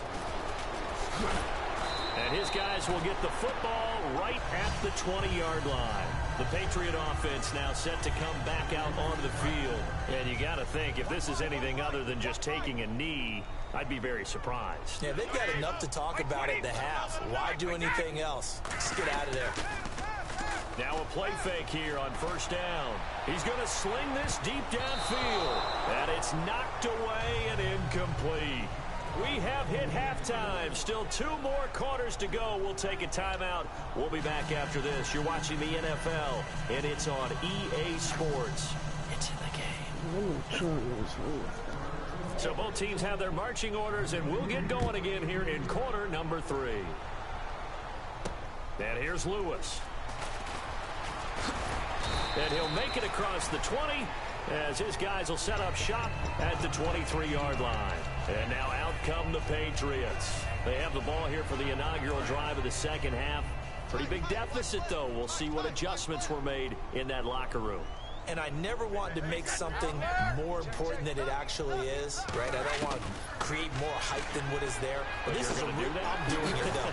This is a really important drive. And we often talk about teams scripting plays to start a game. A lot of them script to start the second half, too. And they're scripting something that they expect to get them into the end zone and back into this game. We'll see if that script is a good one for them. Now a carry for the shifty Dion Lewis. And he'll bring it up here to right at the 40-yard line. 9 yards on the pickup there, and it keeps the drive alive. And the offense moving quickly to the line. Brady now on first down. And this is Michael Floyd complete. And he's taken down, but not before he gets this into enemy territory across the 40.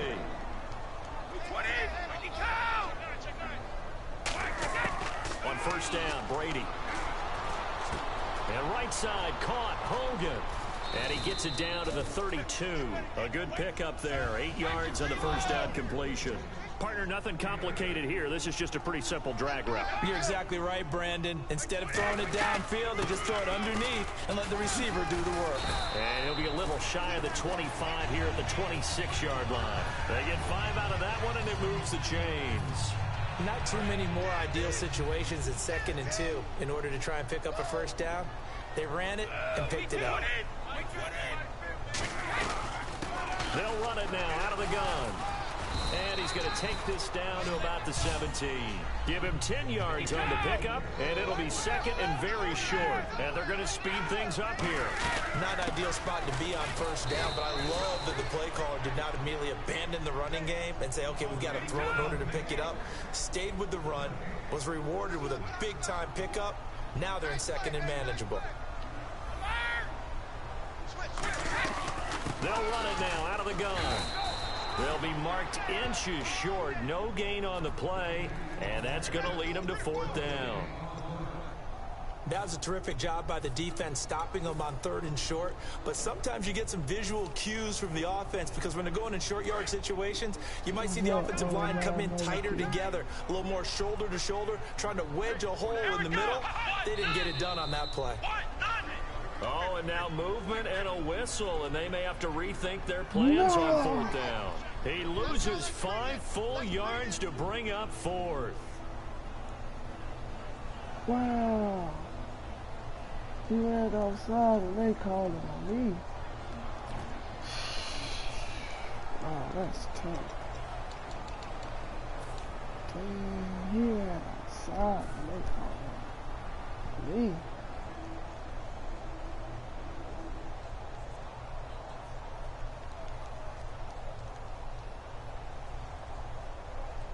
I guess they figure they got to start taking some chances. Here's a big one in this 3rd quarter as they'll go for it on 4th down. Time running out here on the play clock. Brady going to go on 4th down. Over the middle, that's caught by Hogan.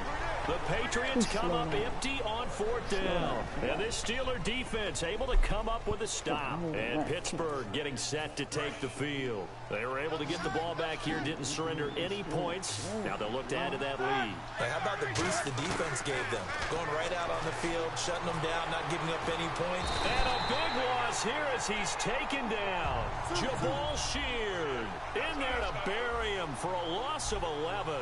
And now it looks like they're going to be in the hurry-up. Now Roethlisberger down around his goal line. And that one is incomplete. He just dropped it. But they're up big on the scoreboard, so maybe he can chuckle about later.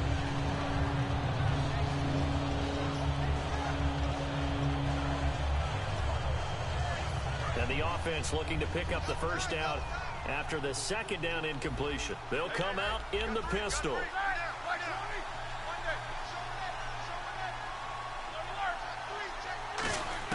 From deep in their own territory. They look to throw. He's going to air one out. So they took a shot there on third down, couldn't get it. Now it's fourth. Brandon, I came out of my chair on that one. A lovely-looking deep ball thrown.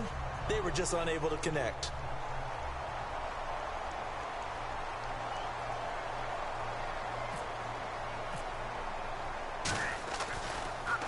And he's able to get it out of there, and this is a pretty good kick.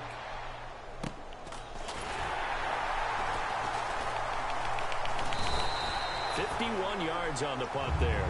And the Patriots take over. Out comes the New England offense to see what they can do this time. And on the last drive, they were in field goal range. They just opted not to kick it, didn't get it. How does that change the mentality this go-around? I don't think it changes much for the head coach because this is what he preaches all the time. Attack at all times in any spot on the field, and he likes touchdowns, not field goals. Now, your field goal kicker, you've got to make sure you nurse him through and say, okay, don't worry about it. When we need you, you've got to be ready to go. And the team, of course, loves to see points on the board. So let's see if it changes a little bit if they're in the same spot again. Yeah, we'll see what the decision is here if they get to that spot. 15 yards through the air and a first down. And now they're in the hurry-up. Throwing on first down is Brady. Going to air it out deep for Gronkowski. And that's going to be caught for a Patriot touchdown. Rob Gronkowski, 36 yards. And the Patriots get a score closer. The athleticism of Rob Gronkowski sometimes mesmerizes me to where I forget he is like 265 pounds, all right? And 6'6". That's a monster of a man running downfield. In days gone by, he would have been playing offensive tackle in this league. Now, he plays tight end like he's a wide receiver. And when you see a pass coming to him, and you know that ball's just turning, it just stops. Even when one paw snatches it, as we just saw there. And they will not get a chance to return this one as it's through the end zone for a touchback. And now out come the Steelers. And on the last go-around, they really couldn't get anything going.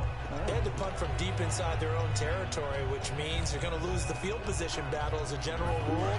What they're looking for now is a little more consistency, move the ball at least a few times on offense, get a couple of first downs, and hopefully flip the field. Just something to build off of. That's what they're looking for here. It's complete to Brown, right side.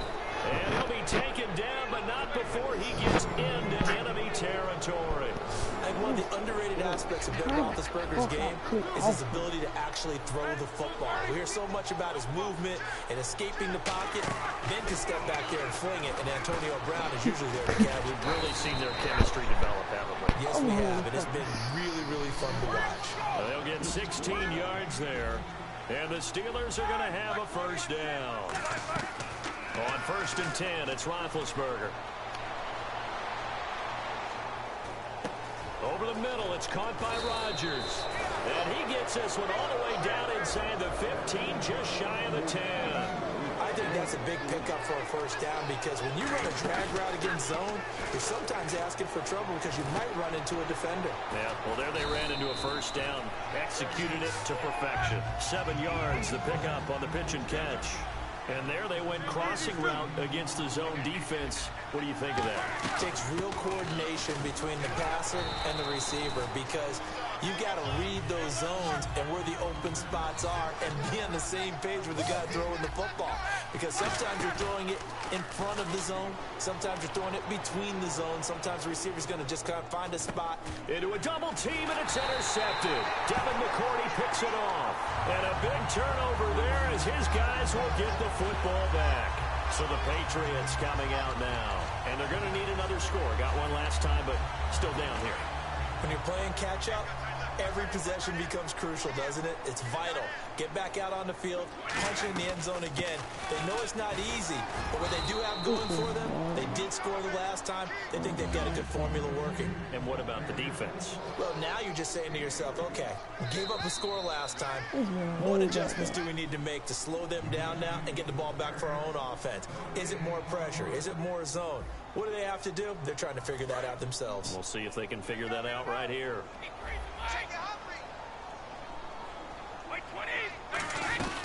They'll run it now out of the gun. And he'll take this forward only up to about the 7. 4 yards on the pickup there as it'll leave him with a third and about 4 more for a first. Well, we all know the guy carrying the ball is going to get the credit both in the stat line and probably in the newspaper. But guess what? Those guys creating holes, they couldn't feel better about themselves right now. Offensive line, tight end, probably even the wide receivers are involved. They're moving the ball well. Now, we all know that an offensive coordinator and a quarterback, they're aligned at the hip. But when you've got a runner who can get you that kind of yardage, that guy's invaluable. And he goes across the 20 to the 22.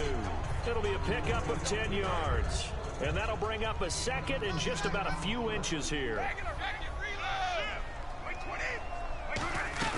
They'll run it now out of the gun. And they'll bring him down at the 27-yard line. 5 yards is the pickup there as that extends this drive. And they're going to hurry back to the line now. Second and inches is oftentimes an invitation for an offense. Nowhere to escape, and he goes down. Stephon Tuitt in there to get him for a loss of 5. Well, they go play fake. The problem is nobody was faked out. And when no one's faked out, what's the end result? Quarterback gets hit. The throw left side complete to Hogan. 14 yards there on the pickup, and that'll bring up a 3rd and 1. Let's make this one simple. What a catch, especially the finishing part of getting his feet in bounds, toe tapping, and, of course, foot dragging. Little tapestry, if you will. Oh, I like it. They're going to hurry back to the line now. They keep it on the ground. White again. And he'll get this out past the 45 to the 47. It's a 6-yard pickup, and it gets him to 2nd and 4. Can we just take that run and turn it into a kind of a clip and save? Because that tells you everything you need to know about this drive. They've been moving the ball awfully well. And Brady going to be intercepted a 3rd time. Picked off William Gay. And they will take over at the 29-yard line. And Pittsburgh getting set to take the field. And they had a nice little drive going last time. Threw the interception in the red zone. Costly. Bad enough to throw it anywhere, but that drives coaches insane when they're thinking about, hey, we got a shot at points already. We're already in a spot where you're thinking you got 3 on the board for sure, and to come away with nothing, that's a really tough one for them to swallow. Yeah, will they make up for it? I know you're trying to wring every yard out of a run, but I think 9 yards there is ideal in this situation. Yeah, now next couple plays, you only need 1 yard. Keep that clock rolling with a lead here in the 4th. Yeah, what you're saying is maybe if it takes you 1 or 2 more runs to get the first down, that's extra time, extra plays. Really hurts the team on defense. Now a 1st down carry by Bell. And very little running room there. He did get a couple up to the 49. Time for a break. We're back to finish this one off after this. Looking to jam the receivers at the line here. Press coverage look defensively. This is Bell. And he's got room. And he's brought down. They give him 13 yards there on the play and a fresh set of downs. So it'll be 1st down here after the run. Well, I'd say that run's pretty emblematic of what we've seen all day long. No matter what they've done on offense, this offensive line has controlled the line of scrimmage. Now the defense loses him. It's complete. And into the end zone. Touchdown, Pittsburgh. Martavis Bryant, his 2nd touchdown of the afternoon. And the Steelers find a way.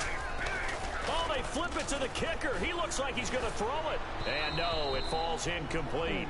So the 2-point conversion, no good. Partner, that type of a lead, and they're going to fake it from the 15 to try and pick up a 2-point play instead of kicking it through the posts. Come on, man. Put that in mothballs. Come on. Come on. Don't do that. Put that in mothballs. Yeah, preserve that for it. That's an ancient relic. Faking it. I can understand. You want to rub it in a little. You fake it when you snapped it from the 3. But from the 15, mothball that bad boy, just like my grandmother had. Yeah, in her attic, the stuff she used to preserve. It smelled terrible. Well, 4th quarter, they felt like they needed the football back. Unfortunately, they couldn't get it.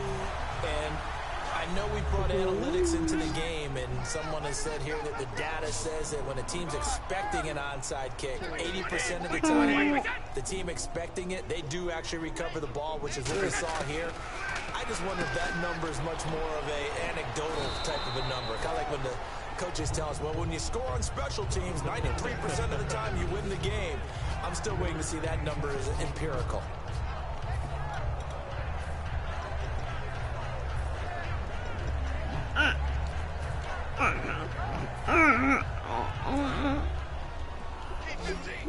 And on the outside, they're playing press coverage. They come out 5 wide, 3 of them to the right side. To throw, it's Brady. And he'll be hit as he releases it, and that'll fall incomplete. When defenses get to the quarterback that quickly, a lot of times it's called a jailbreak. It wasn't quite that fast, but fast enough that he had no time to look downfield and set himself to throw the ball. And as he tried to do that, he was hit and it forced an incompletion. Now Brady. And he will find his man. That's Hogan complete. It's a 10-yard pickup, and it moves the chains. One of the defensive end route is against the quarterback. A really nice sight line to his receiver. And almost on a direct shot, able to throw the ball to the middle of the field and have a great chance of... And no escaping this time as he'll go down. They got him for a sack. James Harrison in from his linebacker spot. He's able to drop him for a loss of about 10. Brady to throw on second down.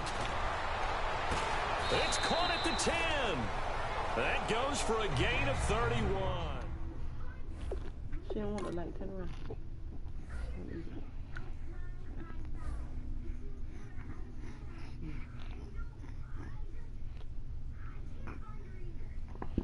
You don't know how to play.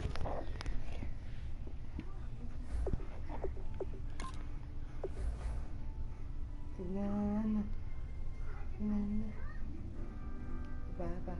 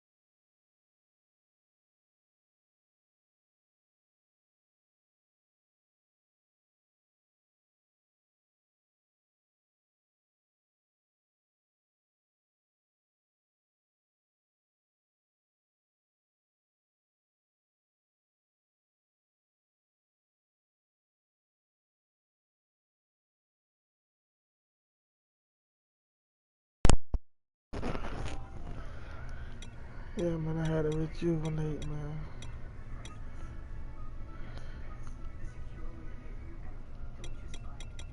I'm gonna lose again. I don't know.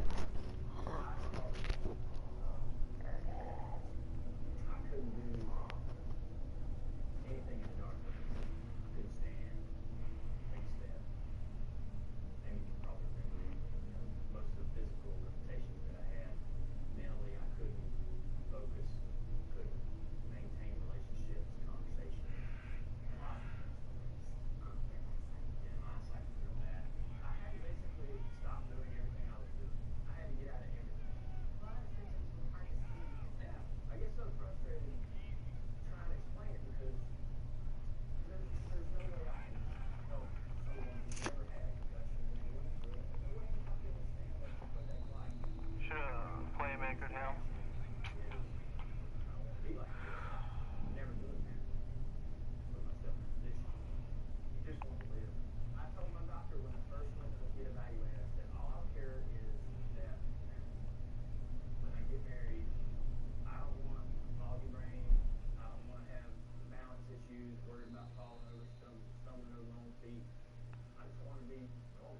Young good, picture the Bible.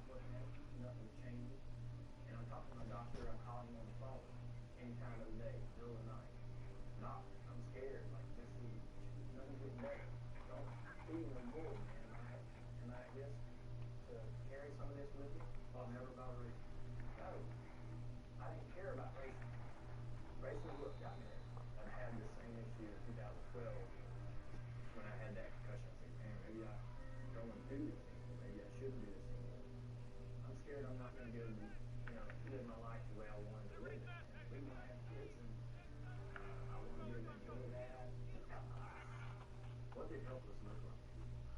was scared to death. It terrified him and it terrified me. Even when we were going through the process of healing for the first several weeks and he wasn't seeing as much progress, the only thing I really could do for him was just tell him it's going to be okay and just make sure he kept doing it.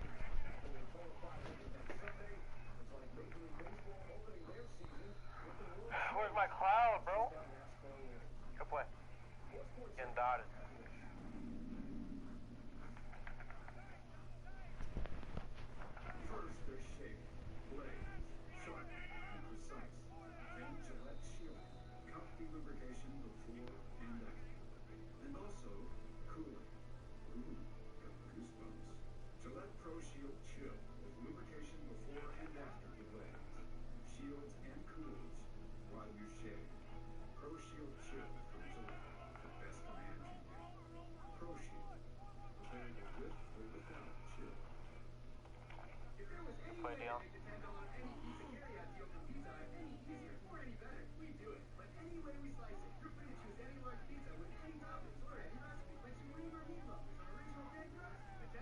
The nickel corners out? I don't move the nickel corners.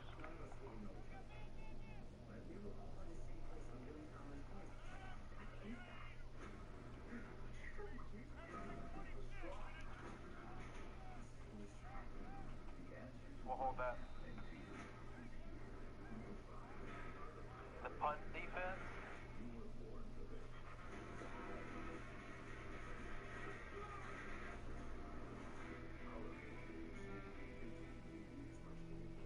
Guys, want to save 50% on a year-long supply of Viagra for ED? Visit Viagra.com or text VSAVE to 37500. Ask your doctor if your heart is healthy enough for sex.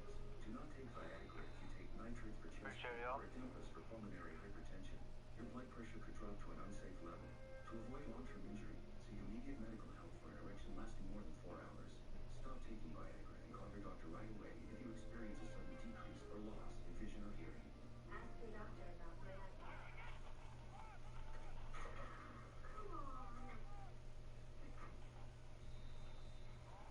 The moment you realize you GG's have in a the chat. one-person vanity but a four-person Yeah, so vanity. linebackers are moving. At Lowe's, we have the latest styles and Pretty sure that was Knicks fan.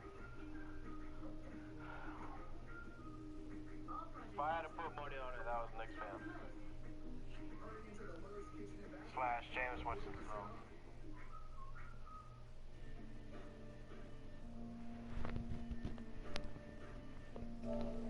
That's it.